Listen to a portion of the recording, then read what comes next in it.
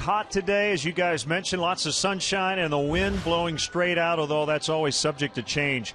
Here at Wrigley Field, the Cubs have lost 8 in a row to their division rivals as the Brewers and Cubs wrap up their season series here this afternoon, and left-hander Brooks Raley will wrap up his 2012 season. 3 different levels, AA, AAA in the major leagues, 151 innings going into action today. So this will be his final start, and his manager, Dale Swaim, was asked if he would be a candidate for the starting rotation going into spring training next year.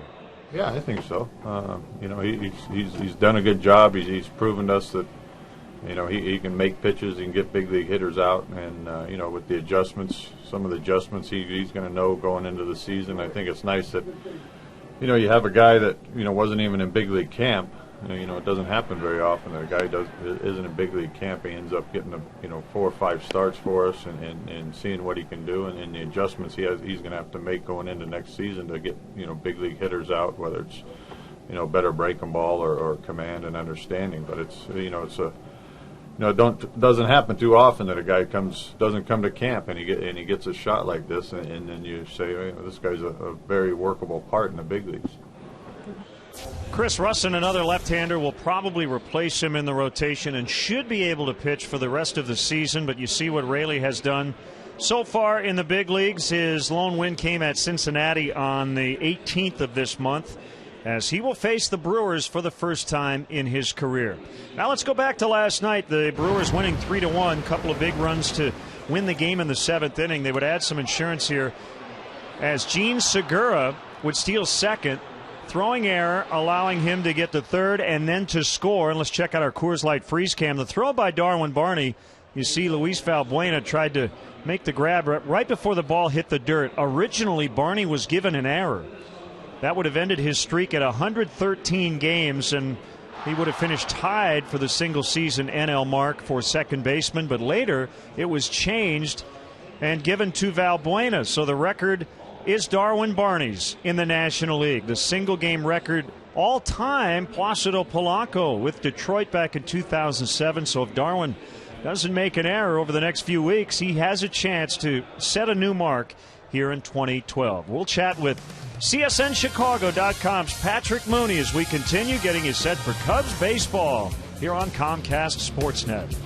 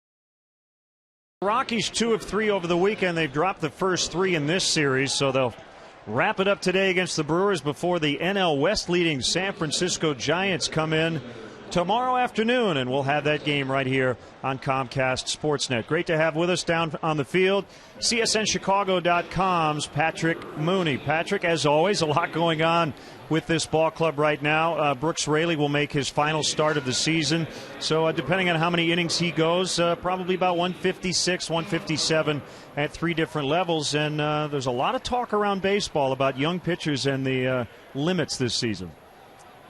Yeah, Len, we'll see that when we head to Washington. That's what everyone's talking about with Steven Strasburg. But I think if you're Raley, you got to be pretty pleased with the year you've put together so far. Where, as Dale pointed out, a guy who wasn't even invited to big league camp really kind of pitched his way back onto the radar screen. And if you look at what Theo and Jed talked about last winter, needing about 10 guys to get through a season in terms of a rotation, I definitely think he's in that conversation. Maybe he's not on the opening day roster, but you got to look at him as a 6th or 7th guy, probably down in AAA Iowa. And if he maximizes his opportunity the way he did this year, you could see him kind of really putting together a nice little career up here. So Chris Russin will essentially replace him once we get into September, and September 1st is just 2 days away. And on Jeff Samardzija, I know Dale's asked about him on almost a daily basis. It sounds like they just continue to talk about him from start to start. He's going 7 innings almost every time out. Yeah, these talks go back to, say, last winter when Jeff Samardzija convinced the front office that, hey, I have the tools, I can do this, I can be a big-time frontline starter, and he's really proven them right. And I think at this point, they're going to keep monitoring it. They're going to look at his stress levels, the innings, the quality of those innings and pitches. And I think you're probably going to look at maybe 3 or 4 more starts. And it's not a hard limit, but he'll probably wind up with around 180 innings. Well, the headline today from Dale was the third base situation. Josh Vitters has gotten off to a slow start, and Dale wants him to sit and watch, maybe make some mechanical adjustments offensively, work on his defense. And he also talked about getting Luis Valbuena into the lineup because his team's not scoring runs, and you have a lot of clubs coming up who are battling for a playoff spot. Yeah, it's funny. Dale was using words like kick back and take a breather, and this is a shift. When they brought up Jackson and Vitters, it was all about we got to find out what we have, heading into the winter. And I think they're not quite sure yet with Vitters. I think they can live with Jackson's struggles at the plate because we've all seen how good he is defensively, how quick he is to the ball, the jumps he gets, the reads he takes. I think Vitters is still a question mark. He's still young. It's not that like they're giving up on him, but I think when you're heading into the winter, you have to say that third base is a question mark. Vitters hasn't answered that question yet so far. It doesn't sound like he's going to get that opportunity these final couple weeks. So 33 games to go, and we're going to take a look at the Cubs' upcoming schedule. They do have a couple series here, one on the road against Houston and one at home to finish the year, the Rockies and the Diamondbacks on the road. But as we look at it, it's not going to be easy, Patrick. Giants, Nationals, Pirates, and the next homestand, 3 teams in this division battling for a playoff spot. Yeah, Len, you and I were talking about this kind of when we walked into the ballpark today, that you look at this tough schedule and they're probably going to be removing their best starter, Jeff Samardzija, their so-called ace. So you look at where they were opening day, and the entire reason they thought they could be competitive and maybe surprise people was on the strength of their starting pitching. And right now, you're going to take Raley out of the equation, and you're probably going to take Samardzija out of the equation. So when you look at the integrity of a pennant race, I think that's part of the reason why Swain wants to give Valbuena that chance the rest of the way. Always a pleasure, Patrick, and you can check out Patrick's work at CSNChicago.com and go to the Cubs page. Coming up today, we mentioned Raley, final start of the year for him. Right-hander Sean Markham, his second start off the DL for the Brewers. Bob Brenly will join me. We'll get you set for the Cubs hosting the Brewers next.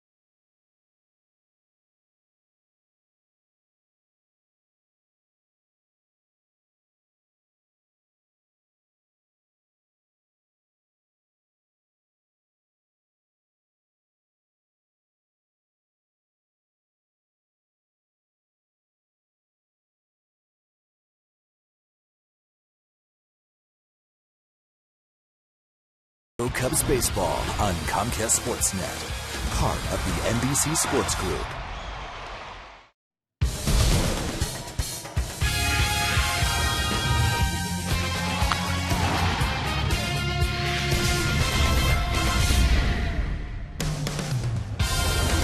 The CTA Red Line conveniently stops at Addison and Sheffield, allowing Cub fans to walk on into beautiful Wrigley Field as we get you set for Cubs baseball on Comcast Sportsnet.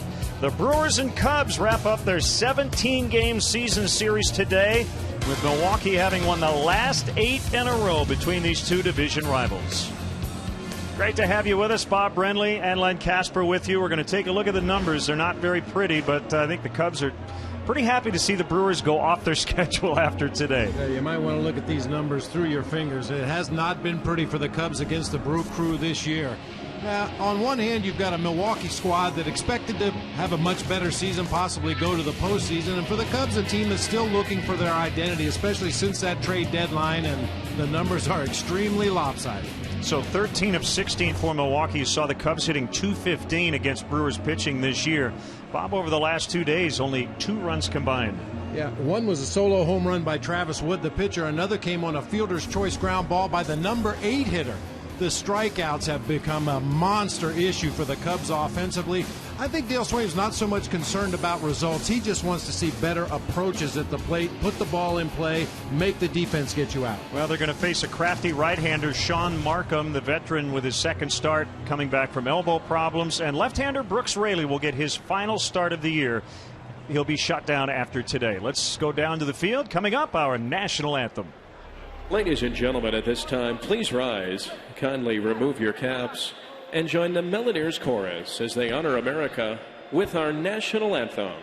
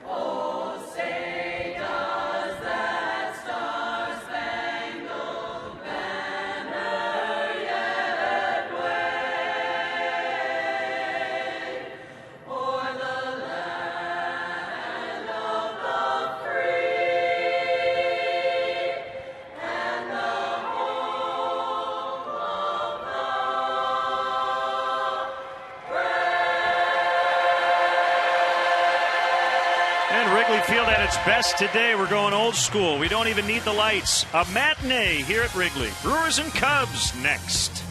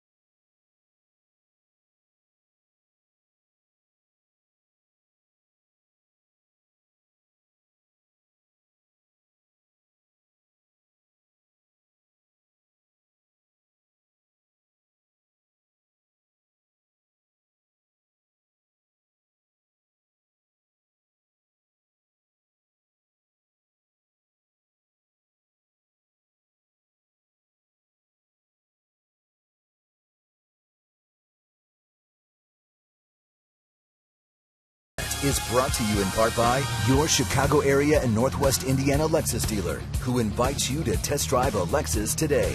Xfinity, your home for the most live sports. Blue Cross and Blue Shield of Illinois. Through it all. Liberty Mutual Insurance. Responsibility. What's your policy? Toyota. Right now, you can get a lot for less at your local Toyota dealer, official partner of the Chicago Cubs. The new wireless receiver from AT&T Uverse. Visit att.com/freeyourtv. Rethink possible. BMO Harris Bank. Helping money make sense. BMO Harris Bank. NA member FDIC. And by Southwest Airlines. Find our fares online only at southwest.com. Welcome back to Wrigley Field. Brewers and Cubs for the final time.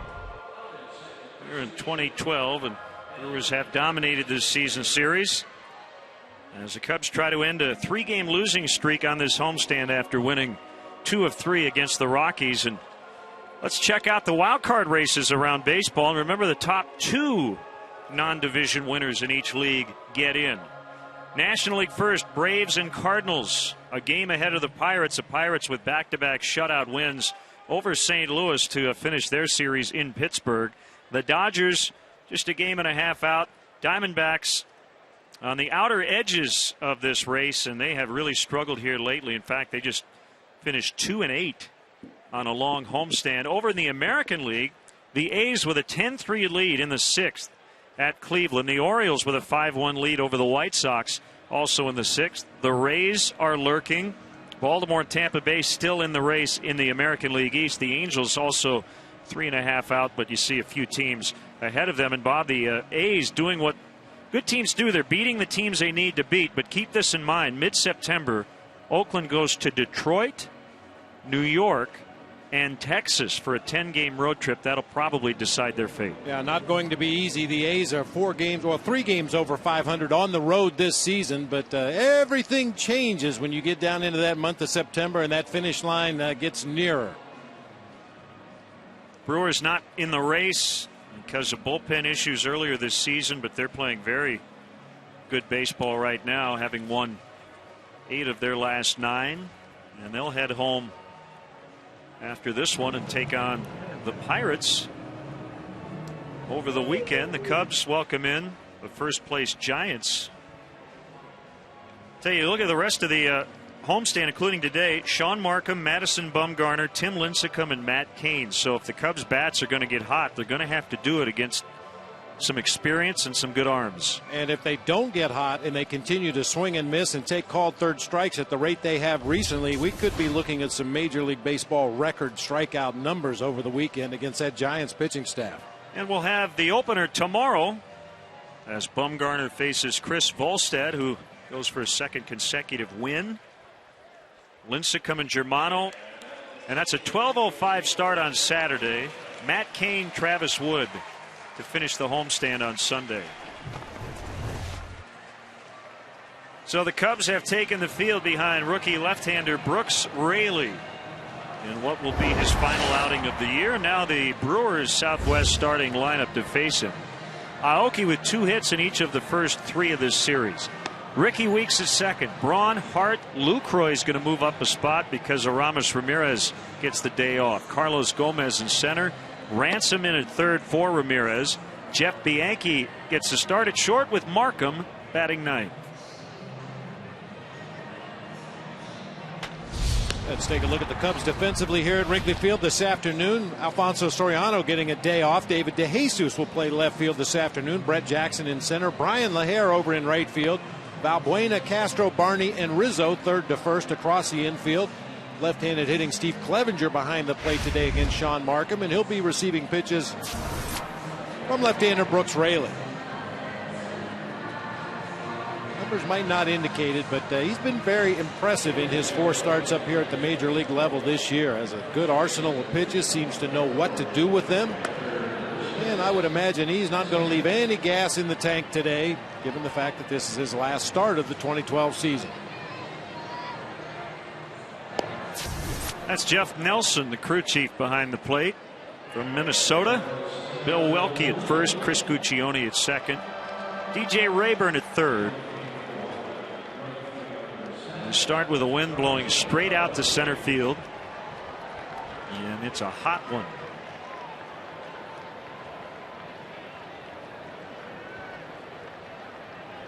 A good day to keep the ball on the ground. We've seen the ball fly out of here the first 3 games of this series, and the wind has either been blowing in or across in all 3 of those games. With it blowing out today, vitally important for Brooks Raley to keep the ball down. We are underway. That's a strike to Aoki.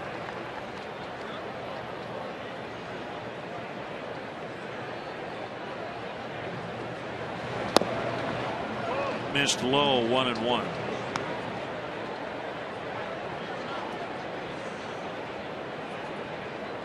Aoki has been very good at setting the table for the Brewers offense in this series. Up the middle, and he does it again. 7th hit of the set. We talked about it last night, Len, and I'll reiterate again here this afternoon after Aoki's first at bat of the game. You've got to throw him slow stuff. He's got so many moving parts in his approach up there at the plate. The slower the breaking pitch, the slower the changeup, the better chance of getting him off balance out in front of a pitch. He can hit a fastball. He's proven that to me in every game he's played against the Cubs this year.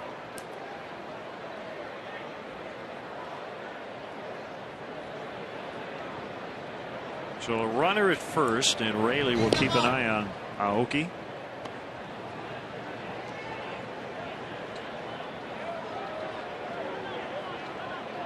Do a little manicuring where he gets his lead over at first base. 87 degrees and that southwest wind. A pretty good clip, 10 miles an hour. Ball 1 to Weeks.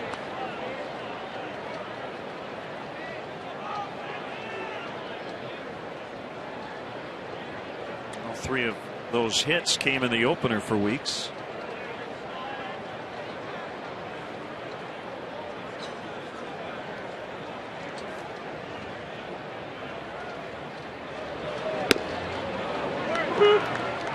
Change-up strike.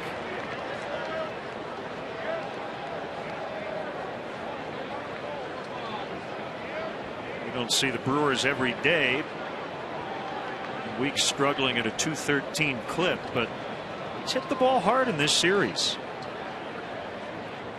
While he hasn't been getting results necessarily, he is doing what you're supposed to do.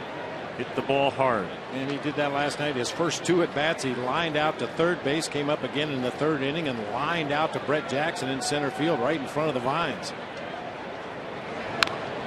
Well, he must be doing something right, or his manager wouldn't be hitting him second. This guy's hitting 213. He'd be hitting way lower in the lineup. But as you've talked about, he takes his walks. Really good base runner. High percentage base stealer. And by all accounts, he's one of the team leaders of this Brewer squad. With the absence of Prince Fielder, Ricky Weeks has taken on more of an active leadership role with this team. Leads by example more than anything else, but if something needs to be said, when Ricky Weeks speaks, people listen.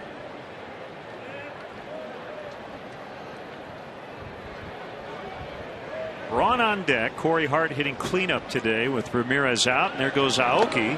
Pitches in the dirt. Throw by Clevenger. Good one. He got him. Well, it took an absolutely perfect throw to get him. That's exactly what Clevenger delivered. Ron Renicky is racing out to second base to argue the call. I think I would too, Len. Just unless he's saying that after Aoki got to the bag at second, his foot came off, but it clearly appeared like Aoki beat the throw to second base. Oh, I don't know. Darwin got that tag on the calf, possibly before the foot got on the base. This could be a definitive angle right here. Yeah, I think he did get that right. It's like, or it looks like the dirt, you know, pretty wet right now here early in the game. They got him. They did. What a great catch and tag once again by Darwin Barney. Give an assist to the grounds crew for the slow dirt at second base. You could see Aoki using his right cleat to slow himself down as he got to the bag at second. Weeks will ground this one to the left side for Castro. Forehand play, not in time.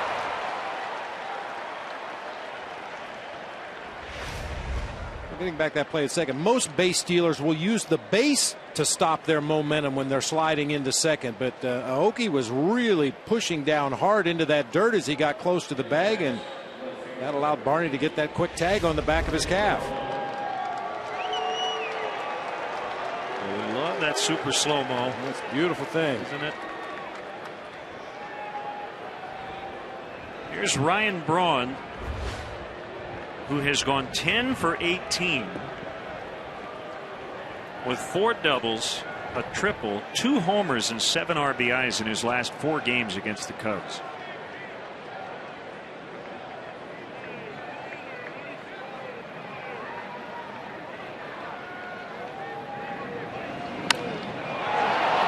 Deep left, DeJesus back to the track, off the wall right underneath the basket. Weeks will go head first into third. It's a double for Braun. That's actually a break for Raley. He missed a home run by maybe less than a foot as that basket hangs over the field and the ball hit right below that spot. And also a big break by the way David DeJesus played that ball. Ricky Weeks couldn't just turn and run. DeJesus gave every appearance like he was going to make a play on that drive to left field. That forced Weeks to hold up, and ultimately he has to slide into third base as Braun chugged in with a double.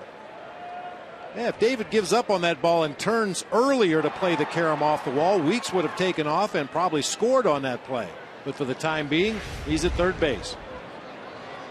Infield back as Corey Hart swings and misses.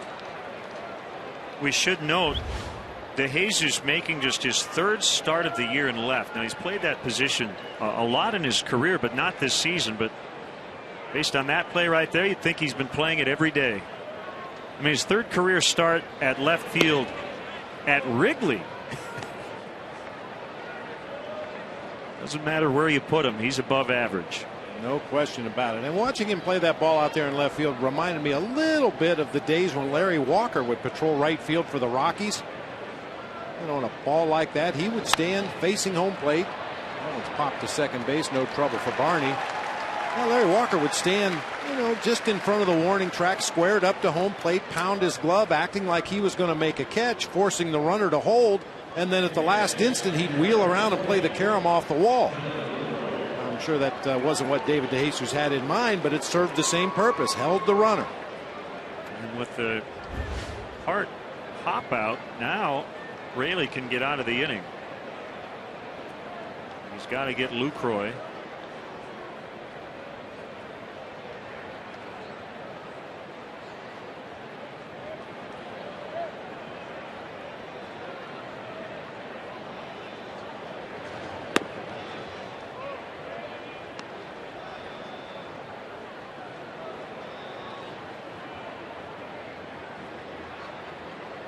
Almost half those RBIs came over a 2-game stretch last week in Milwaukee.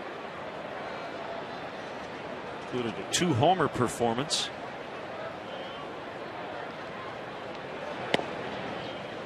Now 2-0. Carlos Gomez on deck. Now one of those Jonathan Lucroy homers last week you were talking about, Lynn, skipped right off the yellow stripe on top the wall in left field at Miller Park, but the other one was a no-doubter deep into the second deck.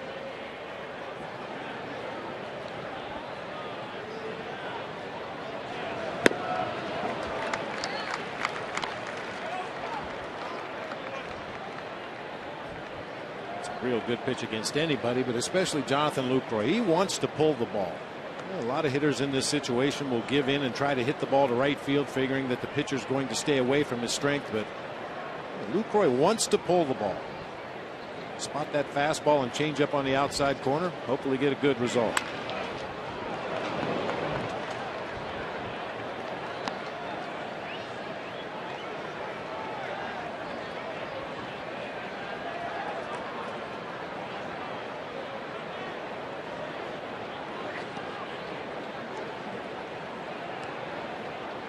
First 3 batters with a hit, but the Brewers still have not scored.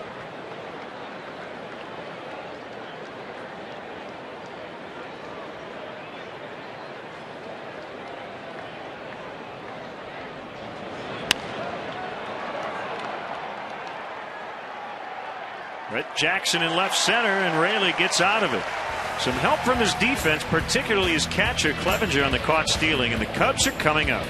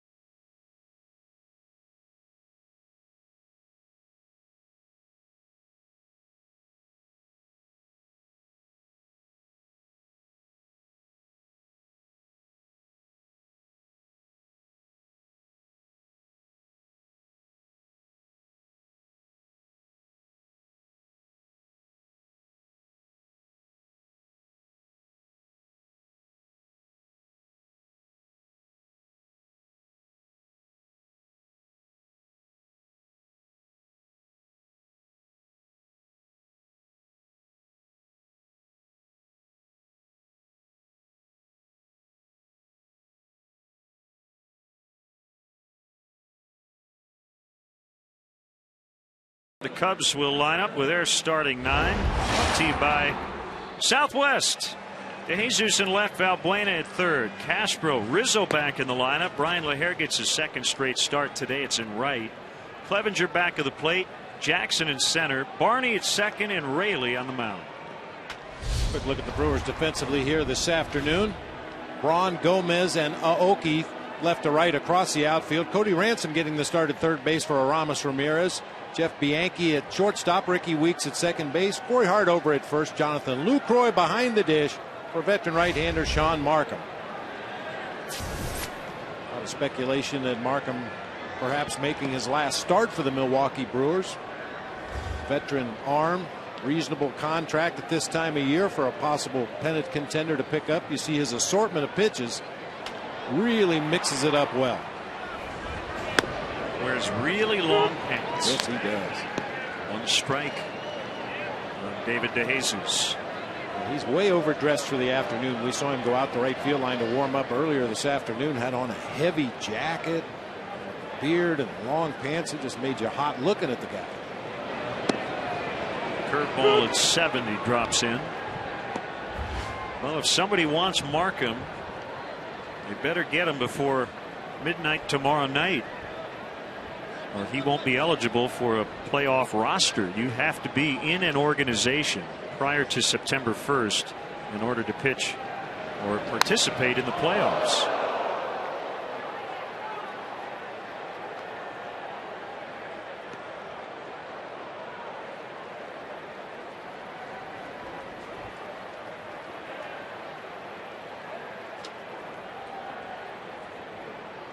Valbuena and Castro to follow. Rizzo back in the lineup, but he's hitting cleanup with Soriano out today. And then, as you might expect under the circumstances, a lot of major league scouts here today. Not just the advanced scouts that are preparing scouting reports for opponents that Cubs and Brewers are going to play in the near future, but guys that are evaluating talent, filing very detailed reports, and I would imagine some of those are going to be hot wired immediately back to headquarters in the case of Sean Markham.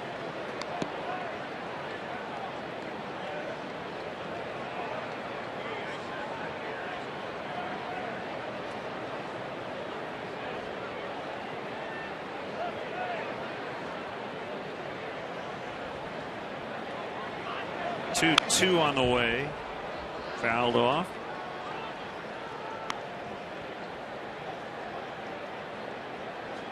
Now, some guys have been pretty cold at the plate during this homestand. DeJesus at 143.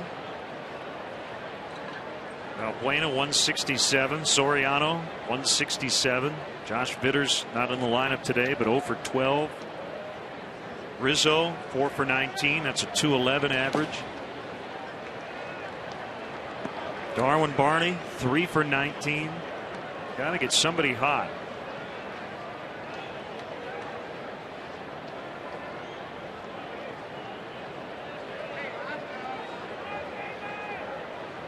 And I really don't think it's one thing that's affecting all those guys. They're all affected in different ways. Some of them are being too passive in 2-strike counts. Some are being too aggressive early in the count. But as Dale Swaim said the other day, it's just unfortunate when it happens to everybody in the lineup at the same time.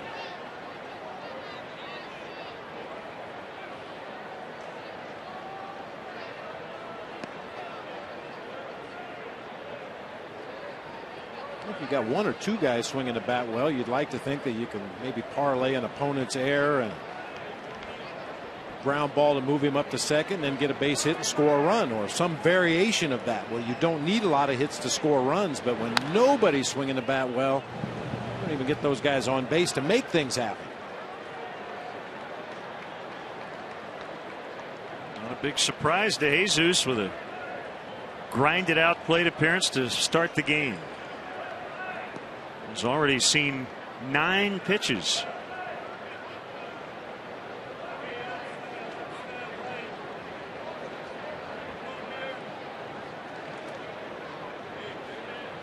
I think that's how many pitches Markham has in his repertoire. Just about. Ball 4.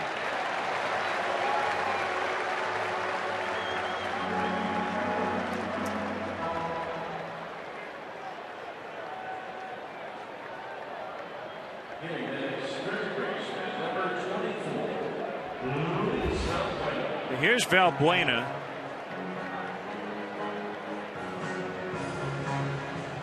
Dale talked about Josh Vitters. Still going to mix and match. And it's been a real struggle for Josh. So lately he's done more watching than participating. And you've got some contenders coming up.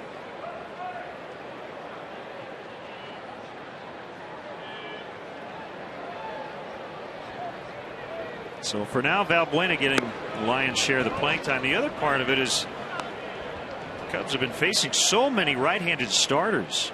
They are going to see a left-hander tomorrow in Madison Bumgarner. But the Cubs have seen just 34 left-handed starters this season, tied for the fewest left-handed opponents in the majors. Swing and a miss.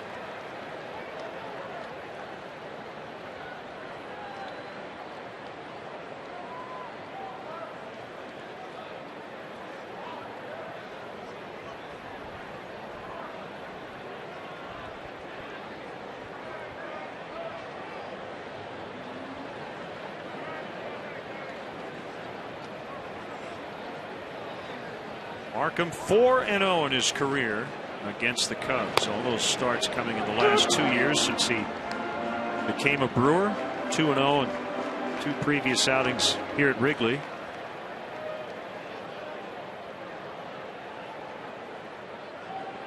Missed over 2 months with the elbow problems. Originally was supposed to miss just 1 start.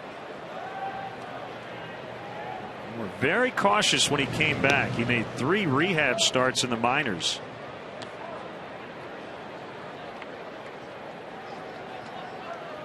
He's been quite the road warrior throughout his career. 71 starts on the road, 84 games total, a 28-19 record with an ERA right at 3.5. Yeah, he led the majors last year in road ERA at 2.21.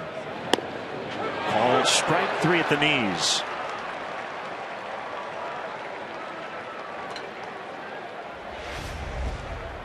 Seen a lot of this lately from a lot of the hitters in the Cubs lineup. Just can't take that pitch with 2 strikes. It's a fastball at the knees on the outer third of the plate. Seems like not necessarily Luis Valbuena, but a number of the Cubs hitters are way too aggressive early in the count and way too passive late in the count. Should be exactly the opposite. Make sure you get a pitch you want to hit early in the sequence, and if you get to 2 strikes, then you have to be a little bit more defensive, be ready to put the ball in play, even those borderline pitches.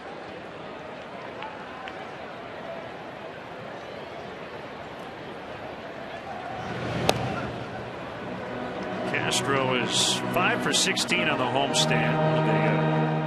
A few guys would call hot.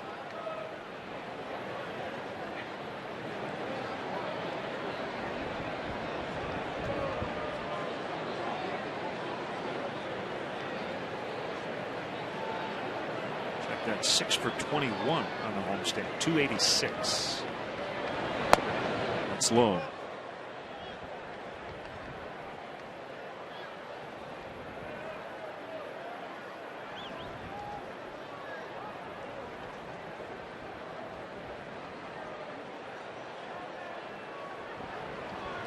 Good day to have a hat if you're sitting in the sun. Very comfortable if you happen to have seats in the shade here at Wrigley Field today. Maybe a little sticky down there in the sunshine.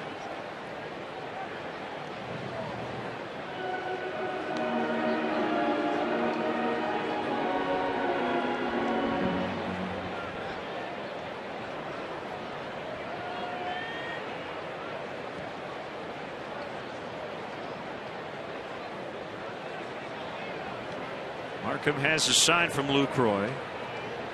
Pitch. 2-0.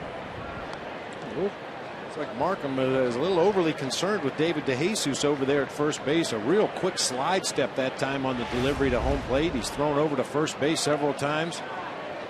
He's getting away from his mechanics a little bit in an effort to unload that ball quickly to home plate.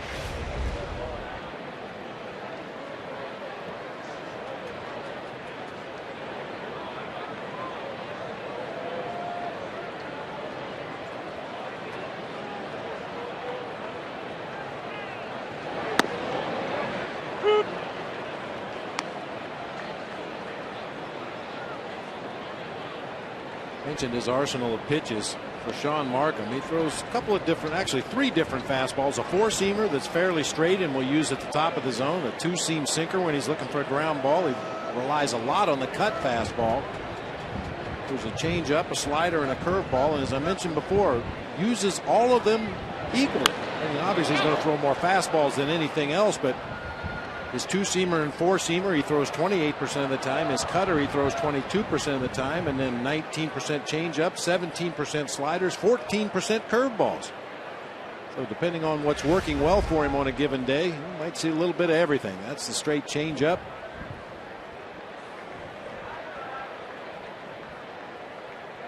Throw out in front just a little bit, fouls it off to the first base side.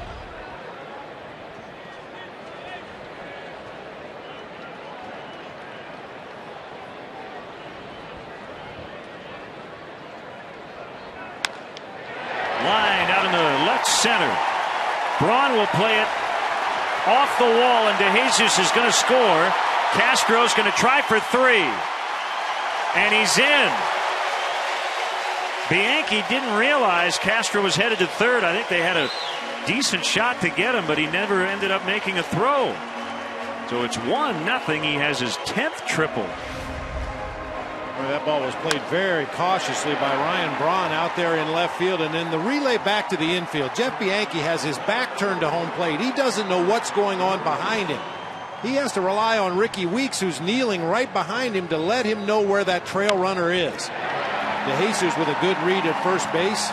He's going to motor all the way around and score, but on the relay throw, a lack of communication between the shortstop from the Brewers and Ricky Weeks, and Starlin Castro sneaks into third base.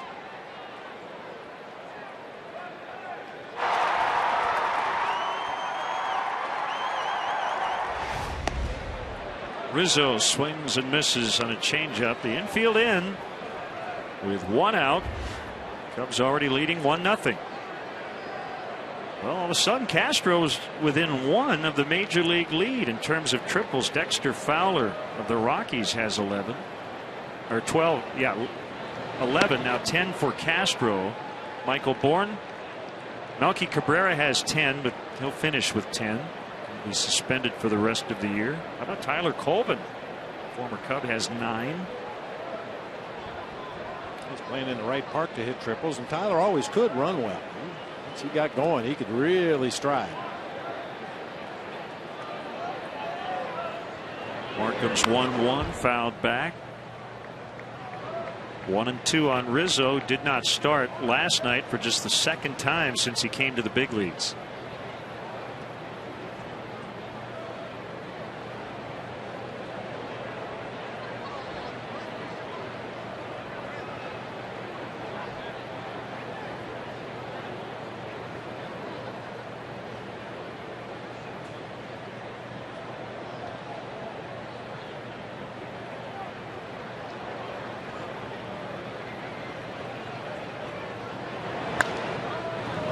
Just foul, rolled past first.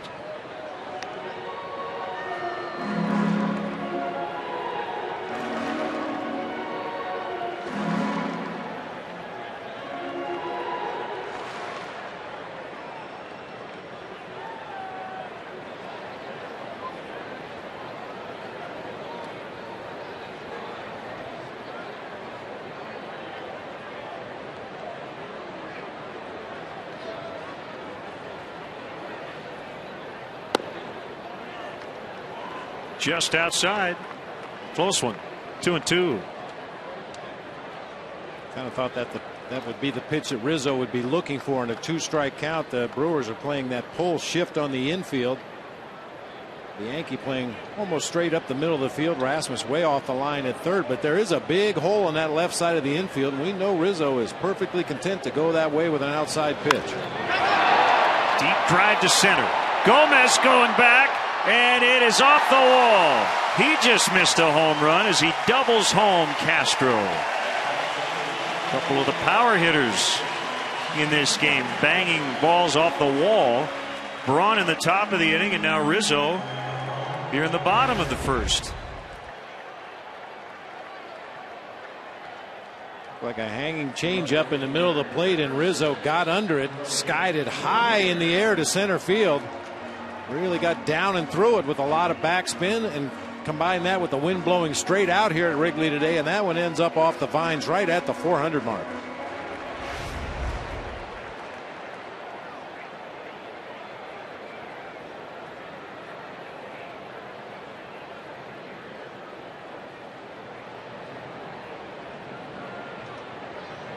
Pitch to Brian LaHare. The outside corner for strike. He's playing right. Played first last night for Rizzo.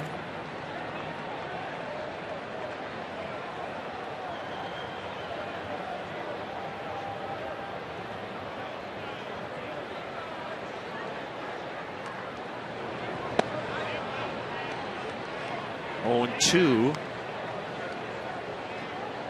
Cubs Media Relations Department just relaying to us that Starlin Castro's is the 8th Cub over the last 50 years to pick up 10 triples in a season.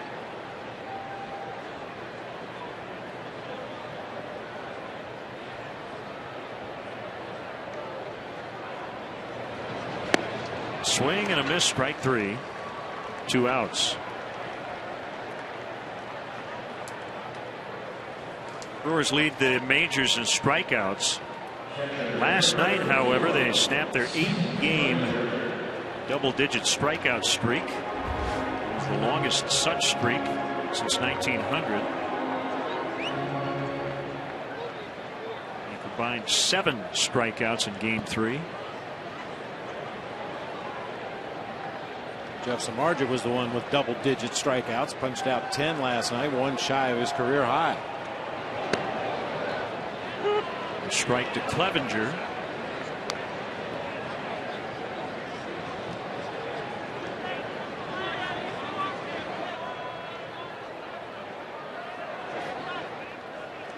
You've heard Jeff Nelson telling somebody in the Cubs dugout that's a strike.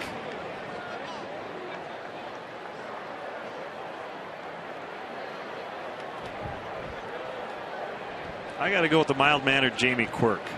He's got his ways and means of communicating to the home plate umpire.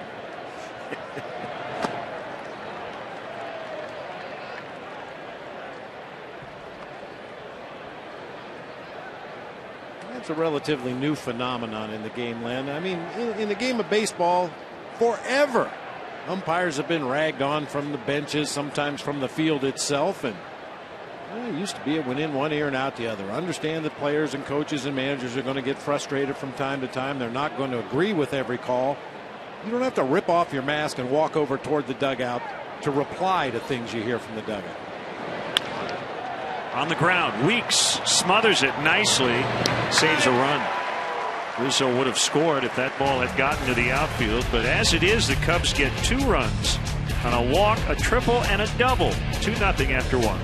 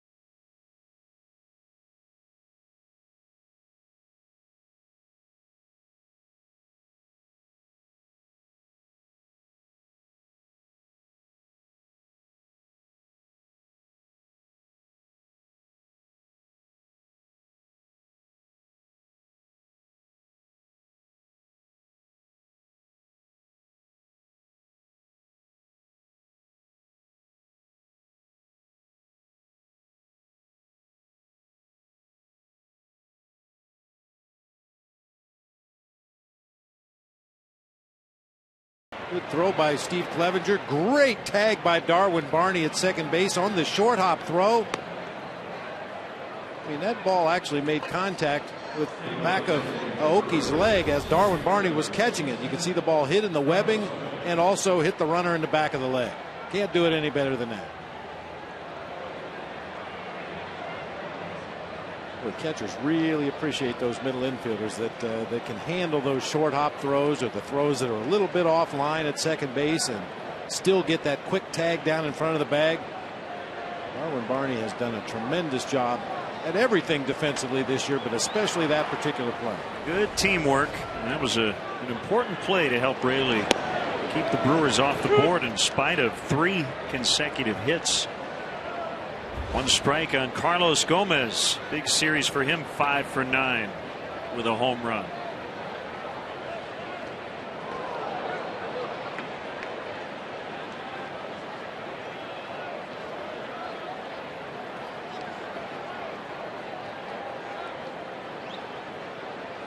I don't know, psychologically it affects a guy like Brooks Raley knowing that this is his final start of the year.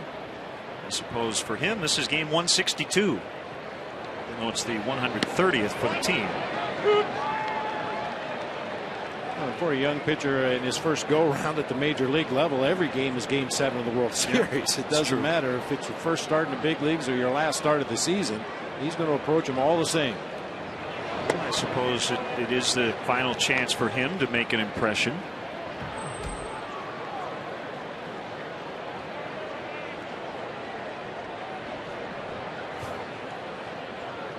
It's 2-2. Swing and a miss, strike 3.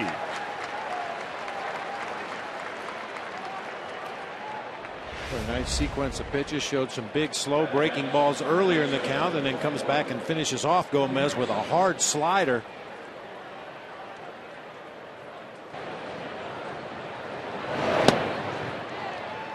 That theory about saving a pitch for later in the count. Showed him fastballs and big slow breaking balls early in the count and then got to the 2-strike count, went to the hard breaking pitch. Gomez thought he saw a fastball and swung right over the top of the slider.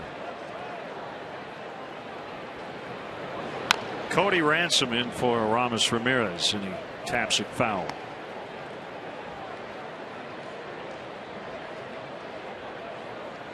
Raley made 8 starts at Double-A Tennessee.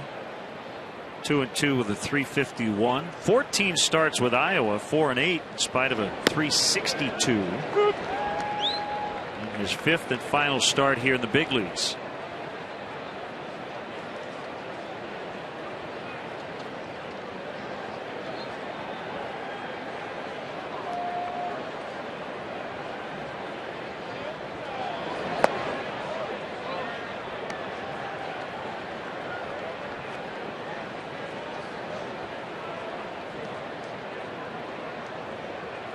Ransom, well traveled.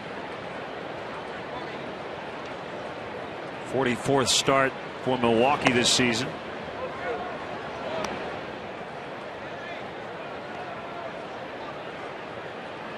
And with Ransom starting in place of Aramis Ramirez, pretty good chance we're not going to see Aramis in this ball game today. He started 119 of the first 129 games for the Brewers and doesn't have a pinch hit at bat in those 10 games he did not start.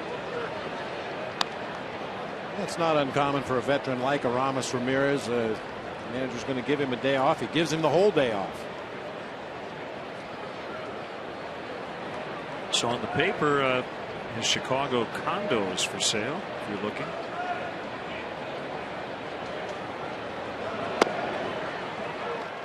Ball 4, he walked him.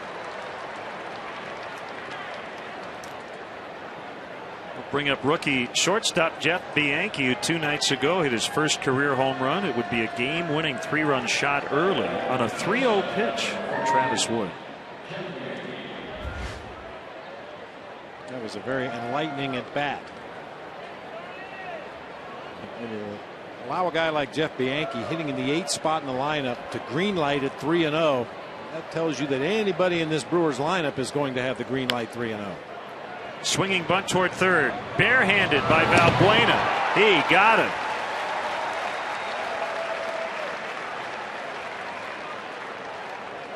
Two down.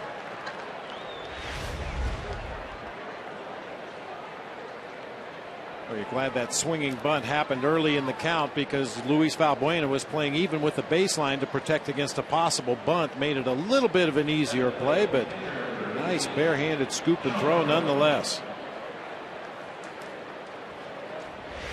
Now the pitcher Markham, who has 1 career home run. It came last year against Arizona. It was a grand slam off Daniel Hudson.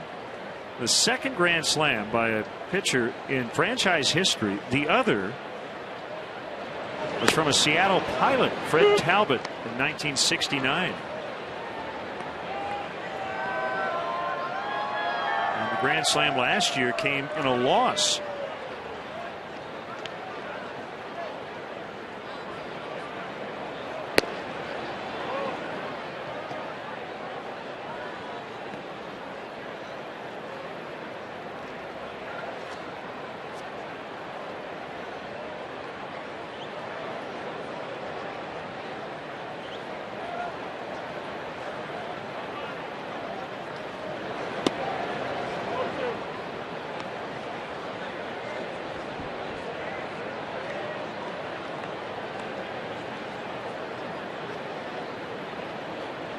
Markham got a no decision that day.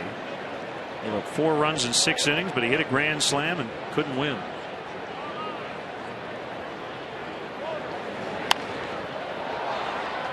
High to left, right along the line. It's DeJesus, and he's got it right behind the bullpen mound in foul territory. Midway in the 2nd, Cubs with an early lead, 2-0.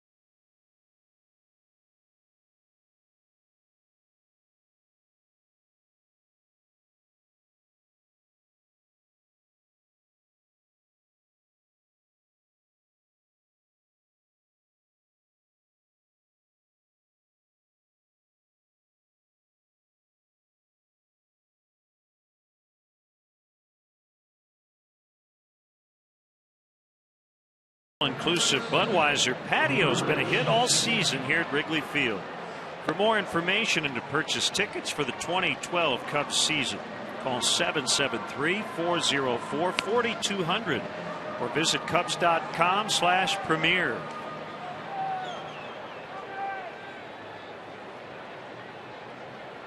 Brett Jackson will lead off the Cubs second, as they got a couple in the first inning off veteran Sean Markham.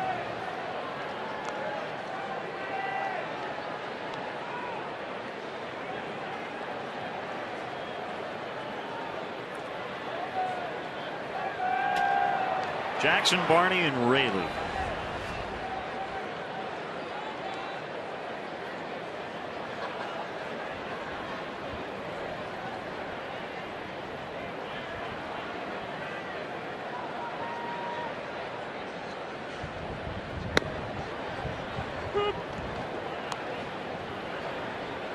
Strike on Brett.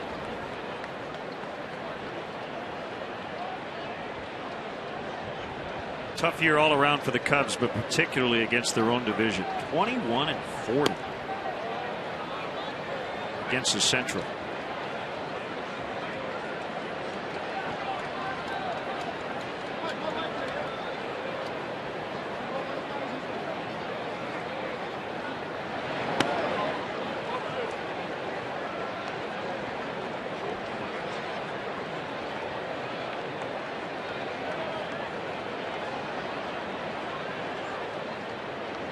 Markham really labored in that first inning.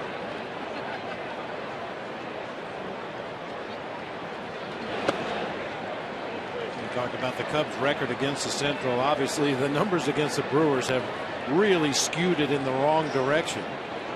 4-9 against a very good Cincinnati Reds ball club this season. 5-4 against a very poor Houston Astros ball club. 3-6 against the Pirates, 6-8 against the Cardinals, but 3-13 against the Brewers. It's a leadoff walk.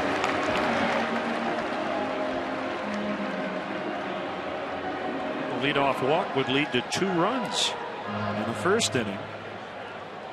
Let's see what happens here in the second. Darwin Barney, who got a break last night. I think it was deserved. Originally charged with the error on the throw to third, but on review, official score Bob Rosenberg changed it and gave it to Luis Valbuena. It was not a hometown call. I think it was the right call. I agree. So his errorless streak at second now at 114 games, a National League single season record and counting, as Braun makes a catch. And the reality of that particular play was if Luis Valbuena makes the catch, they'd probably get the out call at third base. The ball had beaten the runner there. But I guess in an effort to catch and tag quickly, Valbuena just didn't see it all the way into the glove. But the ball did not bounce in the dirt on his throw to third base until after it passed Valbuena.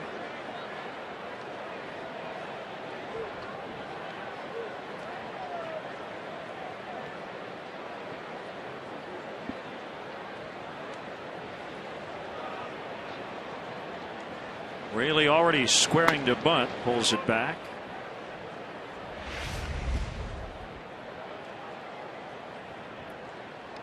It's not the kind of play a guy protecting an errorless streak makes.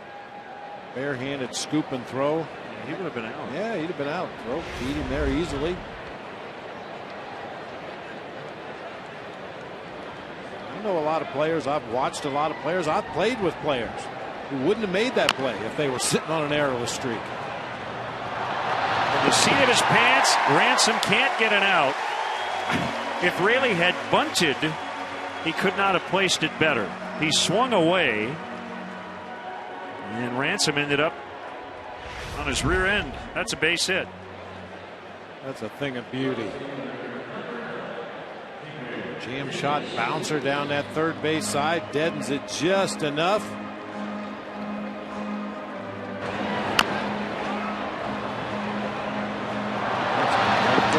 Skidded out from underneath him. He was able to concentrate enough to make the play on the batted ball, but couldn't get anything on that throw from the seat of his pants.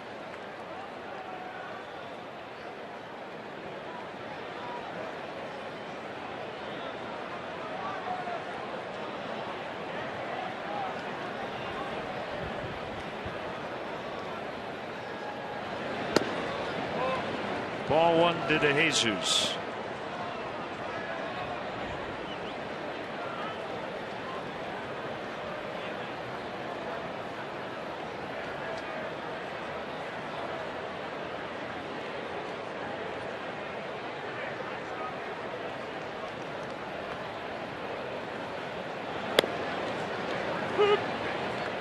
One and one.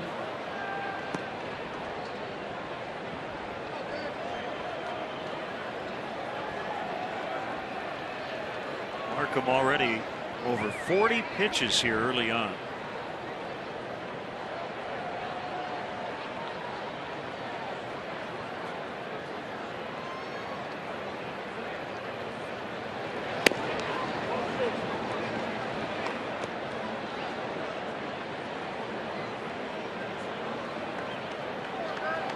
Well, if indeed this is his showcase for other ball clubs looking for some help down the stretch, he'll look real hard through the first 2 innings to find something good. His command has been inconsistent. Made some mistakes over the heart of the plate. Walked a couple of batters already in the game.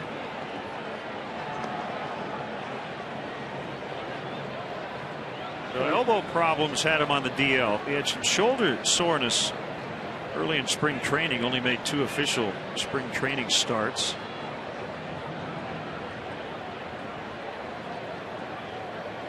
He's been healthy this year. He's been really good. Swung on and missed on a changeup.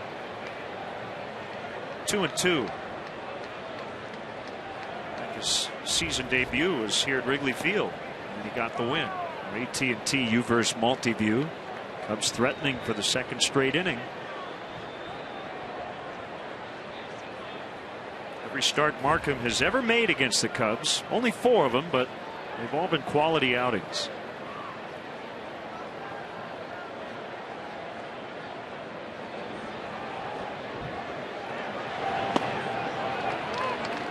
Another full count for DeJesus.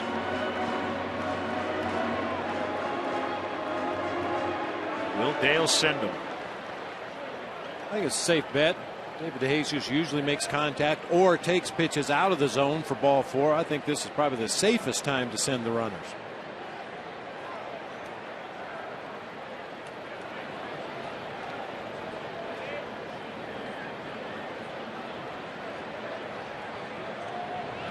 They're not going into DeJesus with a base hit. Jackson's coming around third. Aoki will throw towards second. Actually, the ball ends up over third base. And a 3-0 Cubs lead.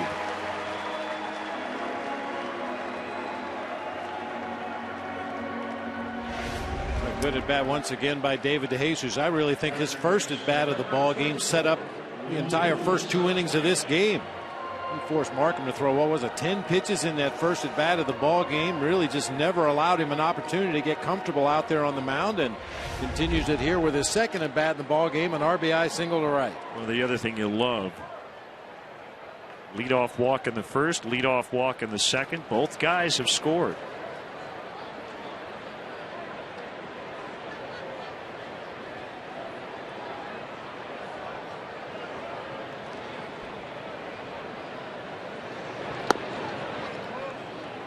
Well, if they've learned anything playing against the Brewers this year, you can never have enough runs. Keep swinging it, keep scoring. This is a team that has proven we can hit the ball in the seats with the best of them.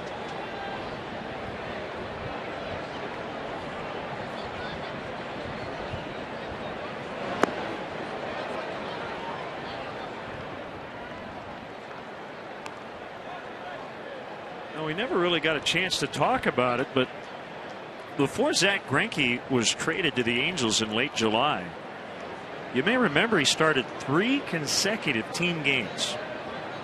He got ejected in the first inning after 4 pitches at Houston.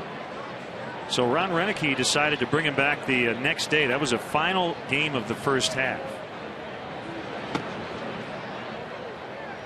And then 5 days later, he started the second half opener. And he did struggle in those last 2 starts, and would ultimately have a start skipped because his routine got fouled up. But how about that? A starting pitcher starting 3 consecutive games. Bounce to first. Hart's going to step on the bag. The other runners advance.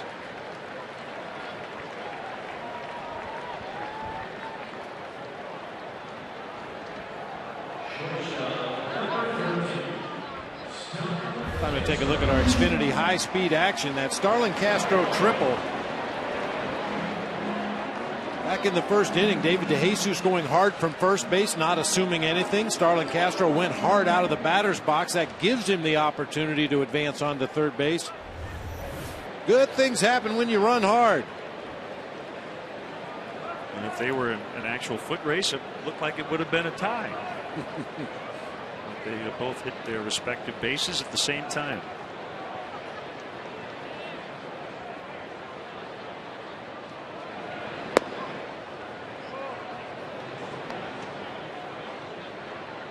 Well, you're leading 3-0. And while that feels comfortable, if you could come up with one big 2-out hit here,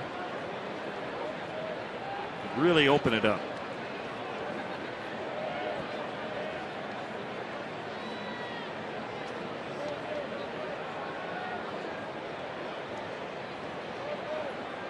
Markham just not very comfortable out there.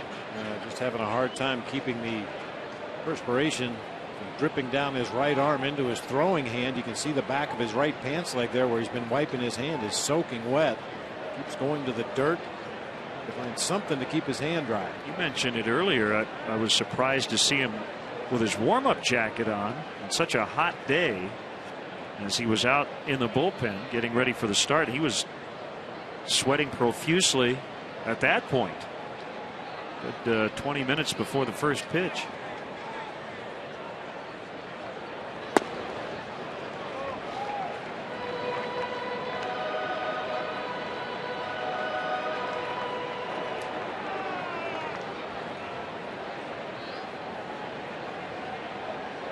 Well, I'm sure this is not the first game Sean Markham has pitched under these conditions, but it's visibly annoying him out there on the mound that he can't seem to keep his right hand dry.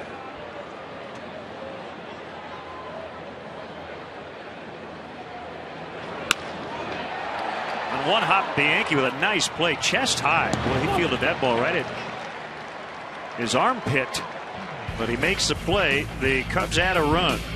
3-0 after 2.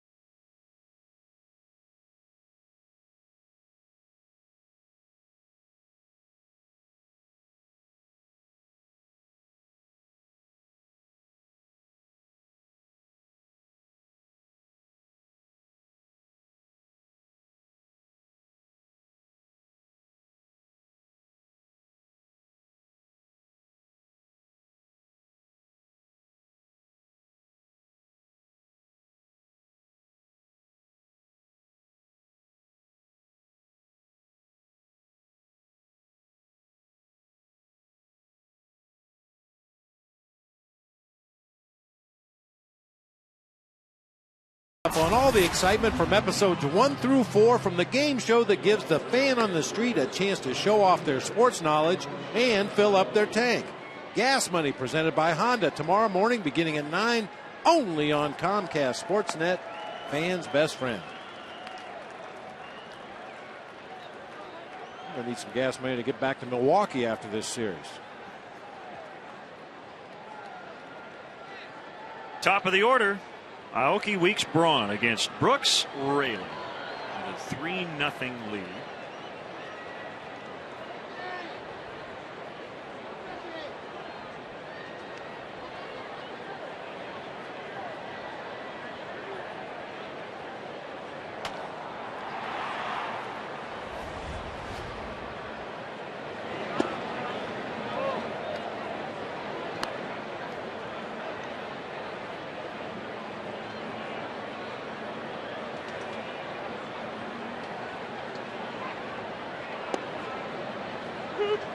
Curveball called a strike, dropped by Clevenger.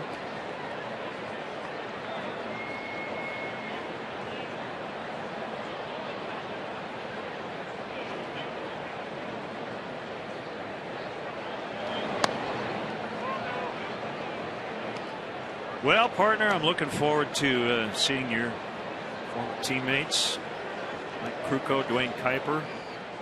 As the Giants come in this weekend. Two of our favorites. As Aoki bounces to Barney, gets rid of it quickly, and that's the first out. It goes without saying, I always look forward to seeing those guys reminiscing, laughing until you got tears rolling down your face and your stomach hurts. I don't really know how to prepare for it, but I know that those things will occur. When we were in San Francisco for a long wraparound weekend series, there was one day Kipe says, Len, what do you want to know about the 1983 Giants? Anything you want to know, go. For the next 20 minutes, I had tears in my eyes hearing about all the interesting sidebar stories. That's one of the most fun things about the game of baseball, the characters that you play with and against, and the stories that come up about those characters and things they did on the field or in the dugout or on the team bus.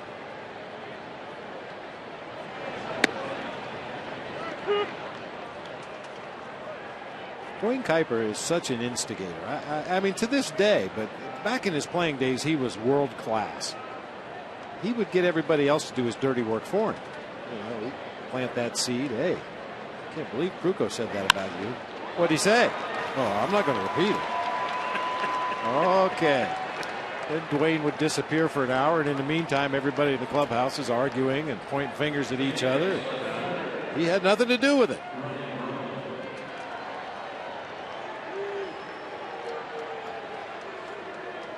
I think the statute of limitations has probably expired on this one, and I won't name any names to protect the innocent, but there was one particular one that I remember so vividly. Kuiper was sitting on the bench, wasn't playing in the ball game, and I was sitting on the bench next to him because I wasn't playing either, and he said, watch this. And he went over to one of our coaches. And we happened to be playing the Phillies at the time, and Greg Gross, who was a really good pinch hitter throughout his career, and especially at that time for the Phillies, was in the on-deck circle, and Kuiper went over to one of our coaches. And, you know, I really hate that Greg Gross. He kills us every time we see him. I can't even stand to look at that guy. And our coach agreed. Yeah, you're right, Dwayne. I don't like him either. I can't stand that guy. So he comes back down to the other end of the bench, sits next to me, and says, okay, BB, now go tell him how much you love Greg Gross. So I would go down, sit next to the coach. Hey, listen. That Greg Gross, I'll tell you what, I'd take him on my ball club any day. He gives you a good at bat off. I agree, Bobby. He's a real good pinch hitter. I wish we had him on our team. Within the span of about 45 seconds, this guy had gone 180 degrees on Greg Gross. Just because he was of the agreeable sort. Yes.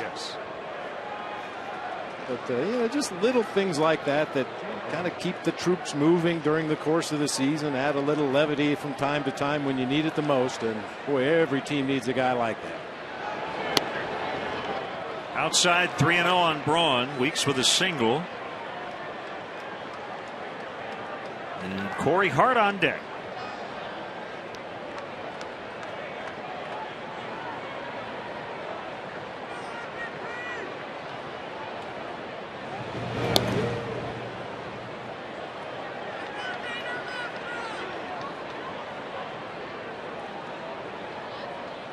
Needless to say, 3-0.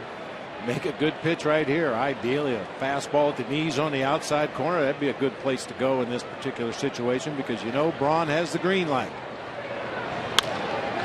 base hit on the 3-0 pitch. Weeks will pull up at second. 2 more hits for Braun. And that pitch was exactly where I said he was going to try to throw it. A fastball on the outside corner at the knees, but his plate coverage is something else. It really is. He stands a long way off the dish, but he covers that pitch right off the end of the bat. Line drive up the middle of the field, but we've talked about Dale Swayman pitching away from slugging percentage, and for sometimes with Ryan Braun, you'll take a single. Braun, and we see him a lot. He seems to place the ball better than just about any hitter in the league, and by that I mean he hits the ball to where the defenders are not. A lot.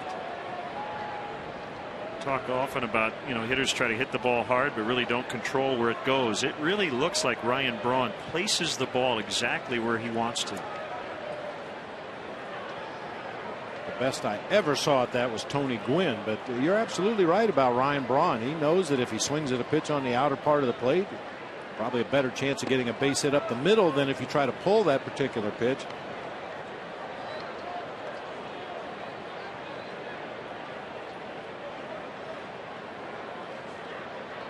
Doesn't seem to matter where you play against him. I mean, again, Dale Swain knows his tendencies probably better than any opposing manager, having worked with him for so long as his hitting coach. But the Cubs can't get him out. He's 12 for his last 20 against the Cubs.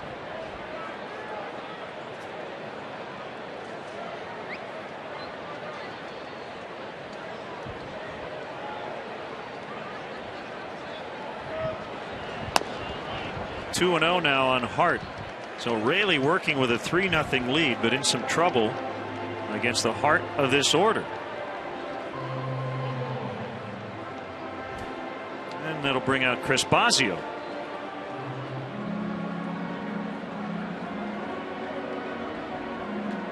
I'll tell you what, Len, you're here early every day and you see it. I've seen it every day.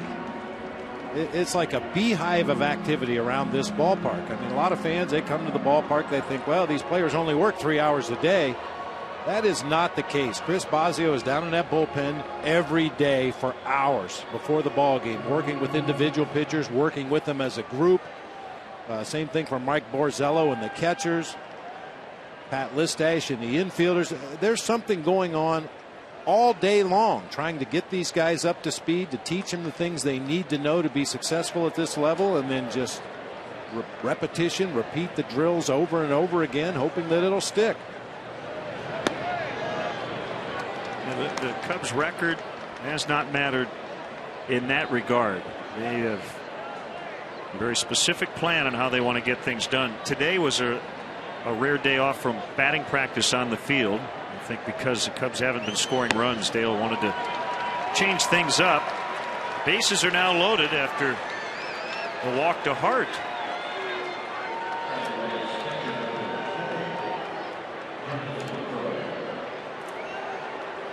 Here's Lucroy.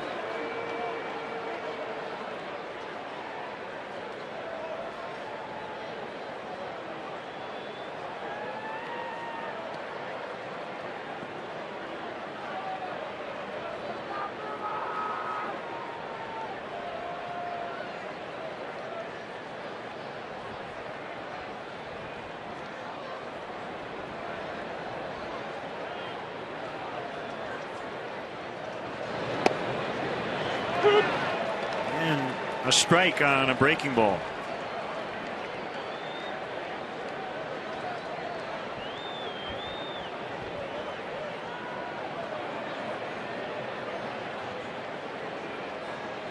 Got a tweet from Ben Rouse. He said, hey, do you guys possibly want to do an interview with me during the broadcast? Gave us his seat location. Ben, as the great Pat Hughes would say, thank you for asking, but we'll pass today. Thanks for the offer, though.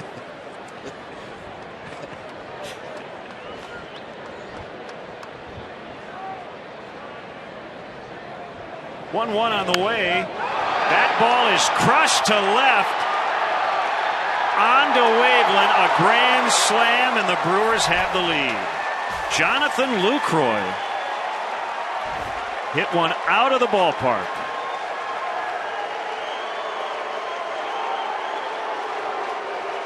His 9th of the year, his 4th against the Cubs.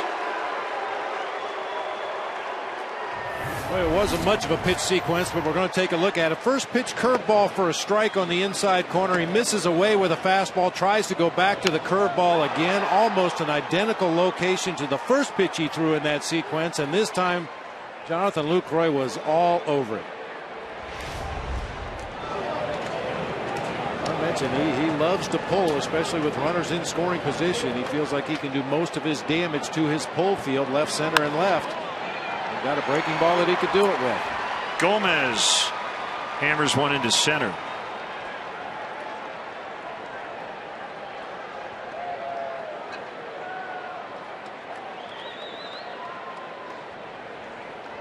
Well, he got Aoki to start the inning, but then back-to-back singles by Weeks and Braun. Hart walked to load him up. The grand slam by Lucroy. The second grand slam of his career. And then the single by Gomez. And this is where you have to avoid that deer in the headlights syndrome out there if you're the Cubs. It's only a 1-run ball game and the wind's blowing out. Sean Markham definitely not on top of his game today. This is still a very winnable ball game, even though Brooks Raley just surrendered a grand slam. Avoid those feelings of despair. Avoid that here we go again feeling. And still come back and win this game. First homer on the road for Lucroy since April 15th in Atlanta.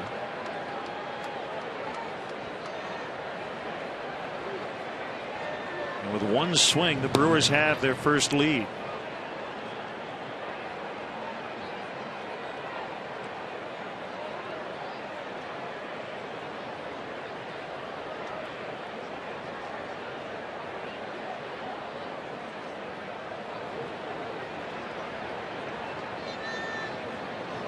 There goes Gomez. And the throw by Clevenger. This time just a little bit late. Good throw, but Gomez with too much speed. Yeah, Gomez is just that much quicker than Aoki. Had a great jump at first base. Another strong throw by Clevenger. Barney right there to make the tag, but Gomez runs extremely well. You can see he used the base to slow his momentum rather than dig his cleat into the ground in front of the bag.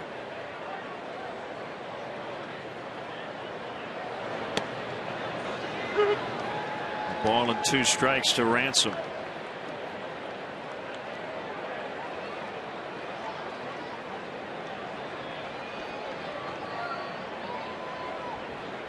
When Cody pinch hits, the pitcher's held for Ransom, right? Yeah, I guess that's true.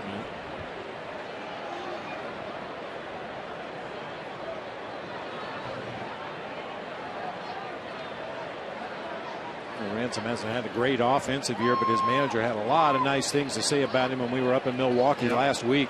His defensive prowess at a number of different positions. Solid fundamental player, just not having a big year with the stick.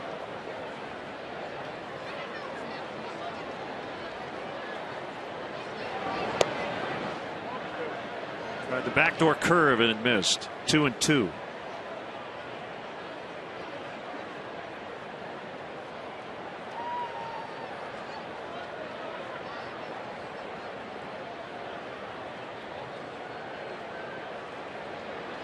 One out in the inning. Don't be surprised if Gomez tries to get a jump out there at second base and steal third.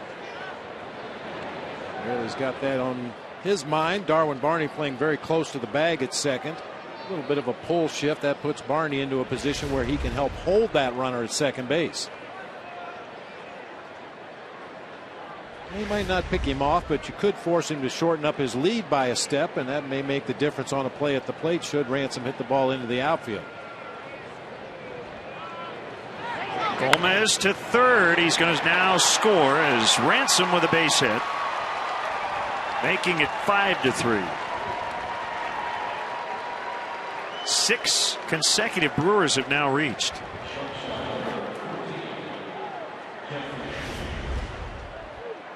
Gomez was on the move, and because of that pull shift, Castro over toward the 5.5 hole just a little bit. Left enough room for that one to get through. That's a slider. Stayed up and out over the plate for Ransom.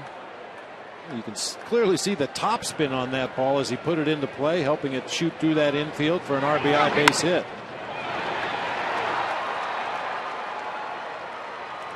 Michael Bowden looks like going to grab a ball and get loose.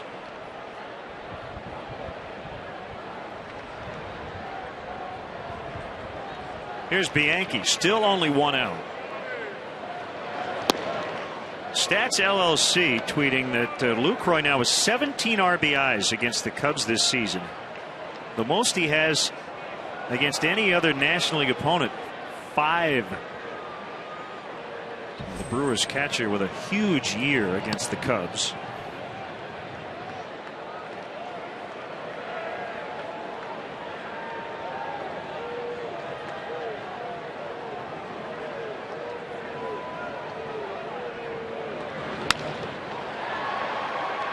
Jackson will make the grab. Bianchi lines out. 2 down. Come support. Well, wait a minute. We have a deal. Yes, Lipbaum, you read that. Come support the Cubs as they battle the Giants tomorrow afternoon right here at Wrigley Field. Game time is 1:20, but come on out early. The first 10,000 fans through the gates will receive, well, Len ruined it, Cubs Lip Balm, compliments of Apple Vacations. For more information and to purchase tickets, visit Cubs.com. I do the tweets and the Facebooks, and you do the lip balm. All right.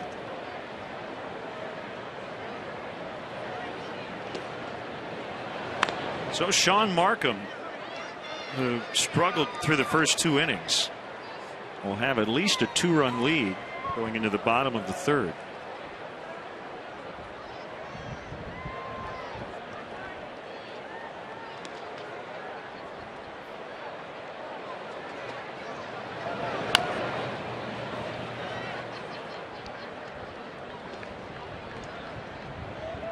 Markham, who was born in Kansas City, pitched at the University of Missouri as a freshman. He then transferred to Southwest Missouri State, where he not only pitched but played shortstop as well.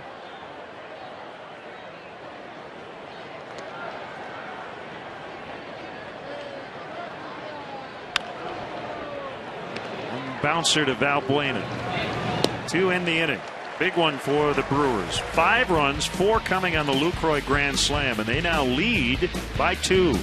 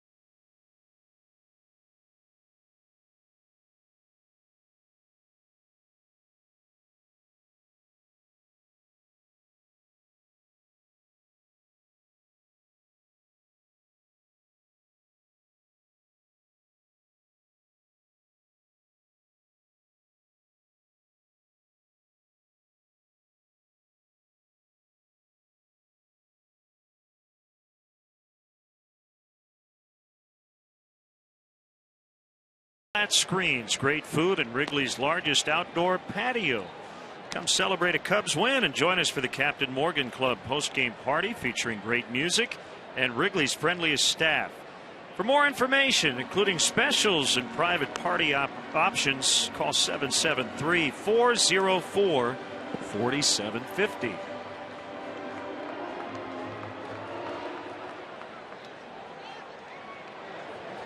Slugfest here early on. We go to the bottom of the third. Already 5-3 Milwaukee.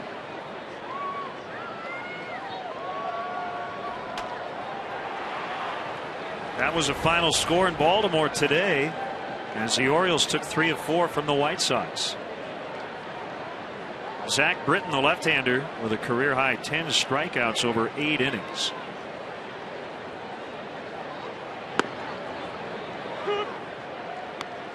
So the Orioles are within 3 games of the Yankees.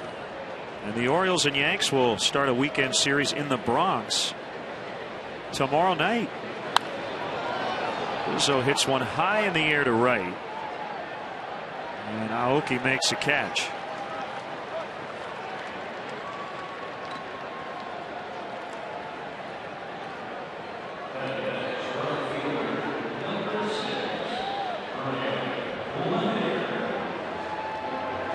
Pretty intimate crowd of 10,141.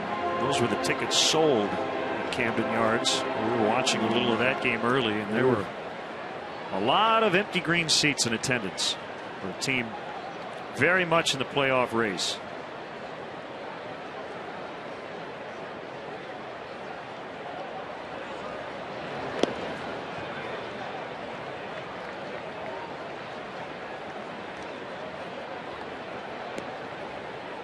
One strike on LaHare. I want to send out happy 90th birthday wishes to Tilly Ryback of Chicago.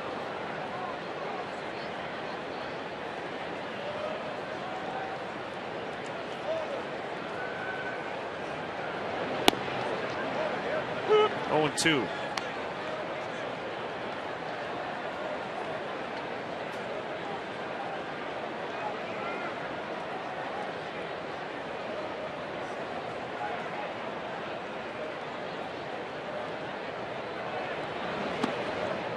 Hey fans, join the Twitter buzz right now at hashtag Cubs Talk.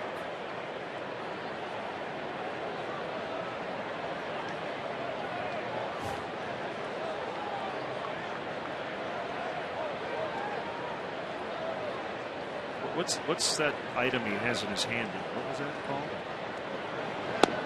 Pen? Oh, a pen. Yeah. That's right. No, I didn't recognize that. Is that what you used to use when you were a kid? Way back in the day. Things called pens? Made those cave drawings, yeah.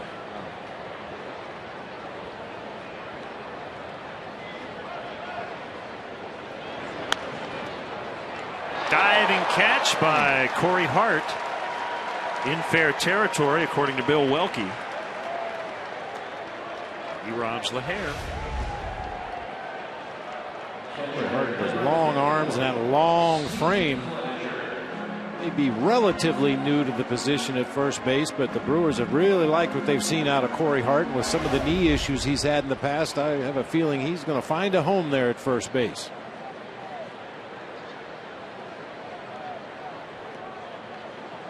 Yeah, do they even teach penmanship in school anymore? Yes, they do. Do they really? I can attest. I have a 6th grader at home, and he does work on his cursive.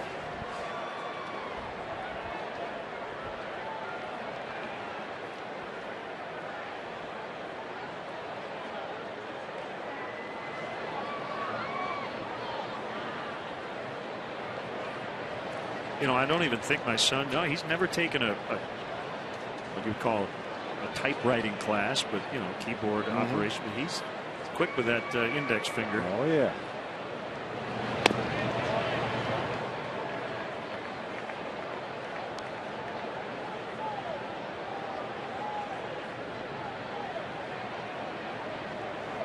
I could easily find out, but they still use typewriters in middle schools to learn how to type. Probably not. I would say no. Just jump on any old keyboard on a laptop now. Learn how to do 90 words a minute on the old QWERTY keyboard.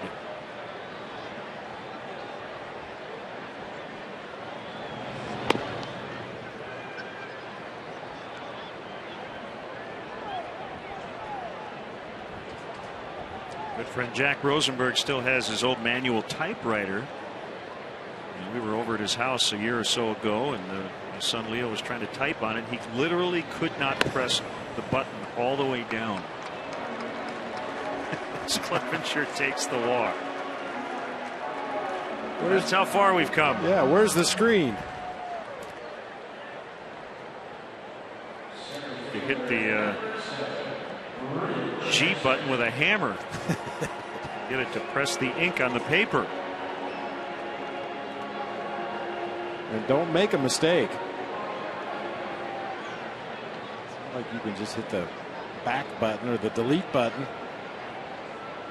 Put the white out or correction tape and put it in there and type over the letter that you mistakenly put on the paper and start over again.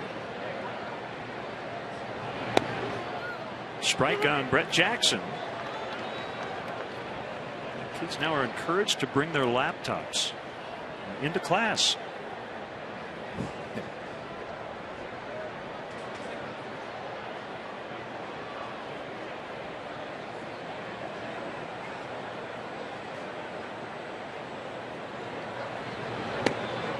Foul tip, 0-2.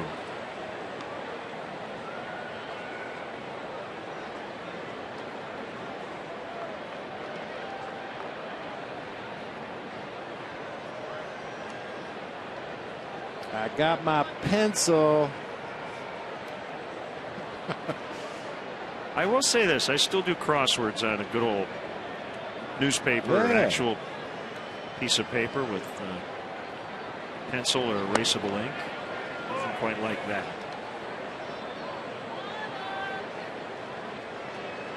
And keeping score too. I'm sure by now they have programs to do your box score. Yeah, they do on the computer, but all kinds of hieroglyphics on here that don't show up on a keyboard. Jackson strikes out swinging, a shutdown inning for Markham after his team gave him the lead. Hashtag lip balm. 5-3 Brewers.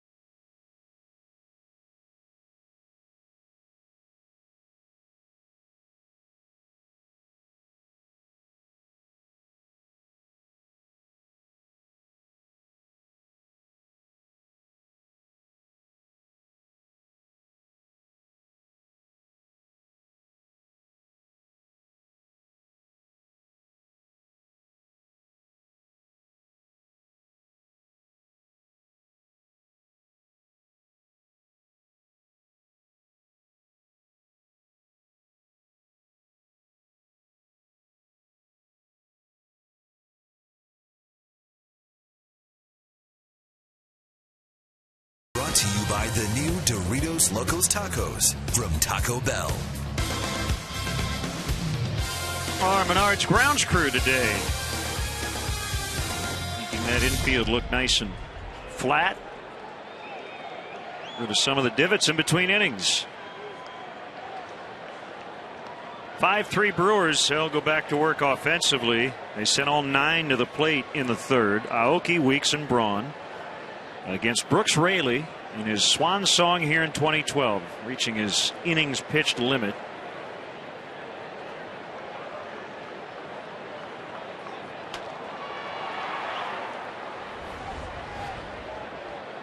lefty versus lefty, corner men in. Ball one.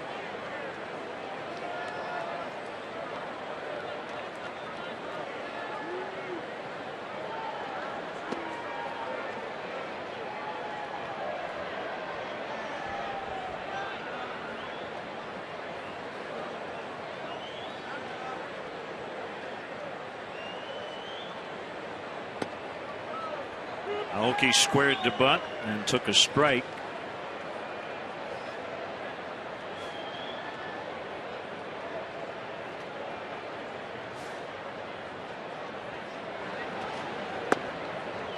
Two and two, back in it.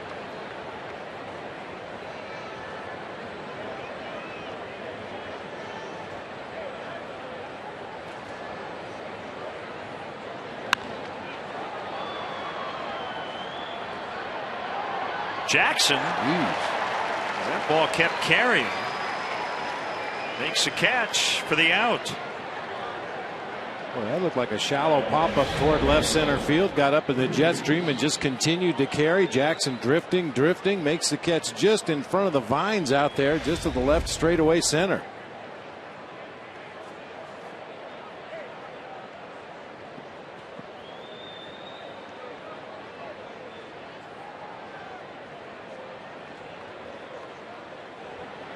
Weeks has seen his average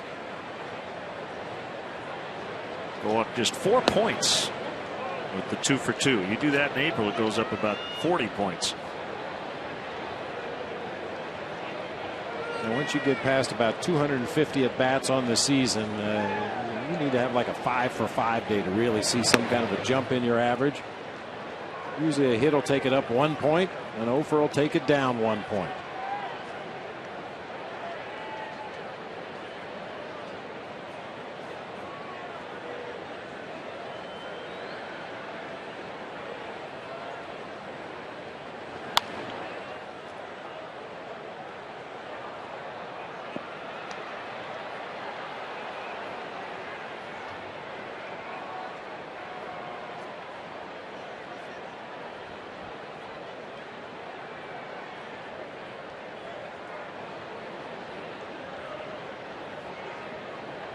One and two on Weeks. Braun on deck. They've combined today to go 4 for 4 with 2 runs.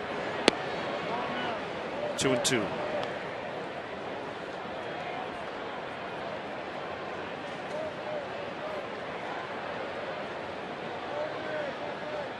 About a 5 for 5 day. How about a 6 for 6 day on this day in baseball history back in 1987? Kirby Puckett, 6 for 6, drove in 4 runs, including 2 homers and 2 doubles.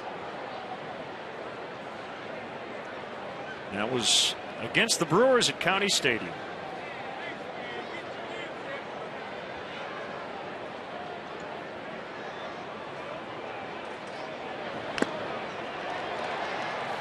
We'll do it again. The year before on this date, 86, 26 years ago.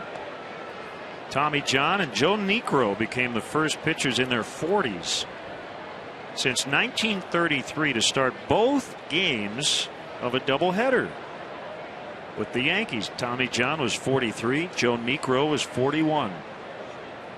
John took a 1-0 loss against the Mariners. Niekro got a 3-0 win in game 2. One hopper to short. Castro didn't get him. Weeks beat it out. And he's 3 for 3.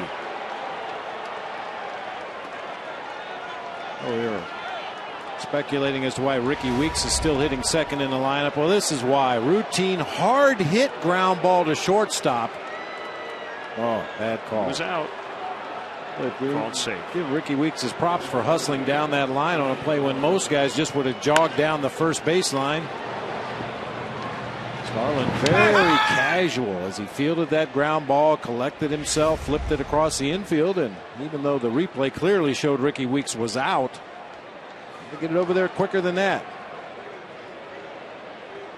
Yeah, you want to take that call really out of the hands of the umpire, make it a no-brainer.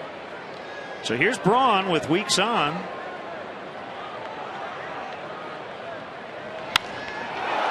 Crushed to center. Wow, off the camera, Shaq. That's a Sammy Sosa blast. We were comparing his homer the other night to one Dave Kingman would have hit in the late 70s. That's up in Sammy territory. 7-3. Yikes. Number 36. Oh, middle of the plate fastball down a little bit, right where he likes it. Oh, man, you just don't see balls there very often.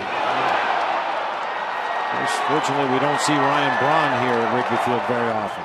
Sammy once hit one over that area and onto Waveland.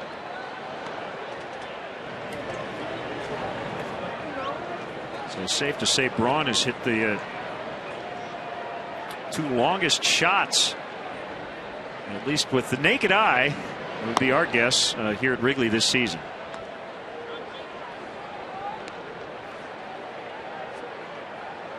So Braun is a triple away from the cycle. We're only in the 4th inning.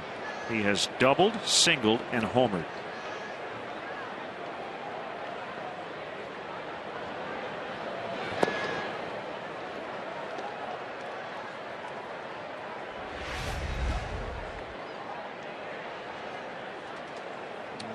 Supposed to be on the outside corner, straight back over the heart of the plate, and that's a bad place to stray. That's the wrong alley to go down late at night to Ryan Braun. If you're going to miss further off the plate. That time that pitch strayed right into the happy zone.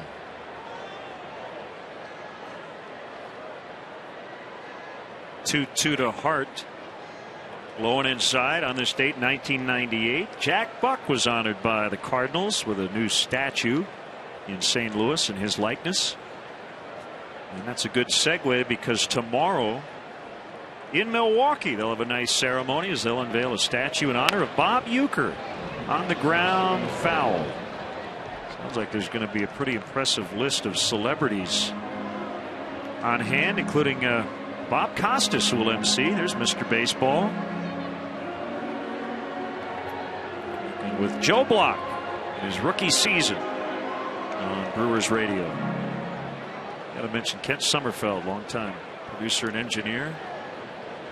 Did a great job up in Milwaukee.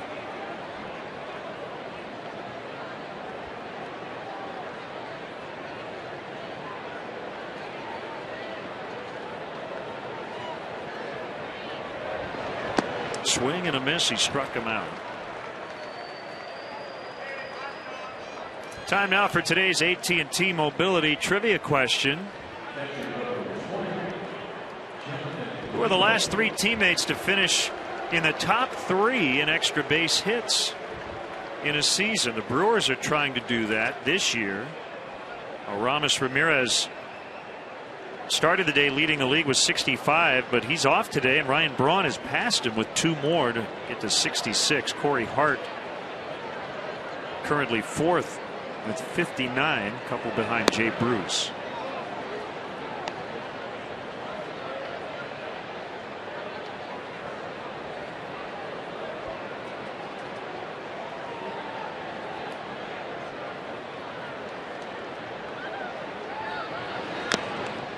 Lucroy with a big hit so far. Go ahead grand slam in the 3rd.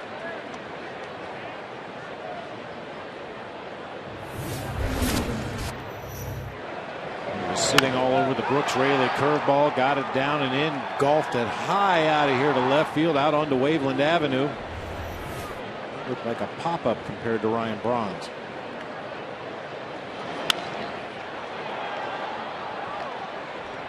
Jackson with the sunglasses makes a grab to end the inning. Bottom 4, 7-3 Brewers.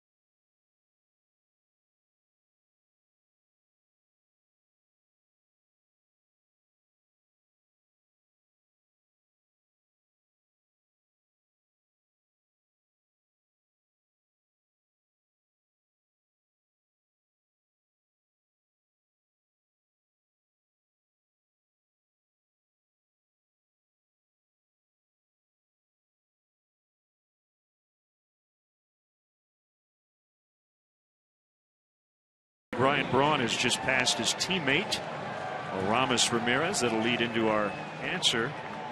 The AT&T Mobility trivia question. Last team to have 3 guys at the top of the league in the golden era of baseball, 1960.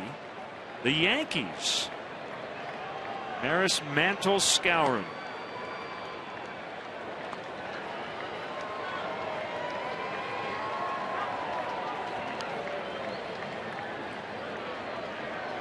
Still a long way to go. We're only in the 4th inning.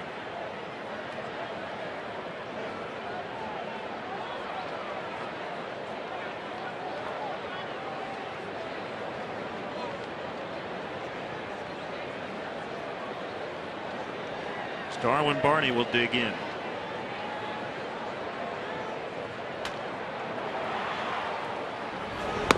One of Sean Markham's sons is named Ryan, R-Y-N-E, after Ryan Sandberg. Grew up rooting for the Royals and the Cubs.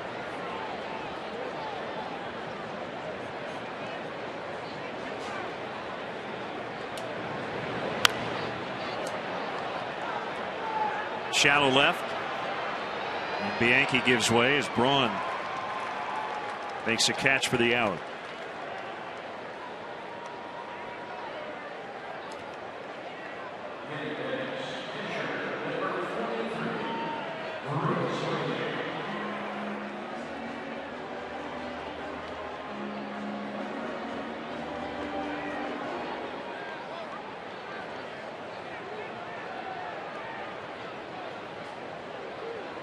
You hope his history does not hold true. Sean Markham is one of those guys that in general you need to get him early, because once he settles in, once he gets comfortable out on that mound, gets the right split between his fastball and his various off-speed pitches, he can usually get you deep into a ball game.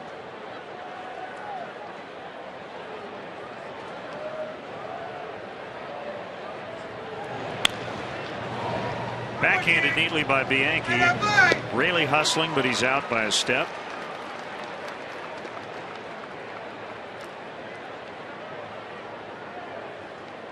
Another win for the A's today. 12-7 the final as they beat the Indians in Cleveland. So they get the 4-game series sweep. 4 homers for Oakland today.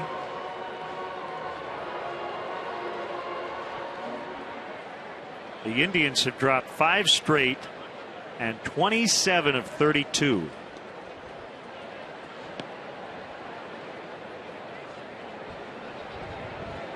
Michael Bowden continues to warm up in the Cubs bullpen. I'm assuming that Dale let Raley take that at bat because he's a pretty good hitter and didn't want to burn any of his bench players this early in a game. But I'm guessing Brooks Raley's afternoon is done. Bench a little short with an extra guy in the bullpen. That'll change in a couple of days when the rosters expand.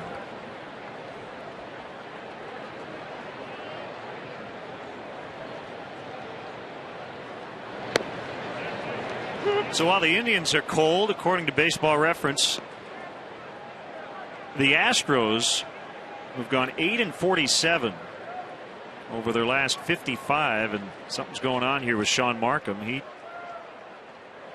shrugging his shoulders, but Ron Renicky and one of the Brewers athletic trainers saw something they didn't like.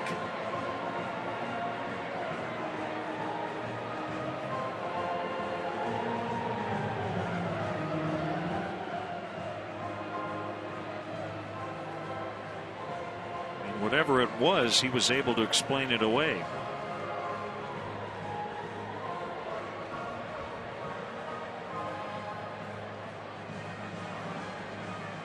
I didn't see anything in particular from Sean Markham. Of course, we don't see him as often as his own training staff and manager do, but right there, maybe a little cramping in the hamstring. Reached over and grabbed the front of his right shoe and pulled it up toward his knee. Maybe a calf cramp. So the Astros have joined the 1916 Philadelphia A's, who went 4-51 during a particularly awful stretch. They have at least 47 losses over 55 games. 8-47. for the Astros. I'd like to win 4 games over 2 months. I wouldn't. That's not even good in football.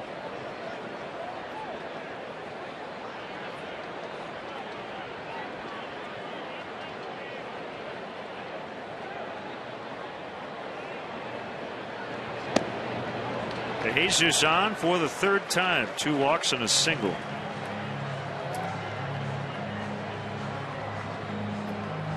So Markham has walked 1 every inning.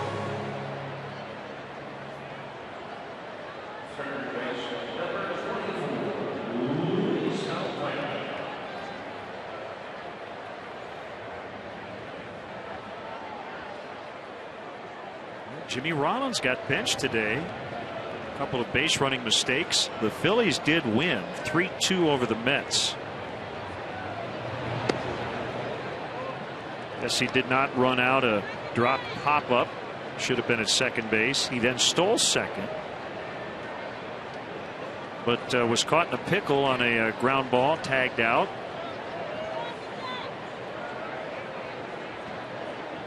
And eventually his manager, Charlie Manuel, took him out.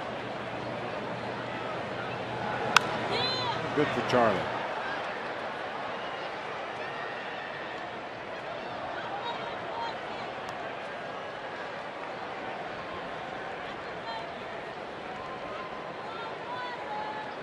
What a beautiful day here at Wrigley. Crystal clear blue skies, beautiful green grass. Hopefully Valbuena can find some of that green grass out there in right field. One in the gap. And he does into right. De Jesus is going to head to third. Here comes the throw by Aoki. It's late.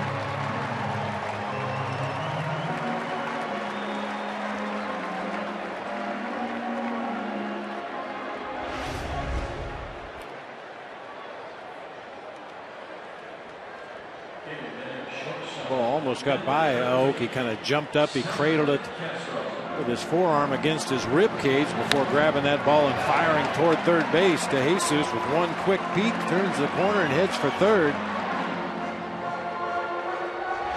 Oh, you've said it a couple times already, a lot of baseball left to play here today.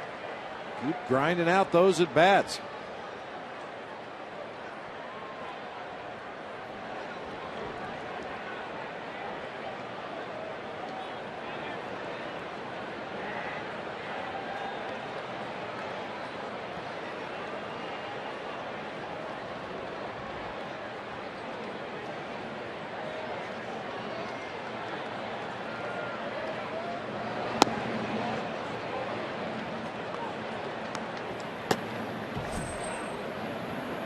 Veteran Livan Hernandez is up.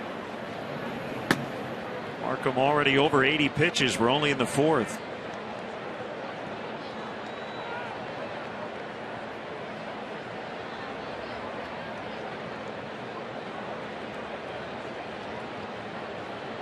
Slight delay. I think a ball got loose from the Brewers bullpen out toward the right field foul pole.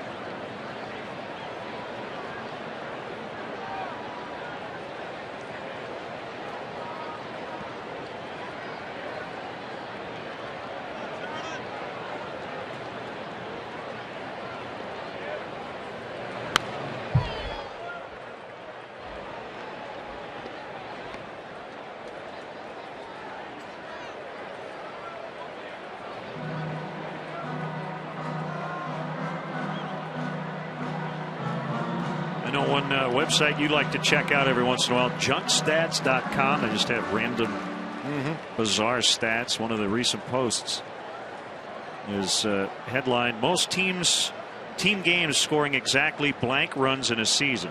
So they start at 0 runs and go right down the list. And of all of the different runs, the most times scoring 7 runs in a season happened 25 times. Last year's Texas Rangers. Of the 25 games, they actually lost 4 of those games. in which they scored exactly 7 runs. It's not 7 or more, it's exactly 7. The 1932 Philadelphia A's scored 8 runs 19 times and lost 4 times.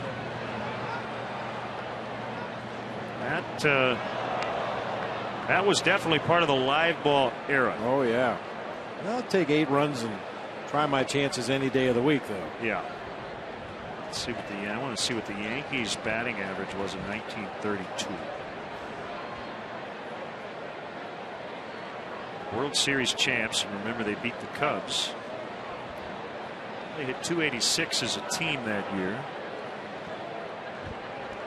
And 160 home runs. Lou Gehrig knocked in 151. Babe Ruth 137 RBIs. 4 guys who had at least 100 knocked in as Castro swings and misses to end the inning. A laborious outing here for Sean Markham, but he leads by 4 after 4.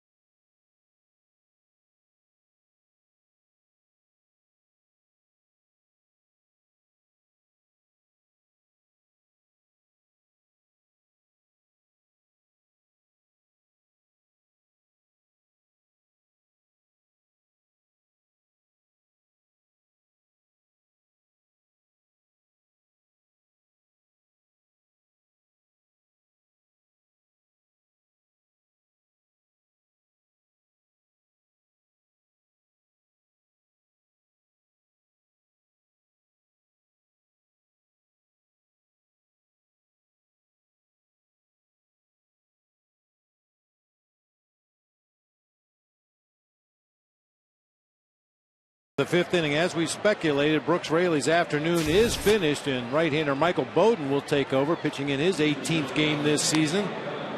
Try to restore some sanity here, get his team back in the dugout quickly.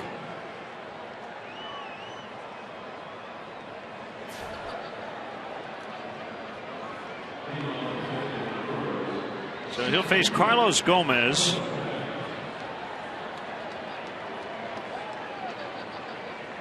Not the way Raley wanted to end his season.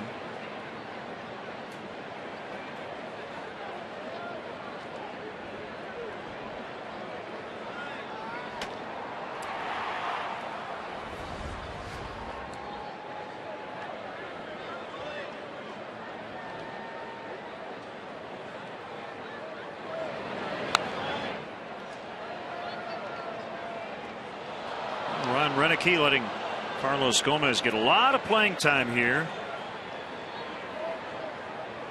And he has responded. Career high 14 home runs. Talked about Gomez, pretty intriguing guy because of the tools he possesses. Valbuena will spin. Not a good throw, but Rizzo able to stay on the base.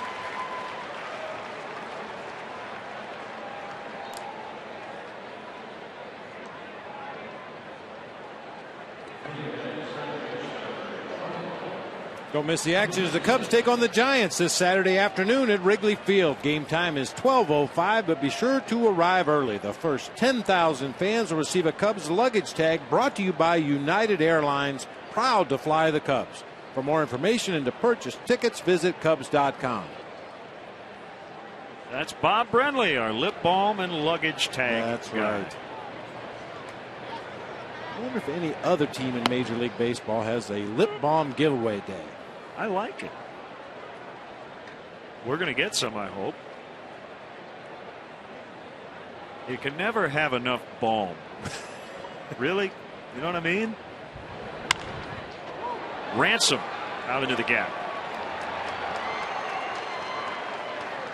We've been to a few ballparks this summer where they ought to have mouthwash day, but never seen lip balm. A walk, a single, and a double for Ransom. Well, that ball was struck well that time to the gap in left center field. A screaming line drive. It's so hard that the Cubs actually made it a close play at second base. And Ransom was running hard out of the box, but a quick throw back to the infield made it a close play at second base.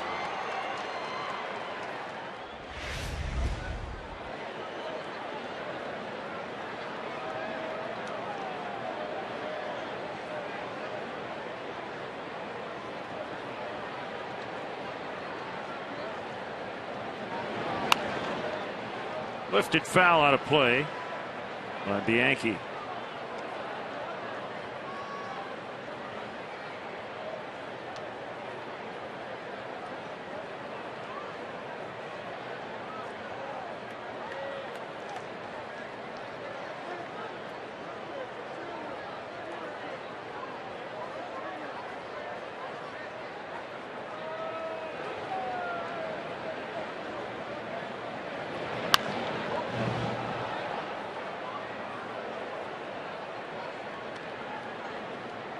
Bobby played on some really good teams in San Francisco. But he also played on a couple teams that struggled. The '85 Giants lost 100 games. How tough is it as you start to get near the end of the season and you start to do the math? Nobody in that dugout wants to sniff triple digits in losses. The club record is 103. The Cubs have only lost 100 games twice all time. Backhanded. Long throw by Castro. He got him. Ooh. Well, maybe that's a makeup call. Bianchi called out. Ron Renicki's going to come out to argue Bill Welke's call. Like Weeks was out earlier, but I would be surprised if our replay shows that Bianchi was out this time. Starlin Castro has to quit relying so much on his arm. Look at how much time he took to get rid of that baseball, pounding the glove in the mitt. Got to get it over there, especially to those guys that run pretty well. See the ball's in the dirt there. Foot on the bag. And there's no question Starlin has a cannon for a throwing arm, and he's usually very accurate with that throwing arm, but he just takes such a long time to unload the ball.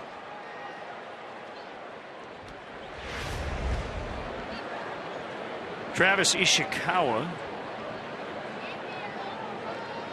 will hit for Markham. Just to get back to it, we've talked about the Cubs' work habits. This coaching staff has remained focused on helping this team get better every day, but the math starts to get a little too realistic, so to speak. Yeah, that's where you really just have to try to get your guys to focus on each at bat, each inning, each game. Don't worry about what happened yesterday. Don't worry about tomorrow. Just do what you can today to make yourself a better player. Try to help your team win a ball game, and then once that game is gone, forget about it and move forward. Learn from your mistakes. Pat on the back for the good things that happened, even in a losing cause, but come back the next day and try to be better. I guess the other part of it, losses are losses. None of them feel good. But when the Cubs have lost for the most part this season, they've been beaten. And I think, the 3-error inning last night, those innings unfortunately do happen over the course of a season occasionally. And when you're scoring runs, you can make up for them, but you never want to beat yourself. No. That's a bad feeling.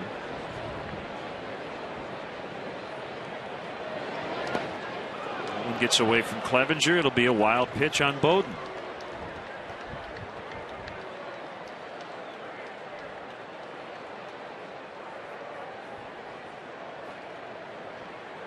Well, they've got a lot of teams coming up on the schedule. And the games against those teams will have a lot of importance for the opponent.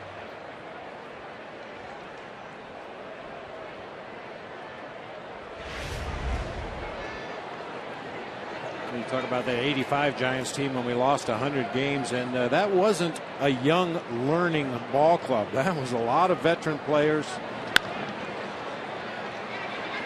Picked up by Valbuena to end the inning. Well, that's what you hang your hat on, is the Cubs are building here, as tough a season as it's been. 7-3 Brewers.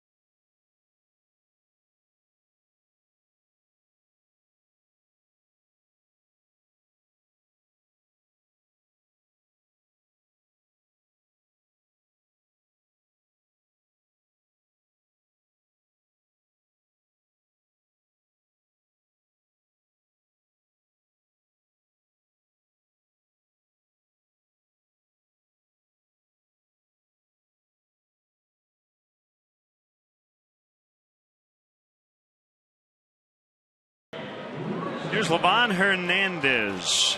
Qdoba Mexican Grill, the official Mexican grill of the Cubs in Wrigley Field, would like to give you free chips and queso. Let me say that again. Free chips and queso just for opting into their mobile club. Text Q1 to 50500. That one's grounded to second, no problem. Once again, text Q1 to 50500 and you'll enjoy Qdoba's famous chips and queso. Well, Livan Hernandez has a chance to get a win today, possibly, if he can be the most effective Brewer reliever and they maintain this lead. Markham can't get the win. He went 4.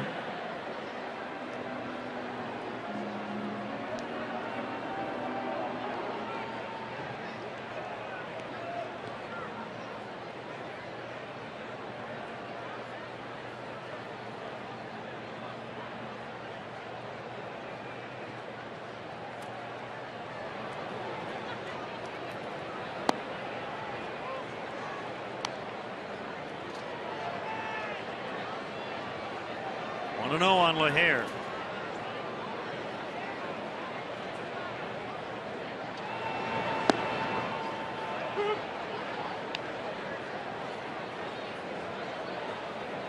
Hernandez, one game over 500 in his career, 178 wins, 177 losses. He made 18 appearances earlier this season with the Atlanta Braves. And it's interesting because before he pitched for the Braves, he went 9-18 against Atlanta in the regular season in his career, but 3-0 in the playoffs. So couldn't beat him in the regular season, but when it mattered most, he didn't lose to him. He was the NLCS MVP and the World Series MVP back in 1997 for the Marlins. Well, even on his best day, Livan Hernandez could be just absolutely infuriating to watch. Very deliberate worker. Look at that. Yeah, you see that, just flipping breaking balls up there at 60 miles per hour. A hair thrown out at first base.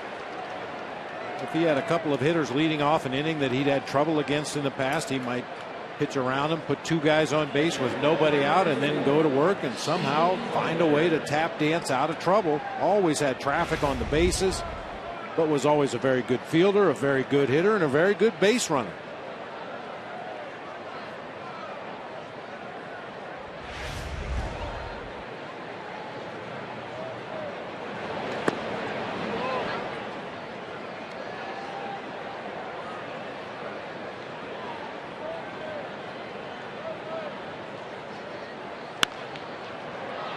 Not that Sean Markham was overpowering by any stretch of the imagination, but you really have to mentally slow yourself down when you face a guy like Livan Hernandez. His fastball is going to be in the low to mid 80s.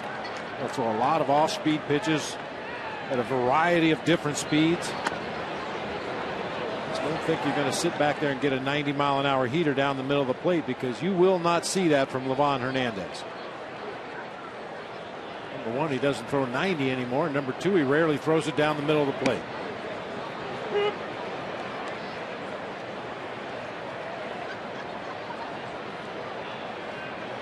Two and two on Clevenger.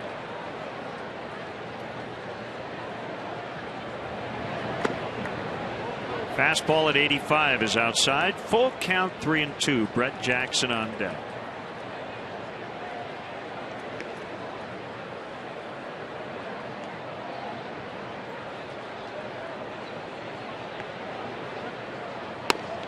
Swing and a miss on an inside heater. Cubs go down quietly in the 5th and trail 7-3 as the Brewers go for the sweep.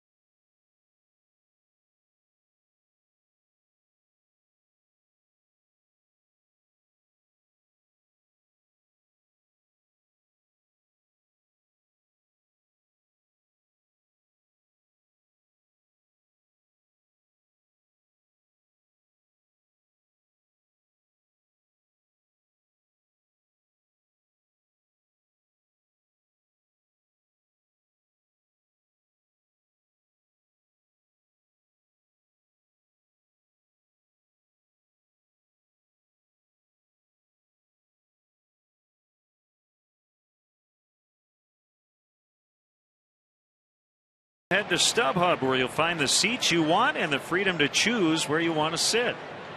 StubHub is the official fan-to-fan ticket marketplace of the Chicago Cubs. For more information, visit Cubs.com/StubHub. Well, StubHub's been a great partner of the Chicago Cubs, and this is by no means directed at them, because I know they didn't write that copy, but I still don't get that.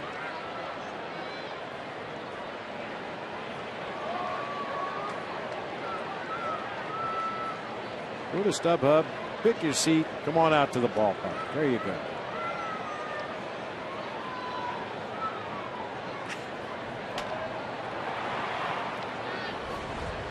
We don't write them, we just read them.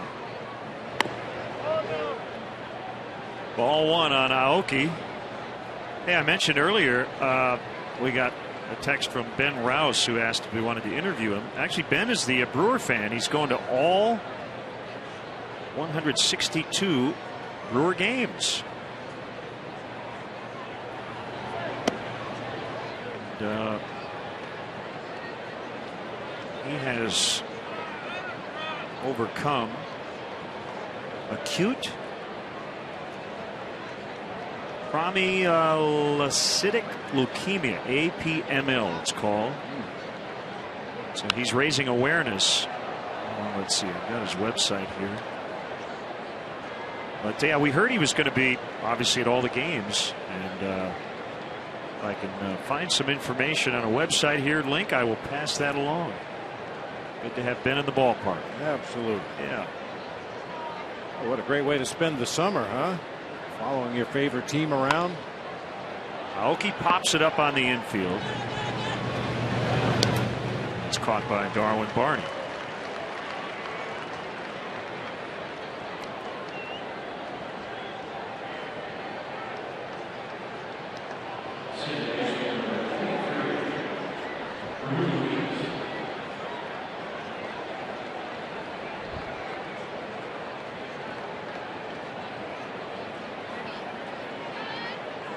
Day for Ricky Weeks already. 3 singles, scored 2 runs.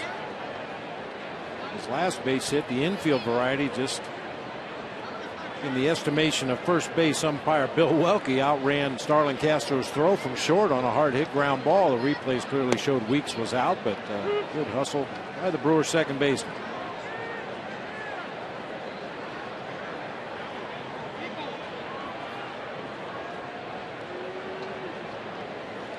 So Ben had a bone marrow transplant. As Weeks just rips that one into right center, and it's going to roll past Jackson to the wall. Weeks is 4 for 4. 3 singles and a double.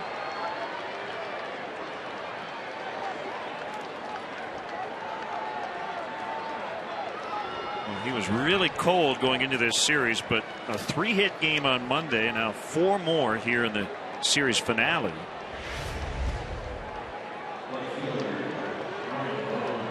Three hard hit balls in a game, and none harder than this one. I mean, when you bang it past the center fielder, who's standing probably about, I don't know, 370 feet from home plate, and Brett Jackson can't react quickly enough to get over and cut that ball off, you know it was hit hard.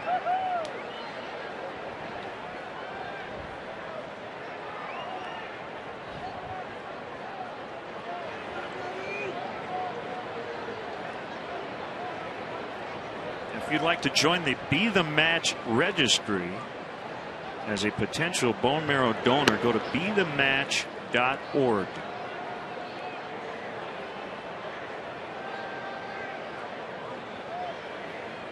Braun a triple away from the cycle. He doubled back in the first inning, singled and scored in the third, and then hit a 2-run homer in the fourth inning.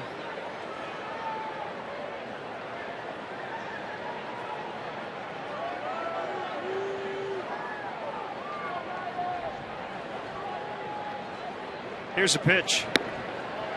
Outside, 2-0. Now, we talked about Braun's plate coverage earlier in the ball game. He stands so far away from the inside corner of the plate. I think he's almost baiting pitchers to pitch him out over the plate, because he can go out there and get it and hit it hard.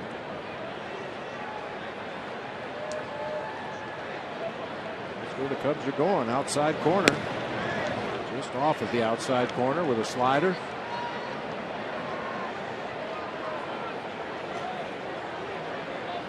Braun was not the most patient hitter when he came up to the big leagues. He was a pretty free swinger.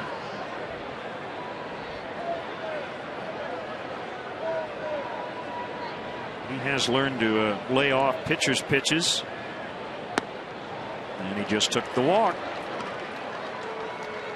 Big day for him. Yeah, he's been busy. We mentioned doubled back in the first inning. Narrowly missed a home run, just missed the basket. That was the one where he went out and got a 3-0 pitch. It was right on the outside corner at the knees and whistled it back up the middle of the field. This one was just absolutely clobbered off the camera well out there in center field, and this time Michael Bowden chooses to pitch around him, and ultimately puts him on first base via the base on balls. You'll get a bill for that.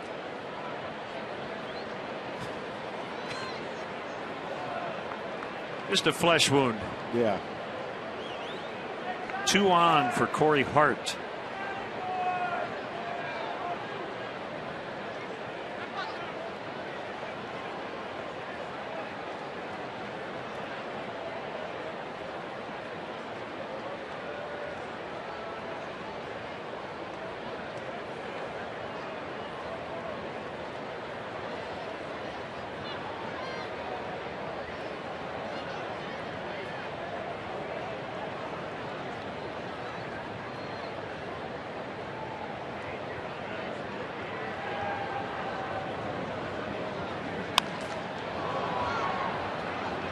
LaHare drifting in and over a little bit to his right, and he makes a catch. Weeks hustles his way to third.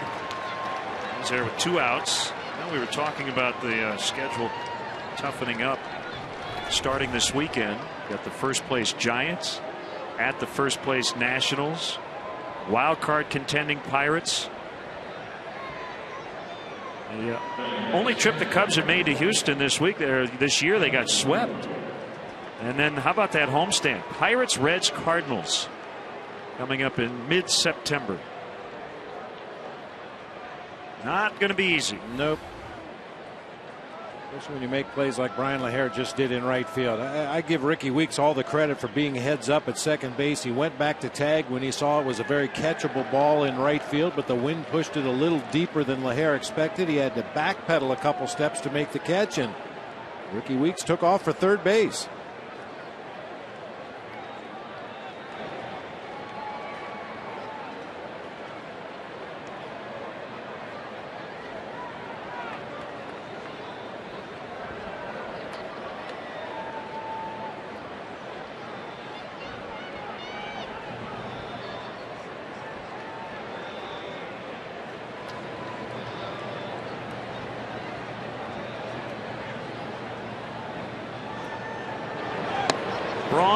To second, and Barney came ahead of the base just in case Weeks decided to head toward the plate. Braun in with the steal. As aggressive as Ricky Weeks has been on the bases in this series, I think Darwin Barney did the right thing. Go ahead and concede that stolen base at second and make sure Ricky Weeks isn't trying to steal home on the other end of the double steal.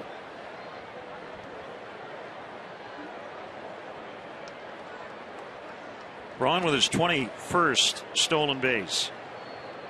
The Brewers still very aggressive here, even with a 4-run lead. They're trying to add on. Yeah, they can see those flags in center field too. Yeah.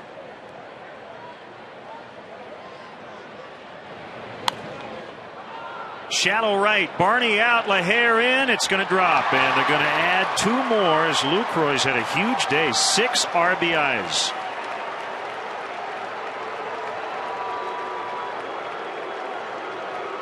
Flair single to right, and it's 9-3.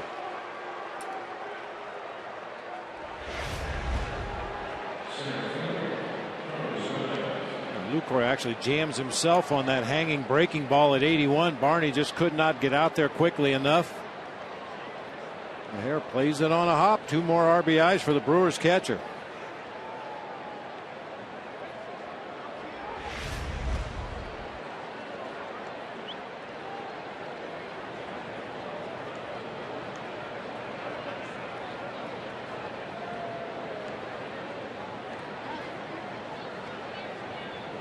What a day for Lucroy. Grand slam and a 2-run single as Gomez fouls into the upper deck.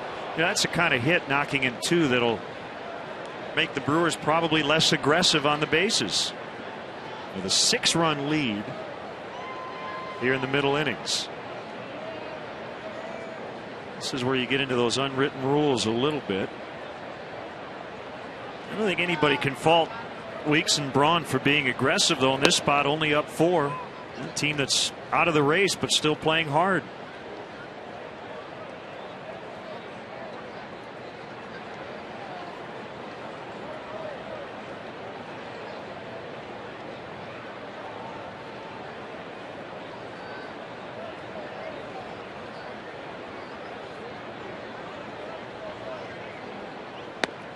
And I know there are probably people out there saying, why would you praise a team for running hard? Well, we've seen a lot of baseball, and the Brewers are not a young team. They're a team that was supposed to battle for a playoff spot after winning the division and winning 96 games last year. But to see guys like Braun and Weeks busting their tails, it's been impressive. They will get the out at second. And the inning is over. 2 more for the visitors. 9-3 in the 6th.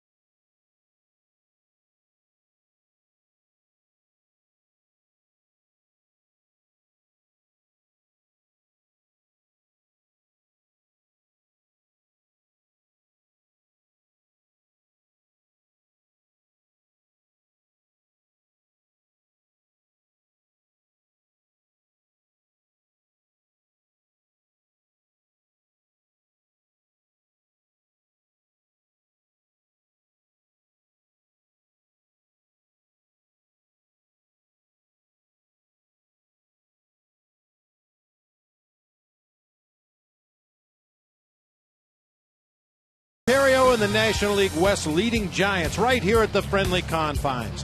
Coverage begins at 12:30 with Subaru Cubs pregame live. Cubs Giants tomorrow afternoon at 12:30 on Comcast Sportsnet, fans' best friend.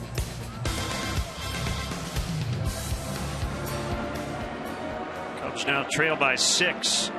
Sean Markham, who went just 4 innings, left because of calf cramping. We saw him stretching that leg a little earlier. So he cannot get the win today. Hernandez with a 1-2-3 fifth. Facing Brett Jackson here in the 6th. DePaul Day here at the ballpark as Oliver Purnell, the head men's basketball coach, and Doug Bruno, the longtime women's head basketball coach and a gold medal winner. He was an assistant coach on the USA women's team. They will conduct the stretch coming up. Brought to you by Captain Morgan.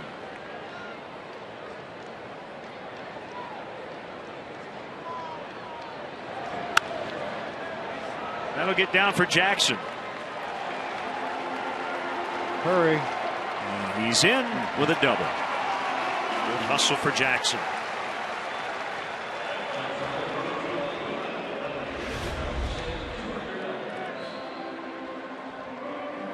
Jackson just kind of serves this one out into left field. It's away from him and tailing a little bit right off the end of the bat. That time he tracked that ball all the way to contact, though. That's what Dale Swaim and James Rowson have been working with Brett Jackson. Try to track the ball deeper into the hitting zone, make more contact.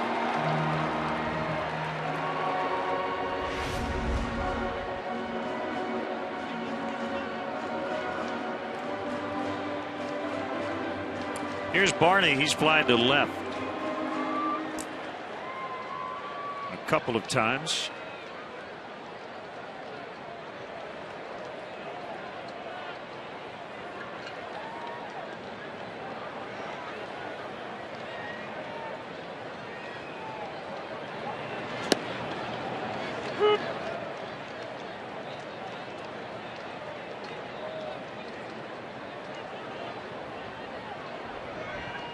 talked about getting in on the Twitter conversation. Hashtag Cubs Talk.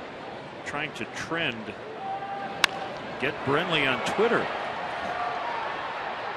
I'd be lying if I didn't say that I kind of helped push that along. As Barney flies out to deep center. So it's hashtag Get Brenly on Twitter. Now we have an @LeonardBob Twitter handle. I have my own. We need to get you on there to let you spew your own personal opinions on the world, music and good food and the like. Let me think about it for a minute.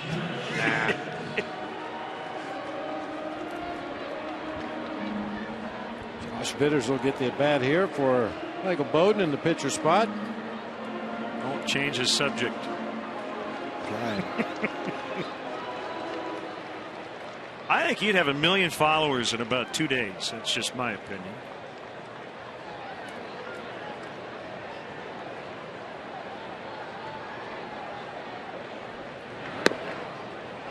Runner at third with 1 out.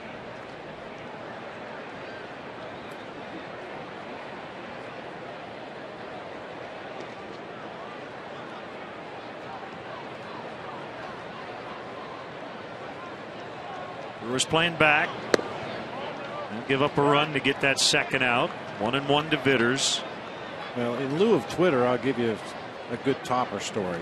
Okay, sure. Major League clubhouses, it's not uncommon for guys to bend the truth or just completely shatter the truth if it makes a good story.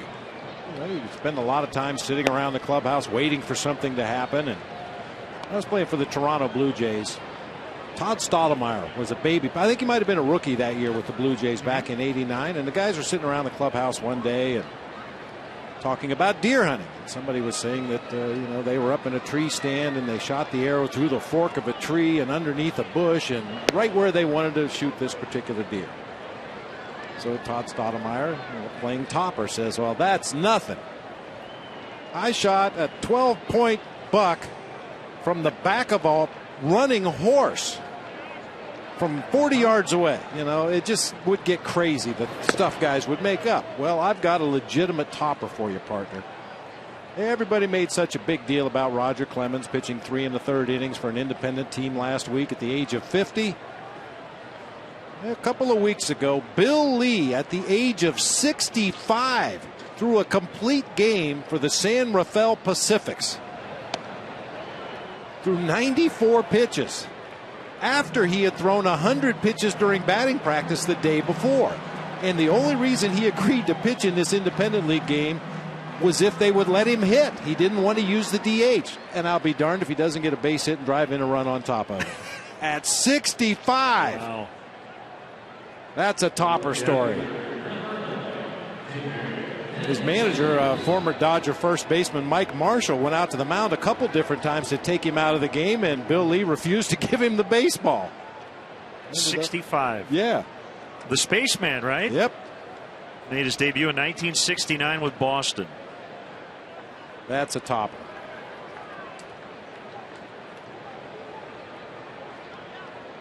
So Vitters with the walk, and now DeJesus has had a really good day at the plate.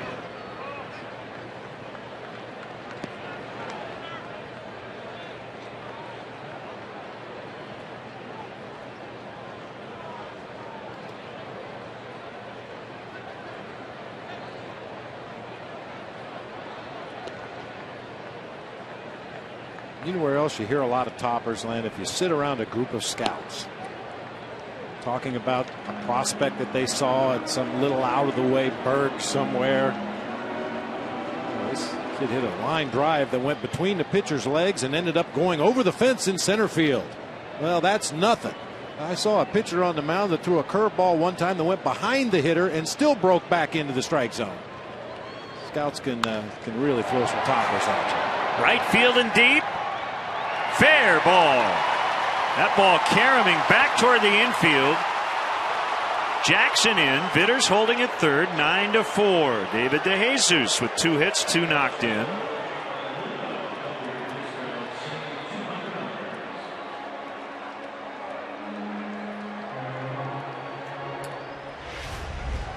That was struck well. Little slider cut fastball that time from Livan Hernandez, elevated up around the belt. I just love to watch David DeJesus's eyes and his head as that bat gets into the hitting zone. He's so still, so steady, has his eyes right on that baseball, almost all the way to contact.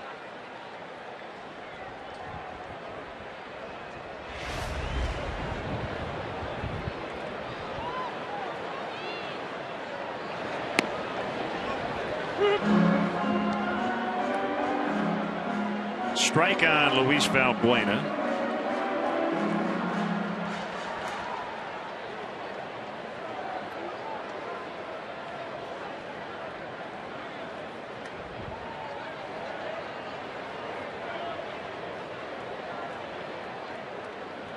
You know, David DeJesus made his big league debut back in 2003 with Kansas City. And the Royals that year went 83-79. They finished in third. That's the best season one of his teams has had. Every other year of his career, his teams have finished under 500. You often hear about a guy called a winning player. I think it's instructive to look at his career. I think DeJesus is a winning player. He just has not been on winning teams, and I certainly hope he's here. He's got a multi-year contract, but long enough to be on a winning Cubs team, because he is the kind of guy who every winning club would like to have. There's high maintenance players, there's low maintenance players, and then there are guys like David DeJesus who are no maintenance players. You never have to worry about him getting his work in or being in the right place at the right time or doing the right thing. That one gets by Lucroy. 9-5 as Vitters is in. And a 3-1 count on Valbuena. It's a pass ball. Well, I talked about Livan and how he likes to change speeds. That's a change up that time, and Lucroy just kind of fans on it. Hits off the thumb of his glove, right through the wickets, all the way to the bricks.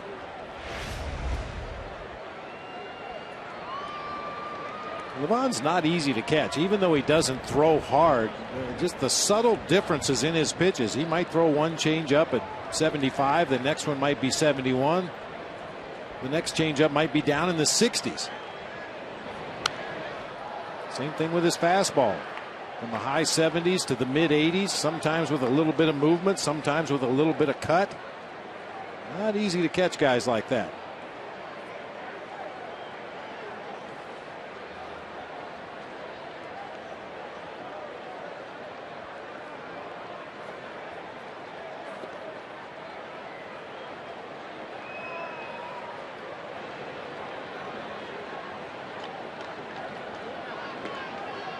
Three 2 to Valbuena on the hands. Get off me, ball. Oh, ball went in the opposite direction. Emergency swing.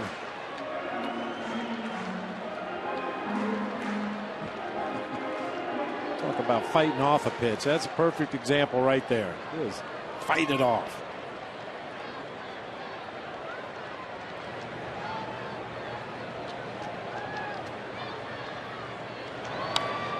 Another one fouled back. Well, here's the latest. Todd Hollandsworth apparently will join Twitter when you do. So he's putting pressure on you. You are now speaking for yourself and for Todd Hollandsworth. No, I refuse to take on that responsibility. You're on your own, Holly. Weeks with a diving stop. Hart, though, not at the bag. Valbuena knocks into Jesus. 9-6. Cubs with a 3-run inning. Yeah, Corey Hart got caught watching Ricky Weeks make a highlight reel play out there at second base. You see Hart was starting toward first base. I think he thought that ball was going to get through. I think everybody thought that ball was going to get through, but a great effort by Ricky Weeks to cut it off, but had nowhere to throw it. Livan Hernandez slow breaking for first base. He could have possibly gotten there, but that'll go as an infield hit for Luis Valbuena and an RBI. Rick Kranich out to the mound. Manny Parra's up in the bullpen.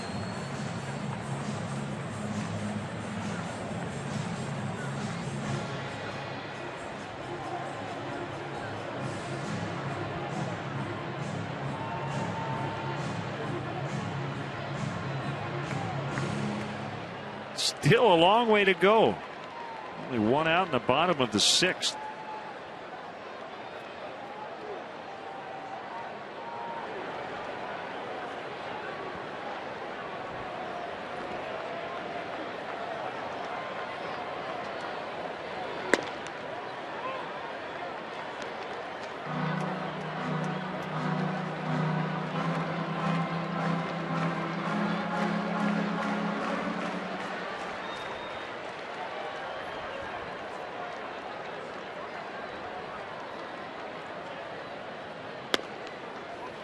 Two and 0. We've seen Castro this season more so than his first 2 years in the major league in these kinds of situations really let the bat go. See if Livan Hernandez gives him anything he can take a rip at.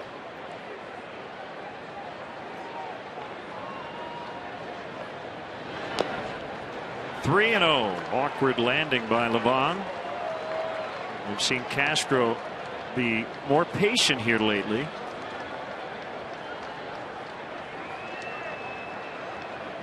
There's Rizzo on deck.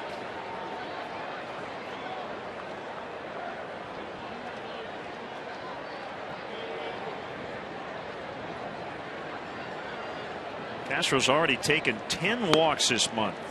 He hadn't walked more than 6 times in any previous month. In fact, he had 17 walks through the end of July.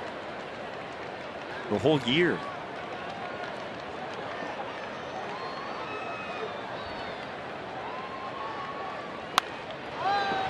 Fouled off to the right, and a 3-2 count.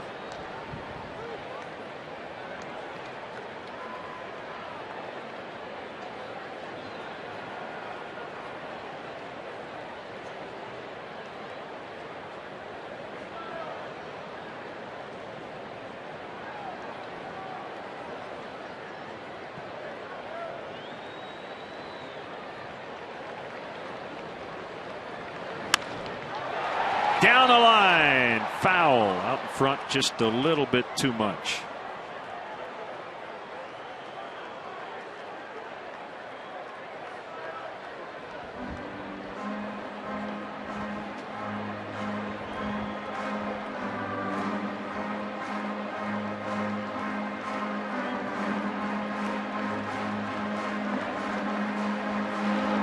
Final, Seattle edged the Twins today 5-4 at Target Field.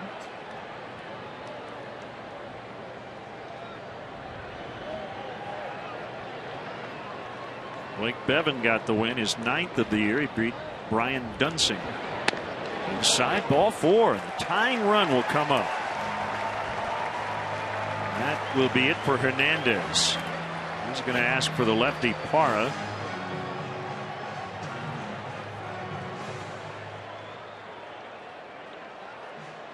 So it's time for the Honda call to the pen. Ron Renicky going to his southpaw. 9-6 Brewers. Cubs with 3 in and threatening to get more here in the 6th.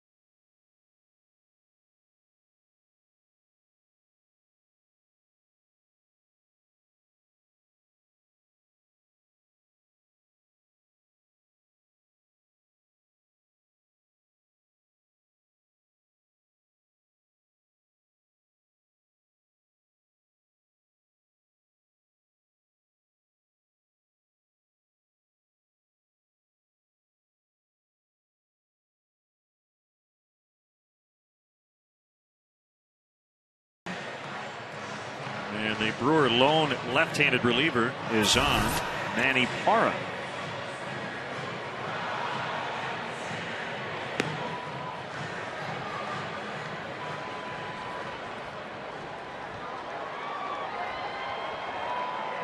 Parra with 2/3 of an inning in the ball game last night, even though he only faced one hitter, came in and got a ground ball double play off the bat of David DeJesus to get out of that 8th inning.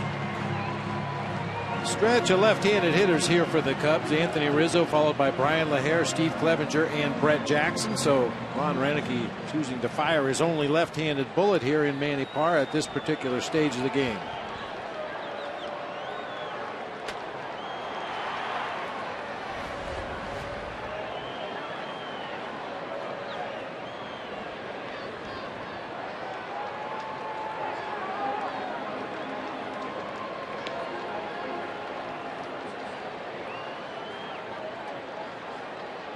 Buena, bottom of your screen, the runner at second, Castro at first. And here comes a pitch to Rizzo in the dirt.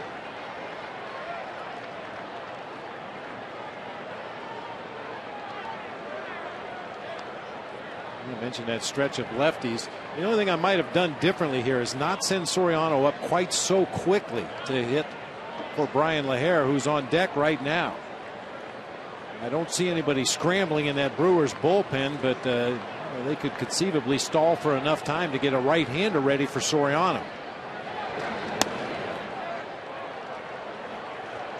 That was always a tough thing as a manager when you're going to send a guy up to pinch hit. They get their batting gloves and their helmet and get right up on the top step of the dugout. And there were a lot of times we didn't want to let the other team know that we were going to pinch hit.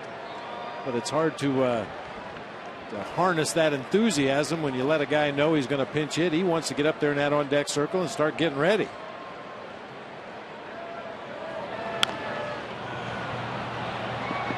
Weeks will get the out at first.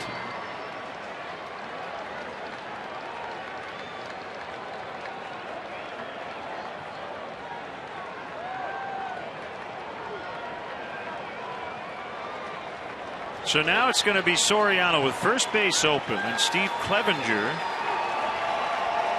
on deck. Number 12, Alfonso Soriano. Nice hand for Soriano. Well, depending on what happens in this at bat, you could possibly see Wellington Castillo for Steve Clevenger due up next.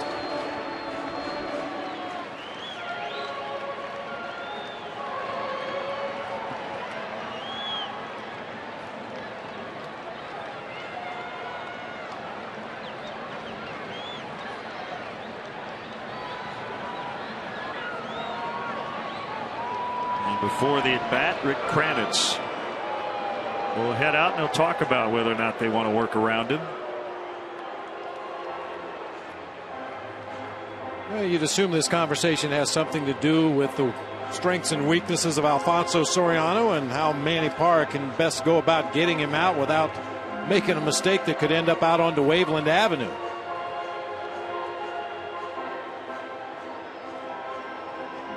I really don't think the Brewers are overly concerned if they would happen to walk Alfonso Soriano pitching around him in this situation, even though that would bring or rather put the tying run on base and bring the potential go-ahead run to the plate on a day at Wrigley Field with the wind blowing out. But I think they're going to pitch him very carefully in this at bat. It hasn't changed much as the day's gone along. Southwest at 10 as we got started.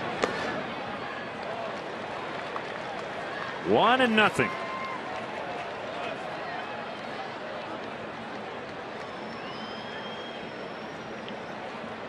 You see Soriano in his entire career with 24 official at-bats as a pinch hitter.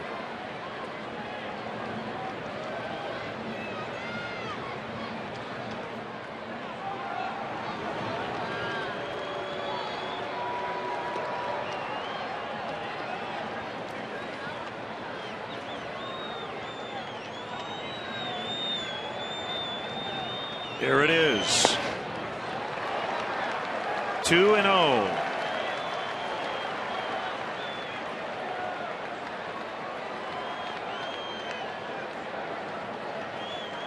Just going to go ahead and walk him.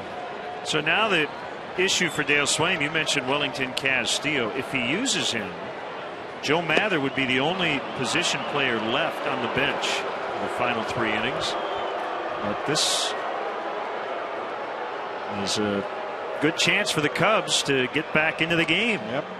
And you don't know how many more opportunities you're going to get, even though the Brewers bullpen has struggled this year. A great chance to get right back into this ball game with one swing of the bat. You got to take your shots when they present themselves. Sometimes it's early in the game, sometimes in the middle of the game, sometimes it's not till later in the ball game. But even though this move really limits what Dale Swaim can do from this point forward, I think it's the right thing to do.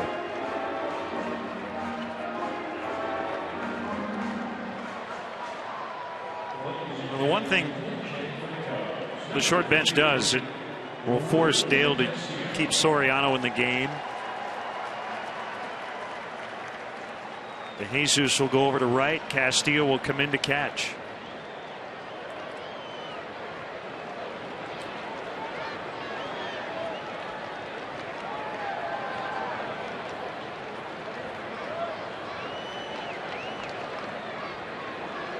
Well, we've already seen one go-ahead grand slam with a team down 3 runs. That was Lucroy. Well, it's Castillo's opportunity.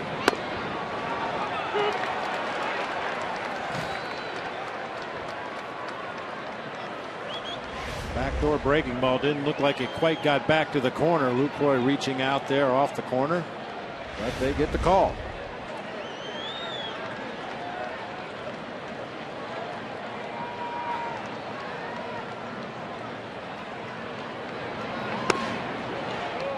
One and one.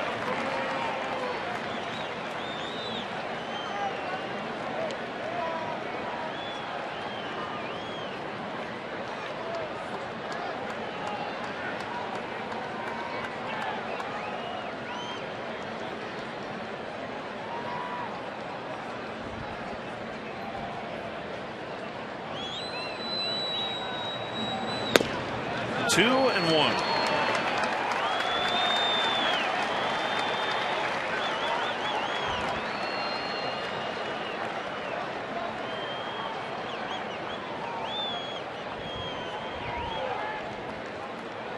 Jose Veras now up.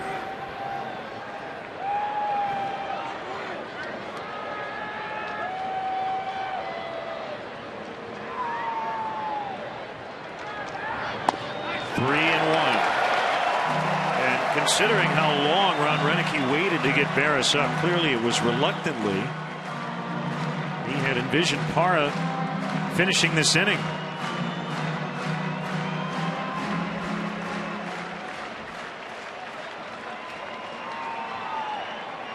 Well, one pitch, one zone, right? That's it. Whatever that home run pitch is, you dream about at night.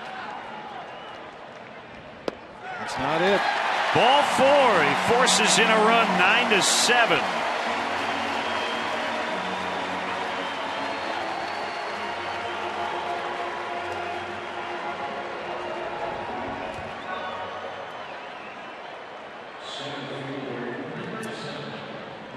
The guy who started the inning with a double will bat again.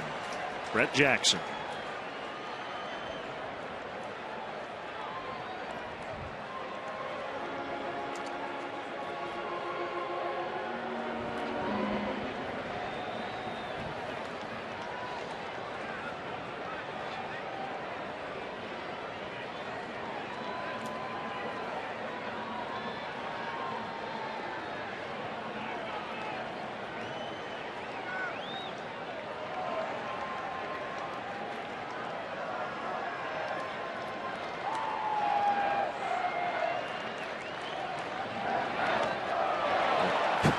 Lucroy just threw his body in front of that pitch.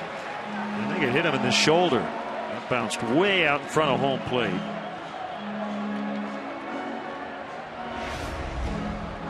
Manny Parra has been all over the place since coming into this ball game. Right-handers have banged him around pretty good this year, but he's done a nice job against the lefties. But After ultimately intentionally walking Soriano, then walking Castillo unintentionally, he just cannot find the strike zone again.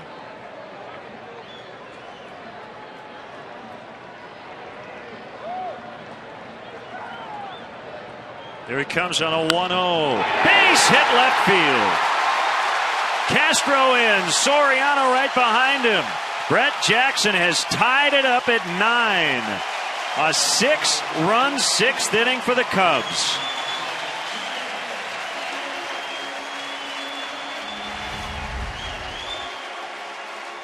Second double of the inning for Brett Jackson. The first one came on a pitch low and away. He stayed on it. This time he kind of inside out. It's a fastball on the inner third of the plate, but finds grass down that left field line.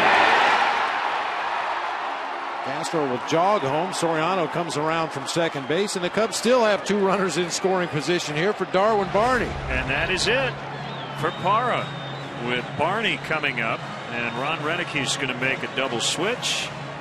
Niger Morgan will come into the game along with Jose Barras. The Honda call to the pen, a new ball game, 9-9.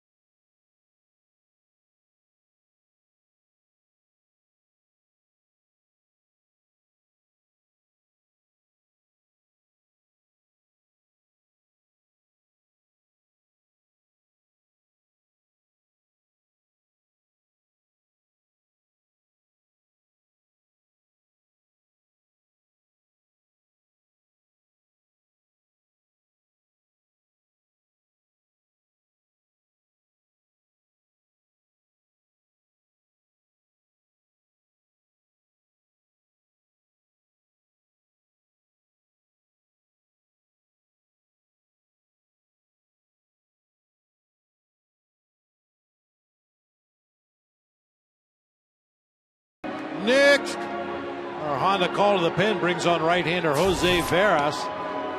Fastball, curveball, split finger pitcher. He'll be facing Darwin Barney with 2 Cubs in scoring position. What a ball game. Morgan in to play center, and he'll hit ninth. So Gomez out. That's where the pitcher's spot is, the 6th hole.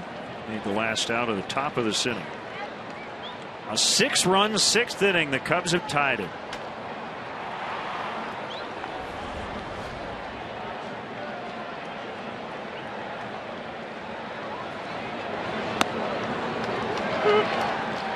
Curveball strike.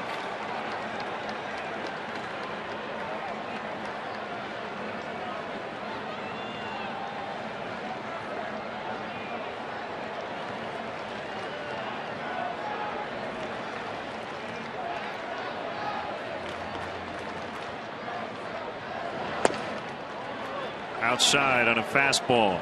Chance to take the lead here. Cubs led 3-0 before Milwaukee scored 9 times over the course of 3 innings. Cubs coming back with 6. Blake Parker and James Russell are up. Parker recently off the disabled list.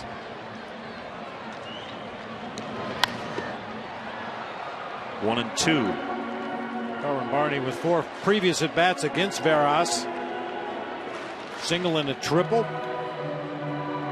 Oh, for a blooper to drop in right here.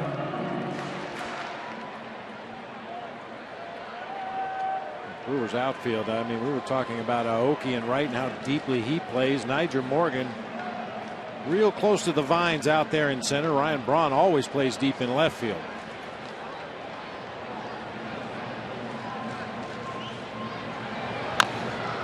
Chopper right to Ricky Weeks.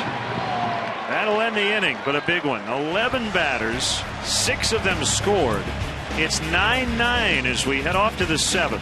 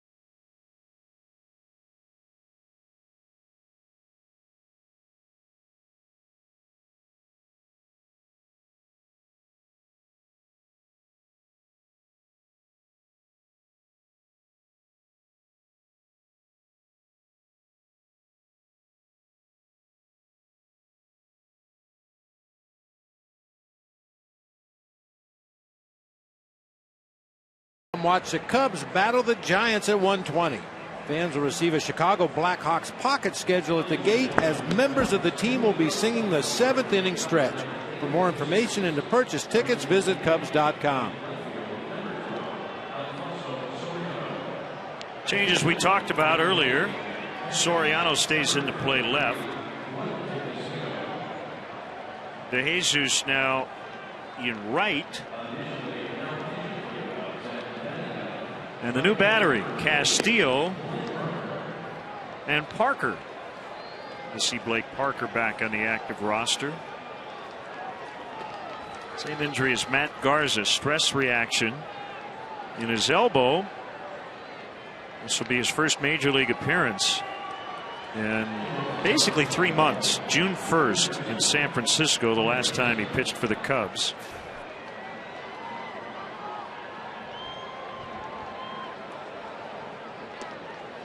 Matt done for the year. That elbow stress reaction. Cody Ransom will lead it off.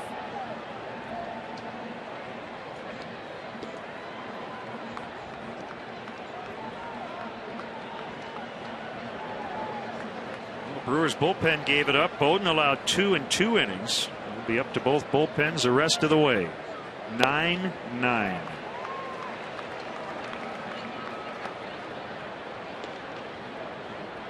Starter only went 4.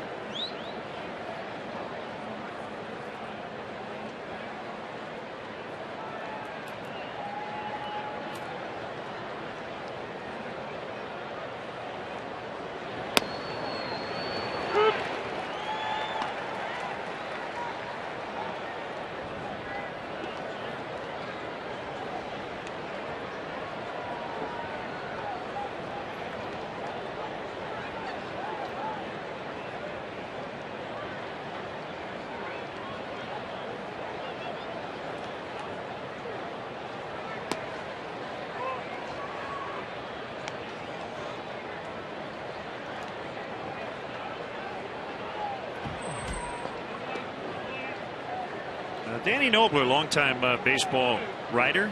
He's now with CBSSports.com writing about Roger Clemens today.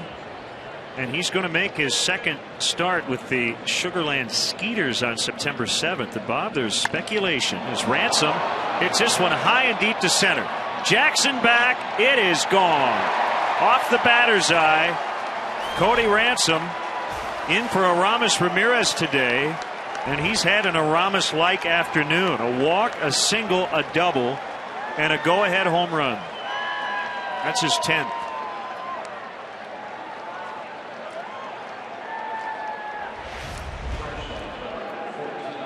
Just a four-seam fastball out over the plate. If hitters have learned anything here at Wrigley Field today, it's the fact you do not have to pull the ball to do damage. That wind continues to howl straight out to center field. Just good, solid contact with a little elevation.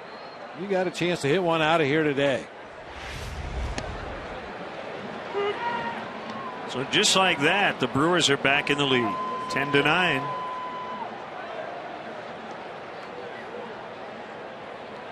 What were you saying about the Rockets? Pretty interesting. Bianchi pops it up. And as Barney backpedals into shallow right. Danny Nobler writes that there is speculation around baseball that the Astros, who are going to scout Clemens on September 7th, possibly could bring him in and pitch against the Cubs on September 12th. Now, the Rocket is 50 years old. He turned 50 on August 4th. Wouldn't that be something? That'd be something. We will be in Houston on September 12th. A Honda call to the pen. Left-hander James Russell will face Niger Morgan when we come back.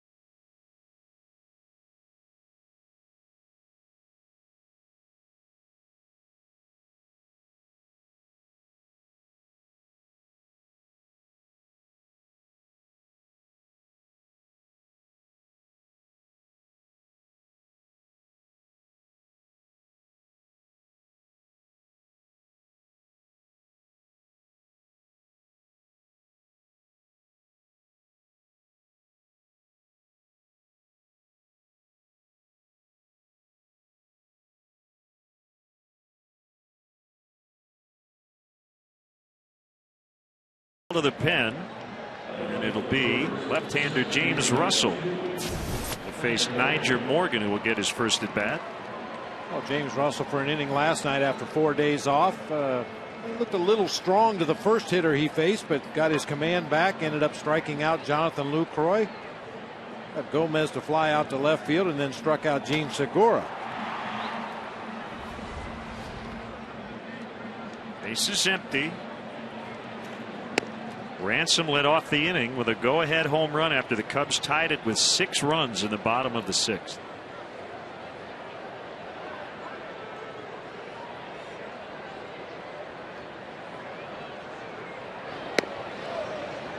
Slider in there for a strike. I mentioned when we started today, the lights wouldn't be needed. Well, we're at the 3-hour mark, and with the shadows starting to creep over the infield, the lights are on.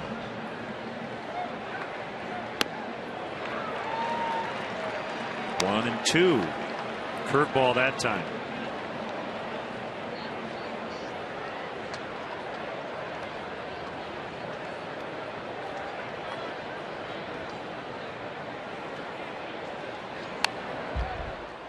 Morgan stays alive.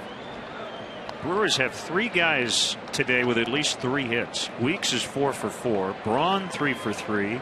Ransom 3 for 3. Lucroy has 2 hits, but he's knocked in 6 runs. Ground ball to Barney.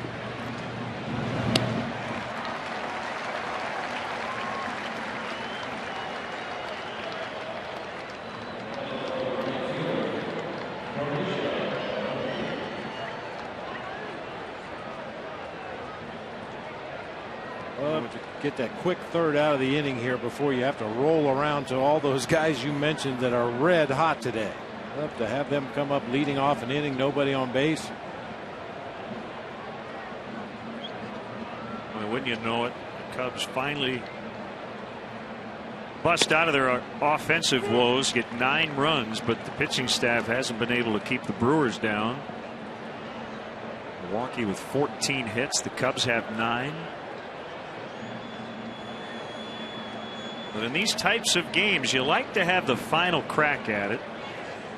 So the Cubs will bat last unless they take a lead before the 9th. We used to always say that about Coors Field. As long as you have outs left in the ball game, you have a chance to win, and I think the same can be said for the conditions here at Wrigley Field today. 2-1.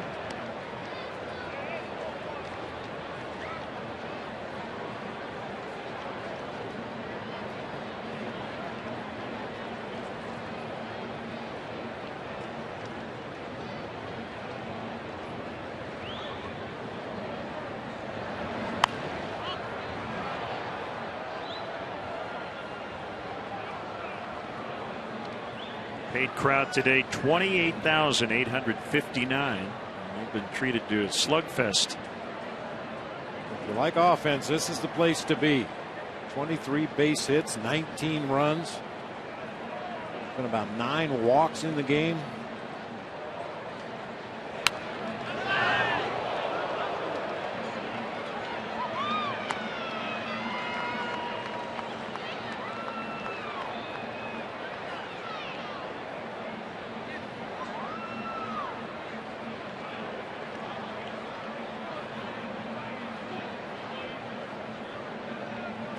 Steele wants his pitch in the dirt. Aoki went down to get it. Well, then you look back at that bottom half of the 6th inning when the Cubs pushed across the 6 runs in the Luis Valbuena play. We say it all the time. You never know what would have transpired had things happened differently. But Ricky Weeks made that nice diving stop, got up to throw to first, and there was nobody there to cover.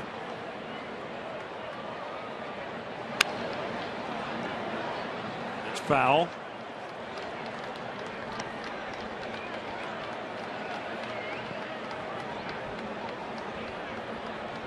Yeah, the little things tend to get totally ignored when you have this many runs scored, but it's a close game, so at the end of the day you do go back and find those moments. Fastball by Jonathan Lucroy to allow a run to score on a changeup that appeared to be in the strike zone, just didn't catch the ball. Cubs scored a run on that play.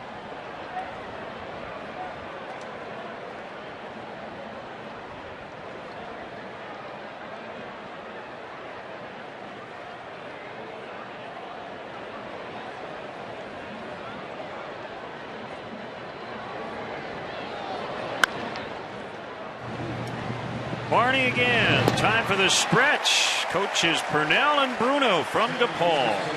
For Take Me Out to the Ball Game, DePaul basketball coaches Doug Bruno and Oliver Purnell. Come on, Cub fans. Let me hear you. A 1, a 2, a 3.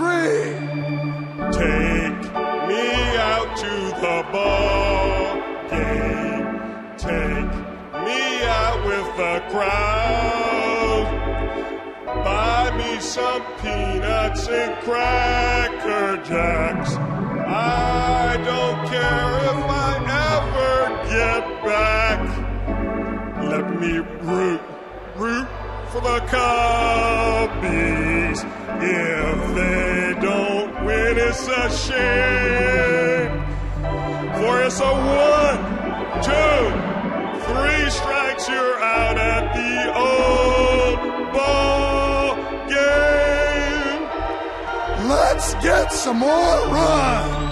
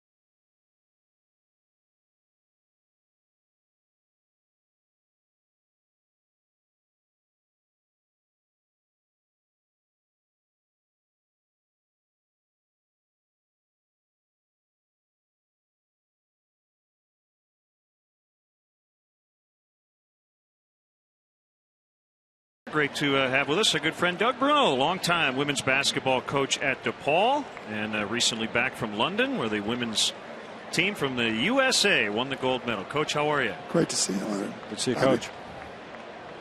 It had to be quite a thrill, huh? It was a great honor. We had great players over there, and a couple of them are Chicago players. Candace Parker and Tamika Catchings are both from Chicago, and Sylvia Fowles and Swin Cash play for the Sky. So we had a great Chicago representation. But they're great women. That's who won the gold.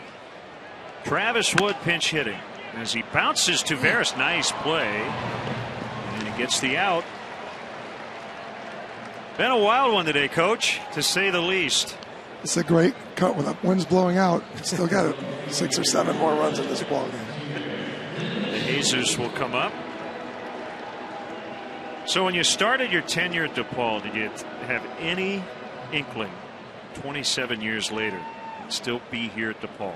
What a run. Well, I never imagined that women's basketball would become a lifetime passion. And everything that happened for us over in London is a result of the great coaches I've been blessed to coach for or play for. Ray Meyer, Frank McGrath, Gene Sullivan, and Jeannie Lenti-Ponsetto, and all the great players and the assistant coaches. That's why I was in London. And DePaul is just a great place to go to school and a great place to work.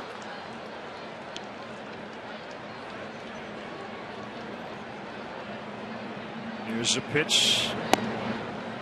And it's low. Ball 1. Did you get to enjoy the other part of the Olympics? I mean, you're there working, but it had to be cool to be in London. It was great to be there. It was a great competitive and professional experience, and yet you have to win. I didn't see any other event until we won gold on Saturday, and we got to watch our men win gold on Sunday, and that was really it. The fans, the great event that it is great for the fans, but you have to win, and so you're pretty wound pretty tight. Gino Oriema does a great job, and these players are great, but you still got to win. And everybody thinks it's easy, and it's not easy because you win a lot of games by a lot of points. But our men beat Spain by 3 minutes, and we beat Australia by 8 minutes, and that's how close this really is. There's an inordinate amount of pressure on the American basketball teams, the men and the women, just because how good the teams are and the talent we have here in the USA. We invented basketball. We're expected to win. How is the scouting different in the Olympics? I know for a regular season game, you probably look at some videotape and break down the other team and figure out how you're going to attack them. How did that go in the Olympics? It's very intense. Gino brought over his staff, Chris Daly, Marissa Mosley, and Shay Ralph, and Keith Anderson, his video coordinator, and Marinelle Meadows and Jen Gillum, our assistants. We're all looking at games around the clock. You're watching video, you're watching live. You go over and watch every game live that you can watch. So you don't want to leave any stone unturned on that plane back to America. You want to have done everything you can to win every single game while you're there. 3-1. Tricky play, dropped by Hart, throw to first. Still got him. Hart stuck with it, and because he had a short throw and Veras didn't give up on the play, they get to Jesus. Umpires want to get to the stake.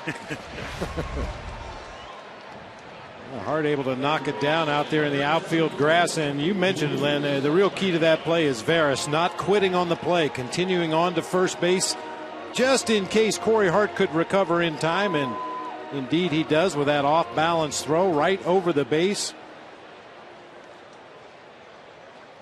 They got it right. Very close, but they got it right. Here's Valbuena with 2 outs. Doug, in this sport, sometimes when you try harder, you struggle. Baseball is a lot about being in the zone and relaxing. In your sport, however, the harder you play, the better your team is. And I know there's a lot of motivation that goes into playing every possession like it's the last. Is that a big key for you as a coach, just to keep? And Oliver Purnell here is just saying he's doing a great job with our men's team, doing just that, getting our players to buy into a great system. And I'm just really, really impressed with what our men's program is doing and what Oliver's doing it's a foundation program, and it's taking a couple of years, but the players he's got coming in this year are better than the ones last year, and we're getting better all the time. And I tell our players every day, you don't get a star on your forehead for playing hard. You're supposed to play hard, but it's about being a competitor on every play, every function. You want to outcompete the guy on the other side of the ball. 1-2 now on Valbuena. Well, you know I'm a big fan of that part. Oh, yeah. I mean, that's one thing everybody can do. Everybody can hustle. Everybody can give 100% all the time. There's really no excuse other than injury, and even with that, you give 100% of what you have. And Bob, we have a young woman on our team, Anna Martin, who's a All-American candidate this year. Last year, we were very, very banged up and injured. I thought we could have been a Final Four team last year. We lose Keisha Hampton, our best player. And Anna Martin is an All-American candidate because she's just got the heart of a lion, and she's just a great young woman to come out and see down straight on Sheffield Avenue. 2-2 on Valbuena. Castro on deck. The Brewers have a lead because of Cody Ransom's home run to start the 7th. It's like the Cubs were out of it before they scored 6 to tie it in the 6th. Fair ball past a diving Ransom, and Valbuena on his way to second. So the game-tying run in scoring position. Valbuena with 3 consecutive hits. Didn't want to give you guys a 3-out inning. not with the Cubs at bat anyway. Oh, nice piece of hitting by Valbuena. Let that ball get real deep into the hitting zone and then just slapped it down that third base line for extra bases. Coach, how important has the Big East affiliation been? Not only DePaul, but a lot of other schools who've joined. It's a great league, and Mike Orozco, the new commissioner, this is a great hire by the Big East. Mike has had a great career in television sports as an executive with ESPN and CBS. And for him to believe and take this position with all the background that he has in TV, as a TV executive, you know that this league is only going to get bigger and better as the total landscape of college sports ferrets itself out over the next few years. It's been great for DePaul.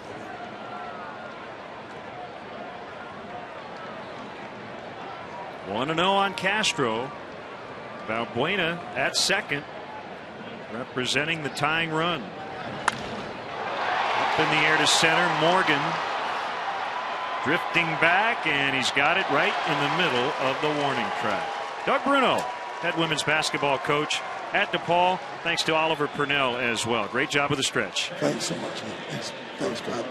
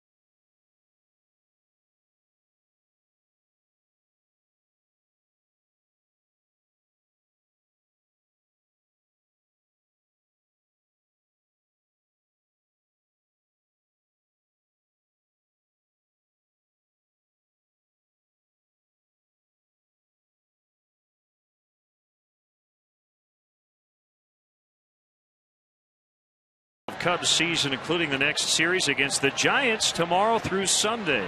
To purchase tickets, go to Cubs.com, call 1-800-THE-CUBS, or visit the Wrigley Field box office. Right-hander Sean Camp will take over for the Cubs on the mound. Second appearance in this series, pitched a couple of days ago. A clean inning in the third, zeros across the board.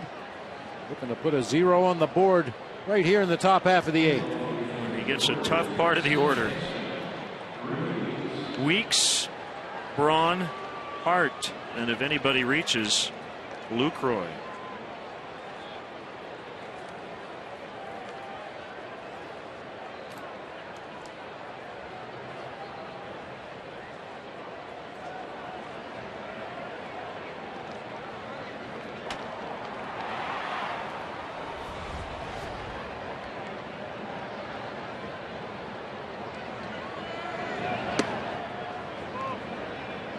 By the way, just to cap our Roger Clemens discussion, and it's just pure speculation around baseball, but if he does come back with the Astros on September 12th, you can catch that game on Comcast Sportsnet Plus. Even if he's not back, you can also catch it. 7 o'clock, that'll be the final game of the upcoming road trip. Well, if it were up to me, why not? 50-year-old Roger Clemens certainly creates some excitement for an Astros club that is having a really rough year.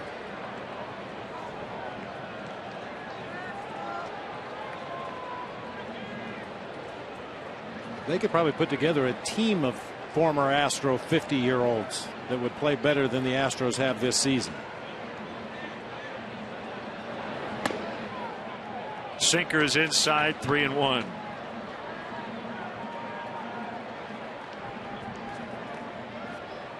See if Biggio and Bagwell are available.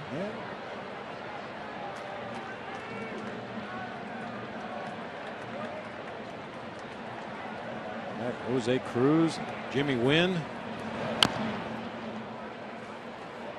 Mark Bailey, and Alan Ashby behind the plate. Jim DeShays. Yeah, there you go.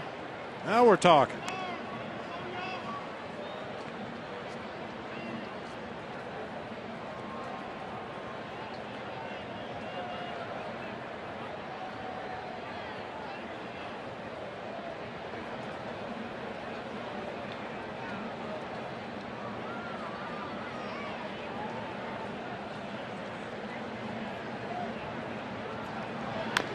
Cubs will face Larry Dierker, Nolan Ryan, and Roger Clemens in that series.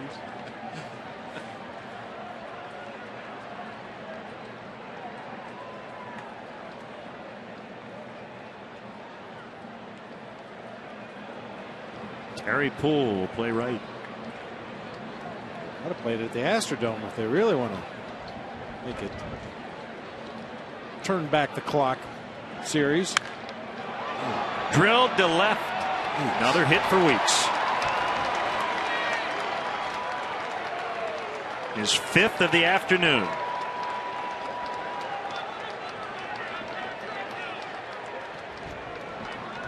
A career high 5 hits for Weeks. Well, when he gets into one of those zones, he hits the ball as hard as anybody in baseball. Just screaming loud line drives.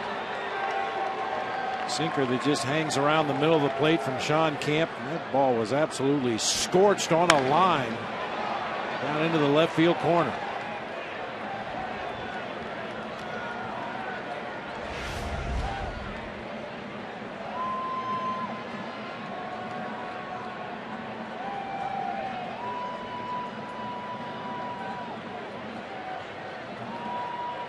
Astros will have Alan Nicely and Danny Heat coming off the bench.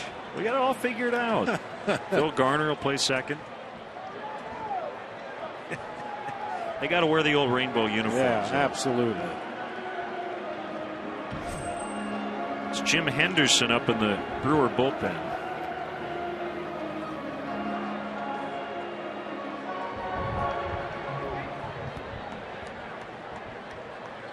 Double, single, homer, walk, stolen base, 3 runs for Ryan Braun.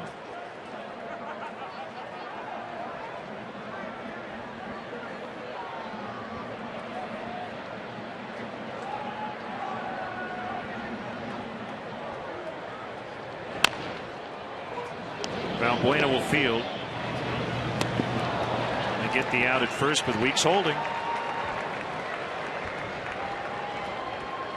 Of course, Milo Hamilton will still be behind the mic since he was there when Texas became a state and has been doing baseball games ever since.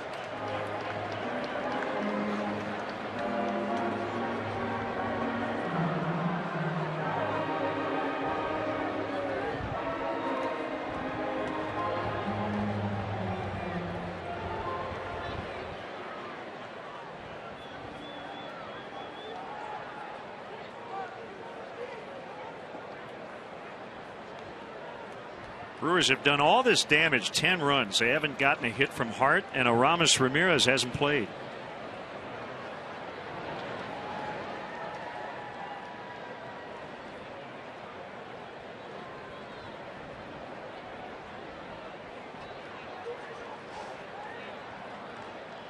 Camp with a look at the runner. Weeks, the pitch, foul tip for a strike.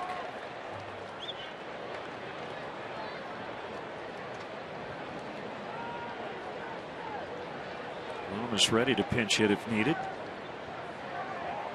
We mentioned it earlier in the ballgame. It would be his first pinch hit appearance of the season if indeed he finds his way into that right-handed batter's box.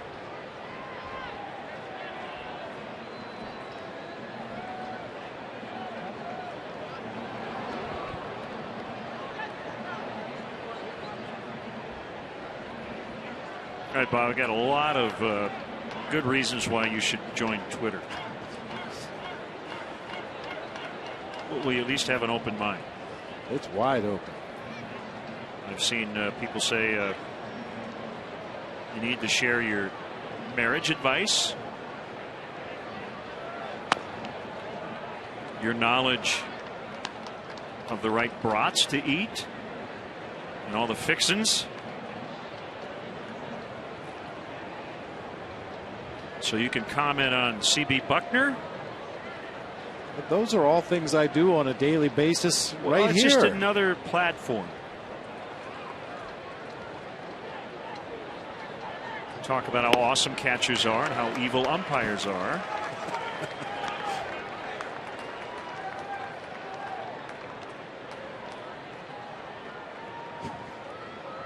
Speaking of CB Buckner, did you happen to see the ejection of Bryce Harper last night? I read about it. We talked about it my. last night. It looked like, as you were telling me, that Bryce Harper was just mad that he grounded into a double play. Yeah, he had homered twice in the ball game already, hit into a double play. He was upset with himself, and after he ran past the bag at first and past the first base umpire, CB Buckner, he fired his helmet down. Now, yeah, that's childish and temperamental, but not really grounds for ejection. And CB used those eyeballs in the back of his head to see it happen behind him and turned and threw Bryce Harper out of the ball game. It's customary for a player throwing equipment to be fined for throwing equipment. But unless something was said that we didn't hear or didn't hear about, it appeared to be a pretty quick trigger.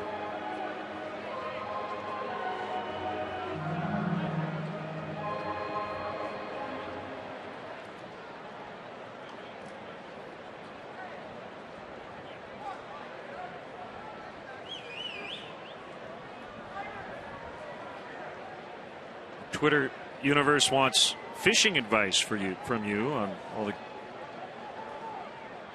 perfect lakes and ponds to find around the big leagues.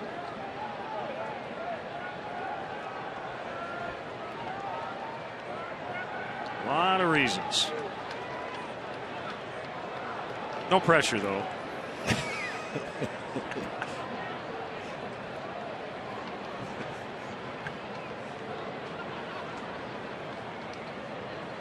Fastball here. You see Castillo wants his pitch up above the zone. That's where it is. 2-2 now. Lucroy on deck. Punch out would be huge right here. Corey Hart strikes out quite a bit. 135 times going into play today. One more today, make it 136. That would at least give you the option of walking Jonathan Lucroy, getting that pitcher spot up there. Of course, you run the risk of seeing Aramis Ramirez in that spot. Into center. Jackson's got to play it on a bounce. Weeks held up, so he'll only advance to third. And the throw back in. Both cutoff men can't backing it up. First and third.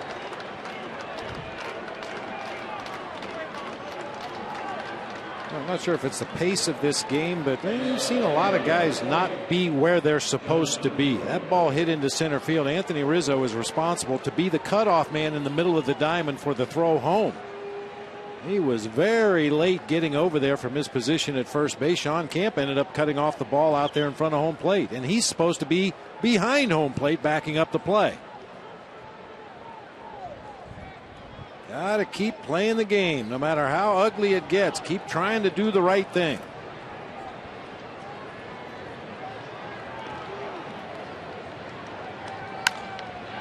Another base hit. Weeks will score. It's 11-9. Lucroy's knocked in 7.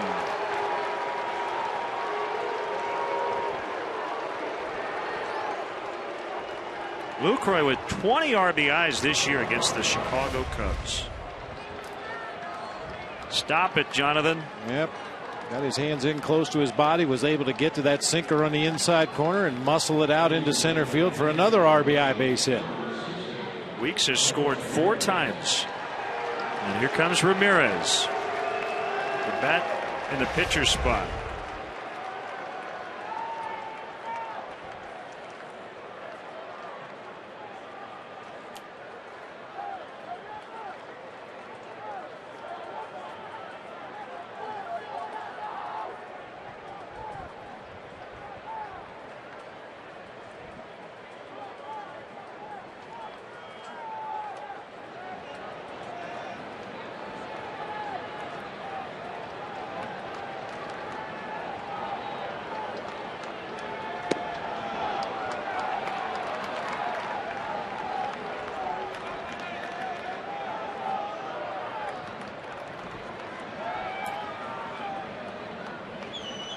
Continues to blow straight out.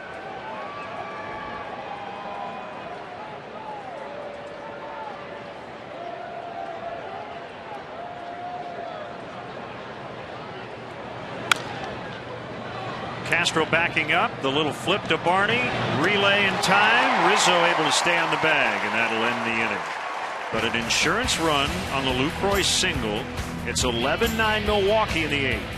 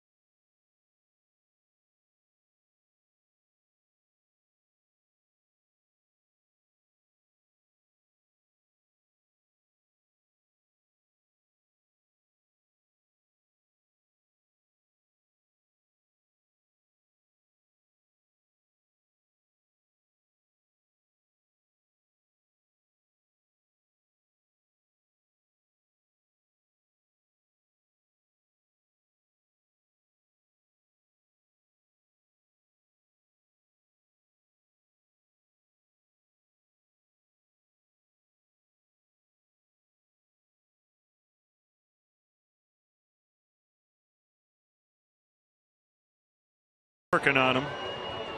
11-9. The Brewers have.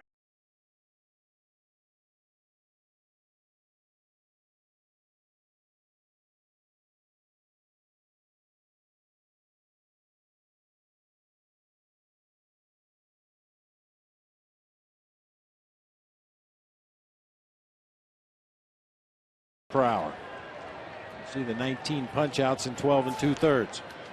Hey, follow the Cubs with the MLB.com @Bat12 app for your iPhone, iPad, Android, and Windows Mobile. Get live audio, pitch tracking, video highlights, and more.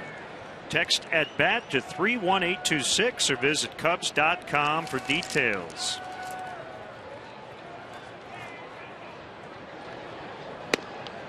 A strike called on Rizzo.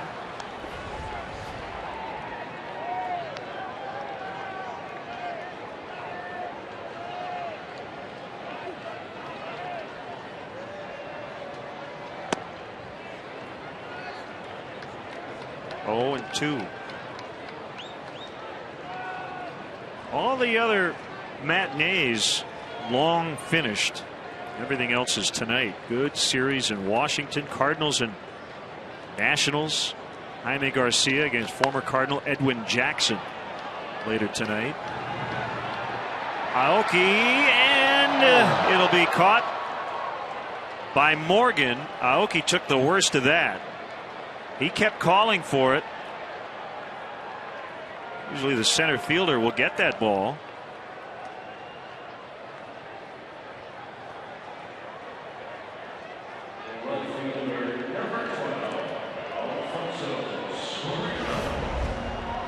Could have been a lot worse. You see Morgan calling for it. I believe Aoki was as well. Two guys running full speed. Just a glancing blow.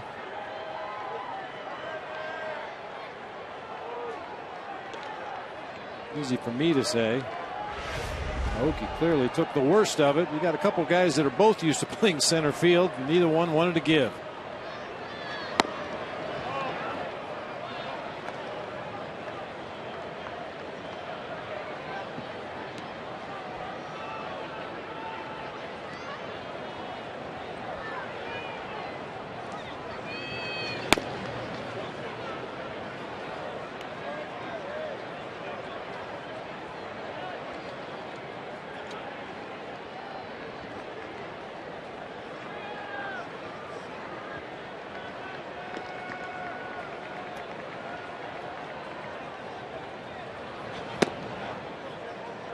(3-0) on Soriano. Giants will go for the 4-game sweep tonight in Houston. How about that, Bob? They've got a night game in Houston. Then they'll fly here for a 1:20 start tomorrow. Ryan Vogelsong against Jordan Lyles. Ball 4. Soriano with 2 at-bats, and they both been walks, so no official at-bats. Dodgers are hosting Arizona. Ian Kennedy and Clayton Kershaw in a good matchup.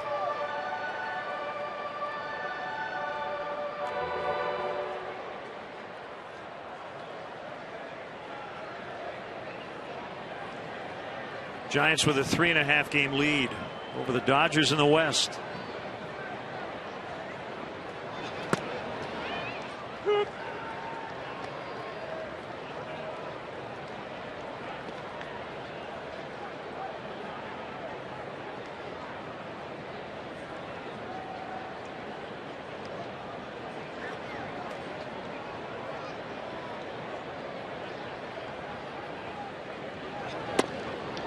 One ball, one strike on Castillo.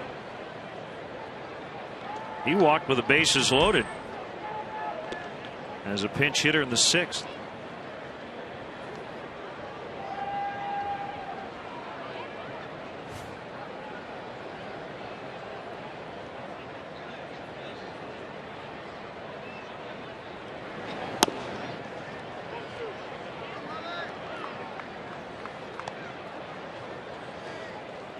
Dodgers have some issues on the bump. Billingsley might be done for the year with some elbow problems. Kenley Jansen, some heart issues. That's scary. Yeah.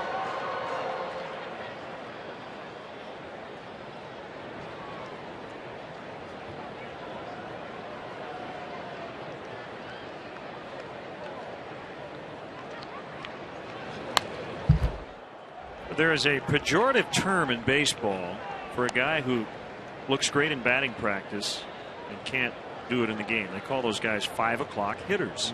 Well, today, that would be a really good thing to be a 5 o'clock hitter because it's 5 o'clock. Absolutely. Well, the history of this great game has been filled with guys that look like Hall of Famers during batting practice at 5 o'clock in the afternoon. Well, strike 3. But then the lights come on and the other team comes out of the other dugout and all of a sudden they can't make contact.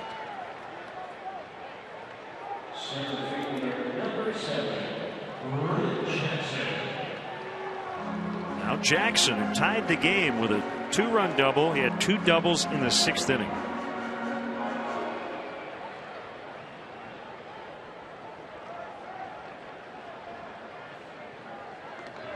Two doubles sounds pretty good right about now to start.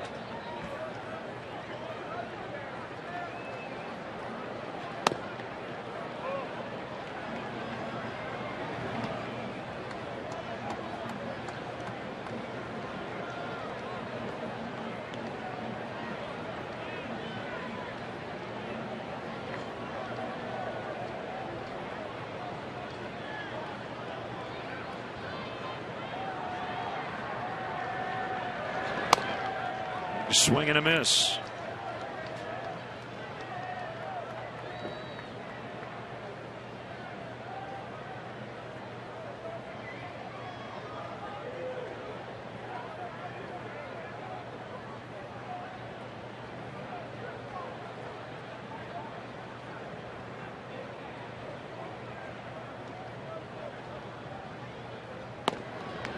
Another home run cut.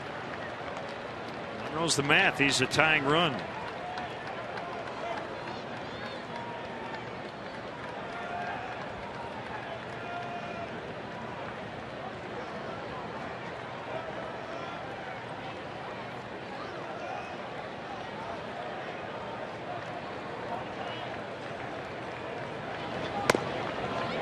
This is one of those no double situations for the Brewers defensively. However, if Brett Jackson would roll one through the infield, you could possibly end up with 2 runners in scoring position. That's how deep the Brewers outfield is playing right now.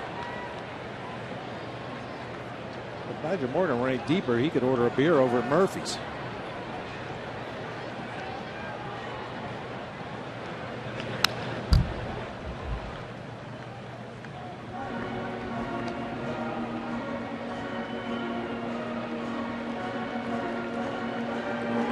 Things about you partners, you do have a filter, but it just kind of comes out in other ways.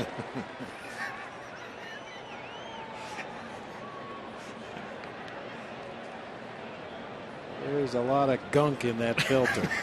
Might be time to go in for an oil change. I have an idea. I know where you're going to be after the game. Outside, full count, 3-2. God bless you. Well, you know, everybody washes a game off their skin somehow, and a pretty good idea where I'm going to be showering. Soriano will go with 2 outs and a 3-2 count on Brett Jackson.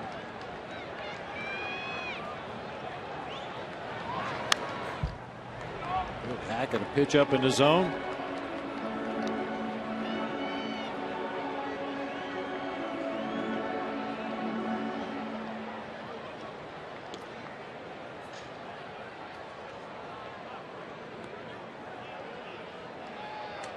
Two big innings in this game.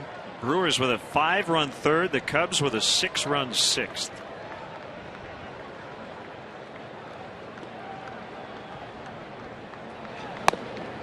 Ball 4. Jackson on for the 4th time. I'll tell you, Len, it's been good to see Brett Jackson getting some results, getting some base hits and driving the ball a little bit, but equally as important, he started to take his walks. Yes. I think that it all works together. He's got more confidence in himself now. He feels like he can wait a little bit longer to see the pitch before committing to a swing, and because of that, he's been able to take his walks. It is imperative for a guy who has struck out as often as Brett has here early on to mix in the walks, and he has done that.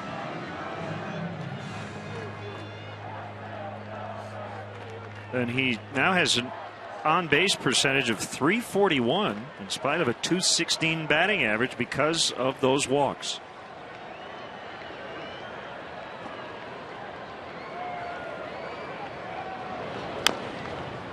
A topper back to Henderson, and he's going to throw to third. Why not? Momentum was taking. Cody Ransom smiles. That ends the inning. Cue the Twilight Zone music.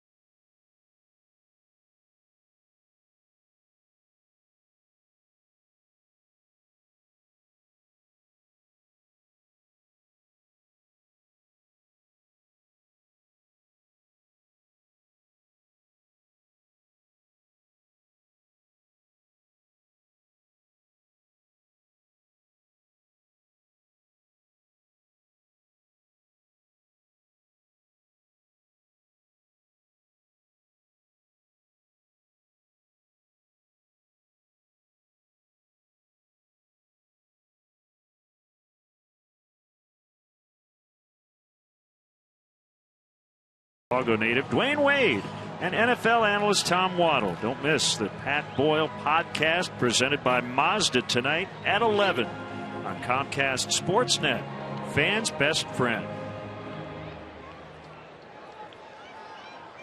Here's Carlos Marmol.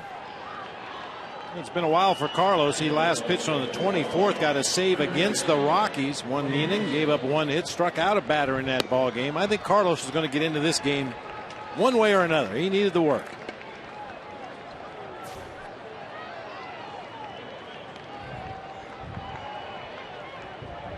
Would it surprise you to learn that we have not seen a 1-2-3 inning for either team all day? I'm not a one. Not even a little bit surprised at that fact.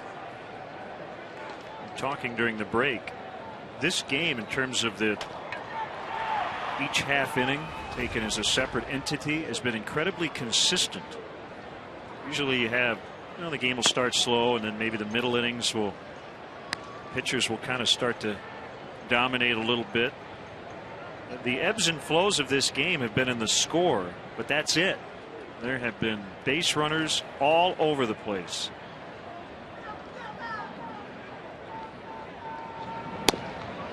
We've had pitchers for both sides that were operating under the theory that the longer they held on to the ball, the harder it was going to be for the other team to hit it. A very deliberate work, a lot of deep counts. In the mishmash of my scorecard, I missed the bottom of the fifth. It was a 1-2-3. That's the only one. Oh, you're right. There it is.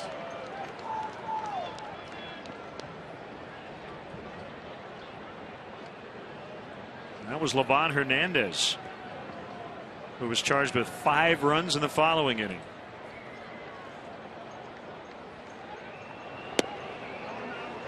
Ransom with the go-ahead home run in the 7th to make it 10-9. Yeah. That's what you're going to do after the game. I know what you're going to wash it down with. It's not fair showing pizza this late in the ball game. Ransom went. That's a strikeout, and he's out for the first time. Nasty slider from Carlos Marmol. Good to see him back out on the bump again. It's been a while for Carlos, as I mentioned. He's probably been throwing the ball as good as any time during the 2012 season over the last month.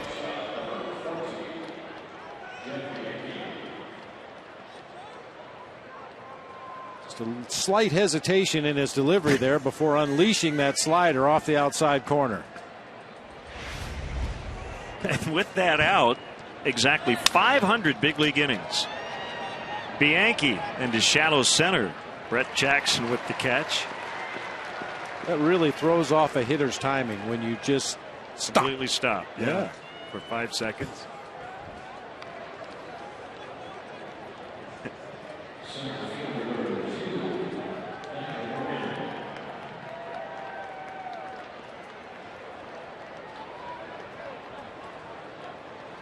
Morgan with his second at bat.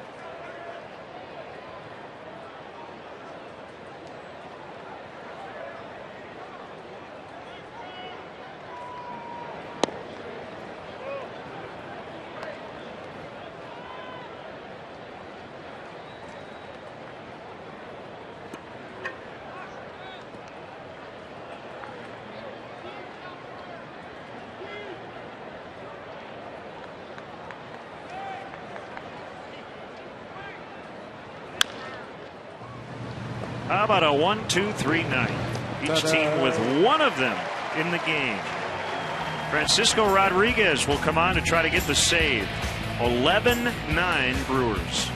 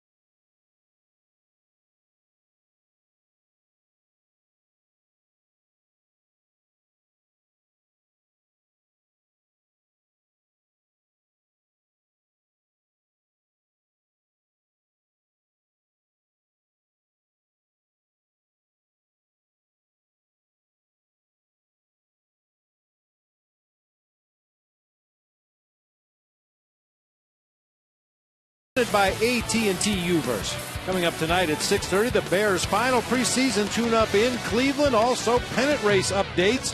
Join Pat Boyle for Sportsnet Central, presented by AT&T U-verse. Tonight at 6:30 only on Comcast Sportsnet, fans' best friend. John Axford getting the save the last couple of nights. So it's going to be Frankie Rodriguez, K-Rod, who has the all-time single season record for saves. He's just 3 for 9 this year.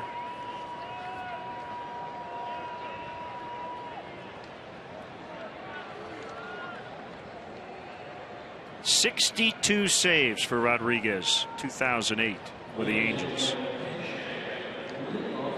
Last guy off the bench for the Cubs, Joe Mather. He hits for Marmol.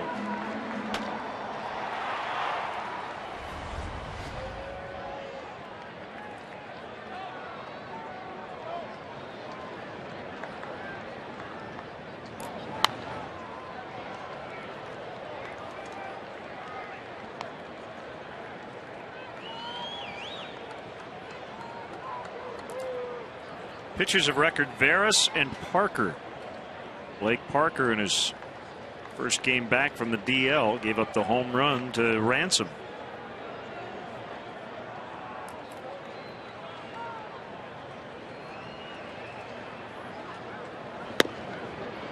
Fastball, strike 2. Rodriguez has led the American League in saves 3 times, in the majors twice. The record 62 saves in 08 broke Bobby Thigpen's previous mark of 57, set back in 1990 with the White Sox. Joe tried to turn into that ball, didn't quite hit him. 1-2. Just an overthrown curveball that time from K-Rod, left it inside. Looked like Mather tried to take it off the back of that left arm at the very end right there. Actually kind of tucked it in. Nearly caught his jersey though. Like a base runner, however you can get one right now.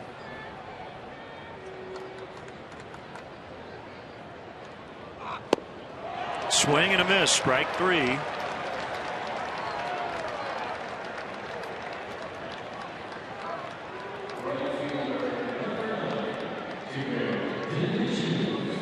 Good list right there. Mariano Rivera way out in front of everybody else. He has set the bar pretty high for any closer to come along after him, and he's not done yet.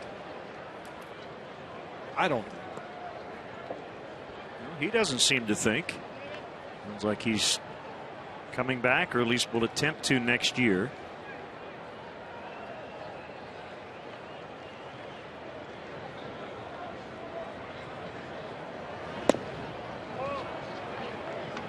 It really helps a closer. Now, I did a lot of analytical research, but I figured out that it really helps a closer to be on a team that has leads late.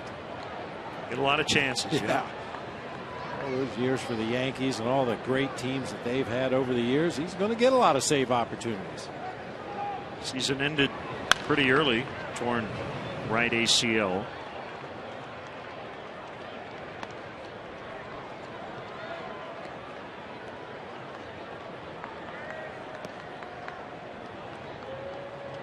Seemed to bother him that much. Rivera was 5 for 6 in April with a save chances with a 2.16 ERA.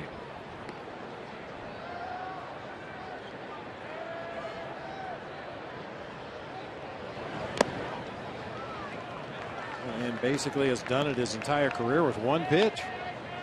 Cut fastball.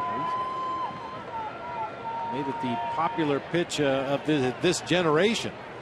Seems like every 10 years or so a new pitch comes along that everybody tries to throw. The split-fingered fastball, or in the case of Rivera and many others like him, that cut fastball has become a heck of a weapon. Another hit for DeJesus. On his way to second with a double. He's walked twice, doubled twice, singled, knocked in 2, has scored 2 runs, and the tying run will come up. Well, we've talked throughout this series the depth with which the Brewers outfielders play, and David DeJesus hard out of the box once again to give himself a chance. Turns the corner at first and will chug in with an easy double.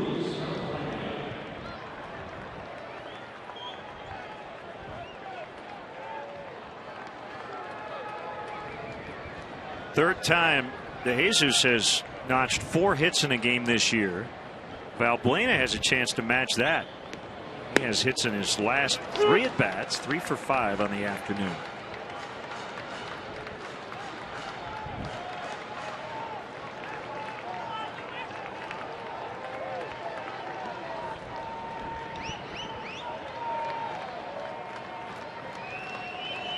Check that. DeJesus with his 3rd hit, but has added 2 walks.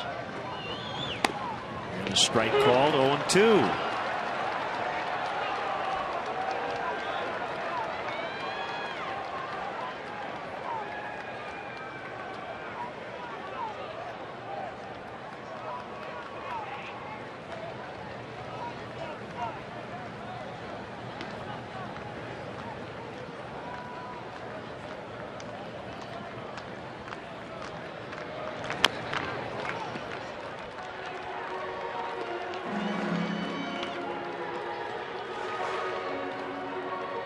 To be tempting for David DeJesus to think about stealing third base when you watch K-Rod take that big, slow, long delivery to home plate. But the problem is occasionally he'll slide step. And if you guess wrong when you break for third base and make an out over there trailing by 2, that would not be good.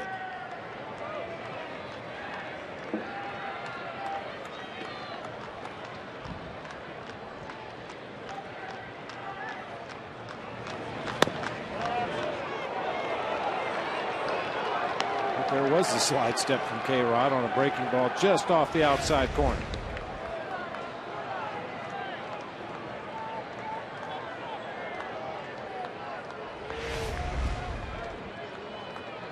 He's all arms and legs. Like Carlos Marlowe, by the time he lands, he's not in the best fielding position.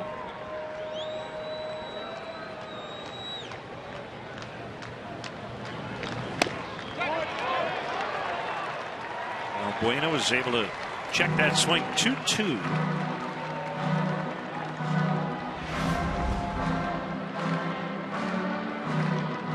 Not even close. Hey, you would think K-Rod would be real susceptible to a bunt to the third base side. He really falls off drastically toward first base after releasing the ball.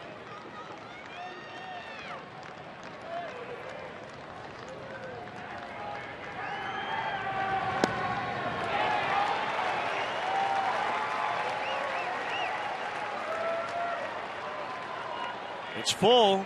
Castro on deck.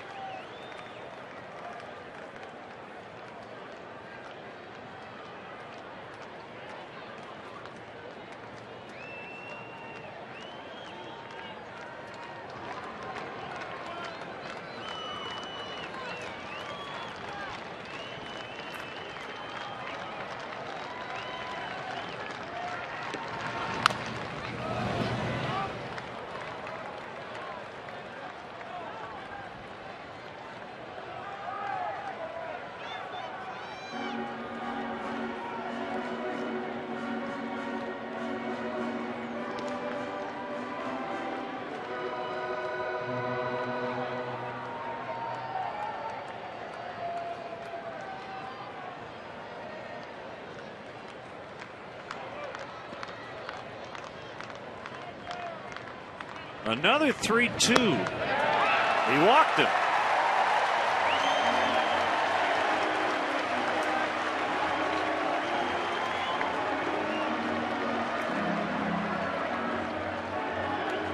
This game is gone. There was no way it was going to end without a little drama, one way or the other.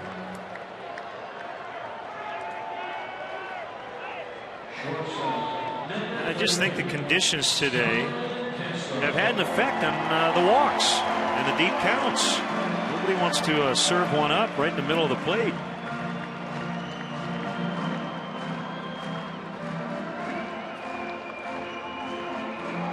Cubs have taken better advantage of the walks. They've taken 11 of them. Cubs pitching and has only walked 3 Brewers. You know, the Brewers lead this game 11-9. It's Castro.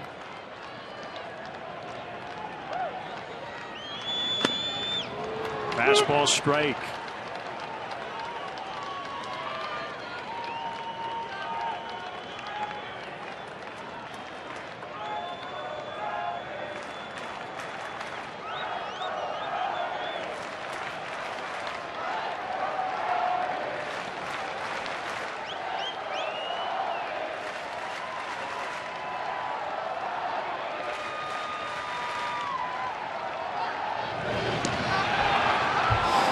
Was that close? It was really close.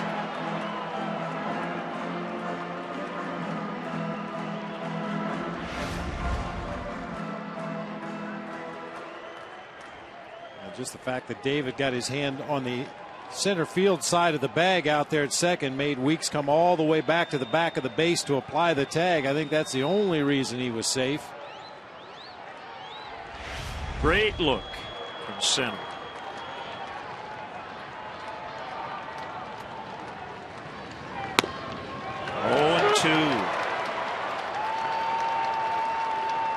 Paints the outside corner.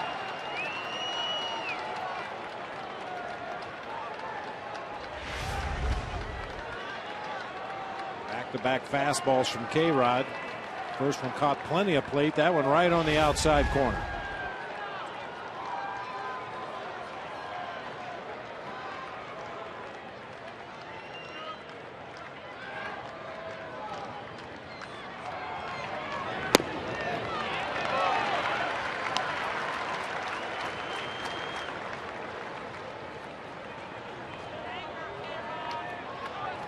bit more difficult a proposition, but you know, Castro would love to celebrate his brand new multi-year contract with a game-ending 3-run homer.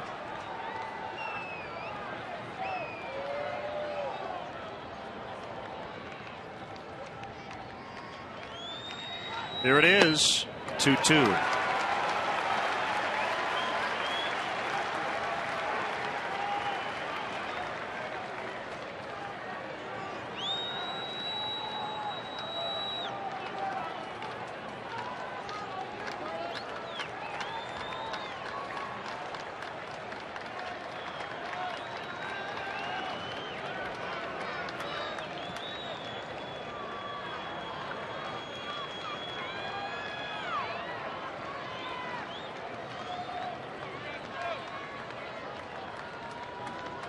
Pitch number 21 of the inning.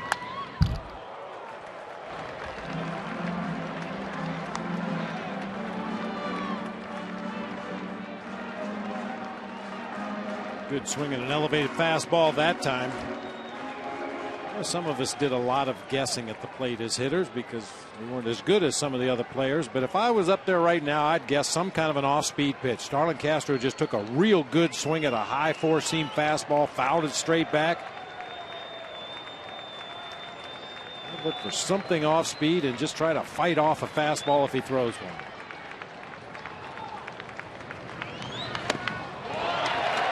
After an 0-2 start, it's full. Rizzo on deck. Tying runs on base here in the ninth.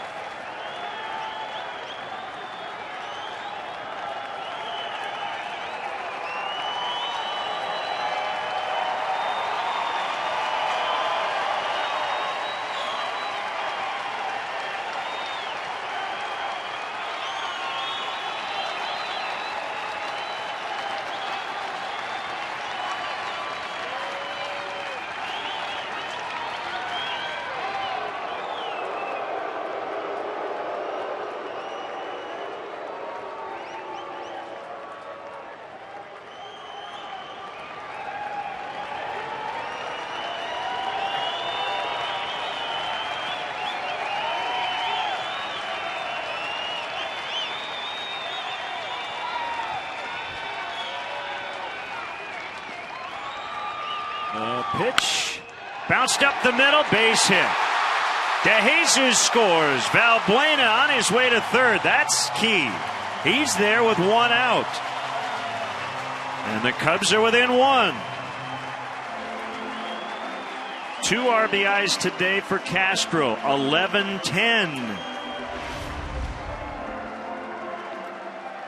The Cubs are getting the idea about grinding out these at-bats, fouling off the tough pitches, making that opposing pitcher make more deliveries. Ultimately, K-Rod throws a fastball on that outside corner. Castro with a hard grounder back up the middle of the field. We got action.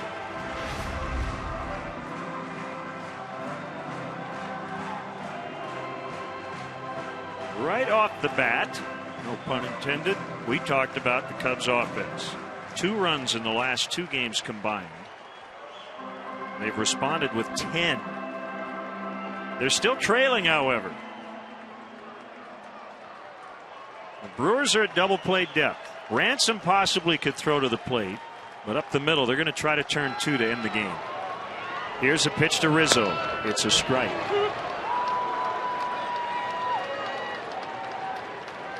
Hart holding on Castro at first. Valbuena the tying run at third. Still very deep in the outfield.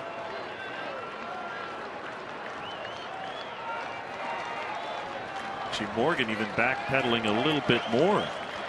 Already pinned up against the warning track. 0-1, fair ball! Valbuena's going to score. Castro on his way to third. He will be held. We are tied. And now a chance to win it. It's 11-11.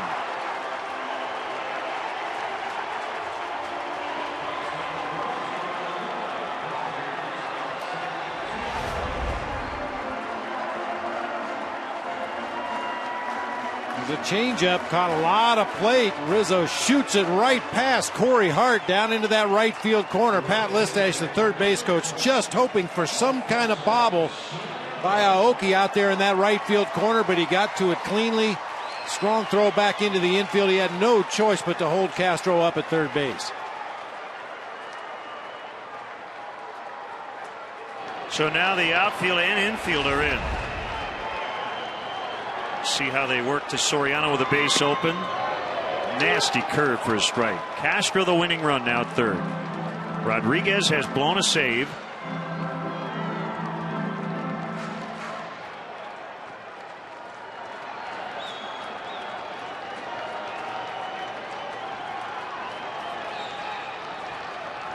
The 0-1. Cubs win! Soriano out into left center.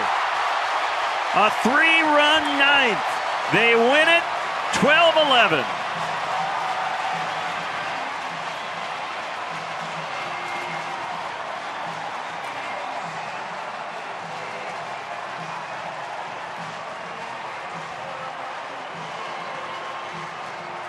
A 3-run bottom of the ninth. The Cubs overcome a couple of deficits in this one. They were down 6. They tied it. The Brewers then scored 2 in the late innings. They would get 3 in the bottom of the ninth. When it came on a breaking ball, Alfonso Soriano stayed on that slider, working its way toward the outside corner, just drives that ball to the gap in left center field. What a comeback. What a day. Wow. An epic final game of this season series, and the Cubs hang in there and win it. Let's go down to the field and Gail Fisher. All right, guys, thank you. Alfonso Soriano, I think Bob Finley was calling breaking ball there. What were you looking for with that pitch? I just tried to put the ball in play. He threw me the first pitch, very good breaking ball, and I say I just want to put the ball in play. So I don't try to hit it hard, just put it in play and try to win the game. And you weren't even supposed to be playing today, but you got in there, pitch hit, stayed in the ball game. How were you able to find your rhythm without even starting this game today? It's I'm not ready to play for like the first 5 innings, but after the 5th inning, I'm ready. My mind changed, and I'm going to the weight room and stretch and do the bike and try to kick my body in the game, because I know in the National League you only not play maybe the first 6 innings, but after that, anytime in the game you can play. Obviously, a lot of guys with some good games today. David DeJesus gets this rally going in the 9th inning. What does it say about everyone in this lineup not giving up? I'm happy for Dave, man. He's a great man and great player, so he had a very good day today, and I think we have to, be blessed that we had DeJesus in this team, because he's a very good baseball player. All right, feel good to get the win today. Yeah, thank you. All right, guys, let's send it back to you. Well, what a game. 12-11 the final. And the Cubs just, as we said, Bob, you've got outs left to work with. You've got a chance. Well, we said it early in the ball game when they fell behind 4-3 after the Jonathan Lucroy grand slam. Don't get your head down. There's a lot of baseball left to play. Very conducive to offense here at Wrigley Field today. A vulnerable Brewers bullpen, and the Cubs just kept grinding away till Soriano ends it with that rip into the gap in left center. 4 hours, 9 minutes, 23 runs, 31 hits, a combined 20 men left on base, and the Cubs win. So for Bob and our entire CSN crew, Len Casper saying so long from Wrigley Field. Final today in a thriller. Cubs 12, Brewers 11. We're right back here tomorrow, 12:30 for pregame live. Giants and Cubs to start a holiday weekend series. In-game scoring provided by ScorePad. You've been watching Cubs baseball on Comcast Sportsnet, now part of the NBC Sports Group.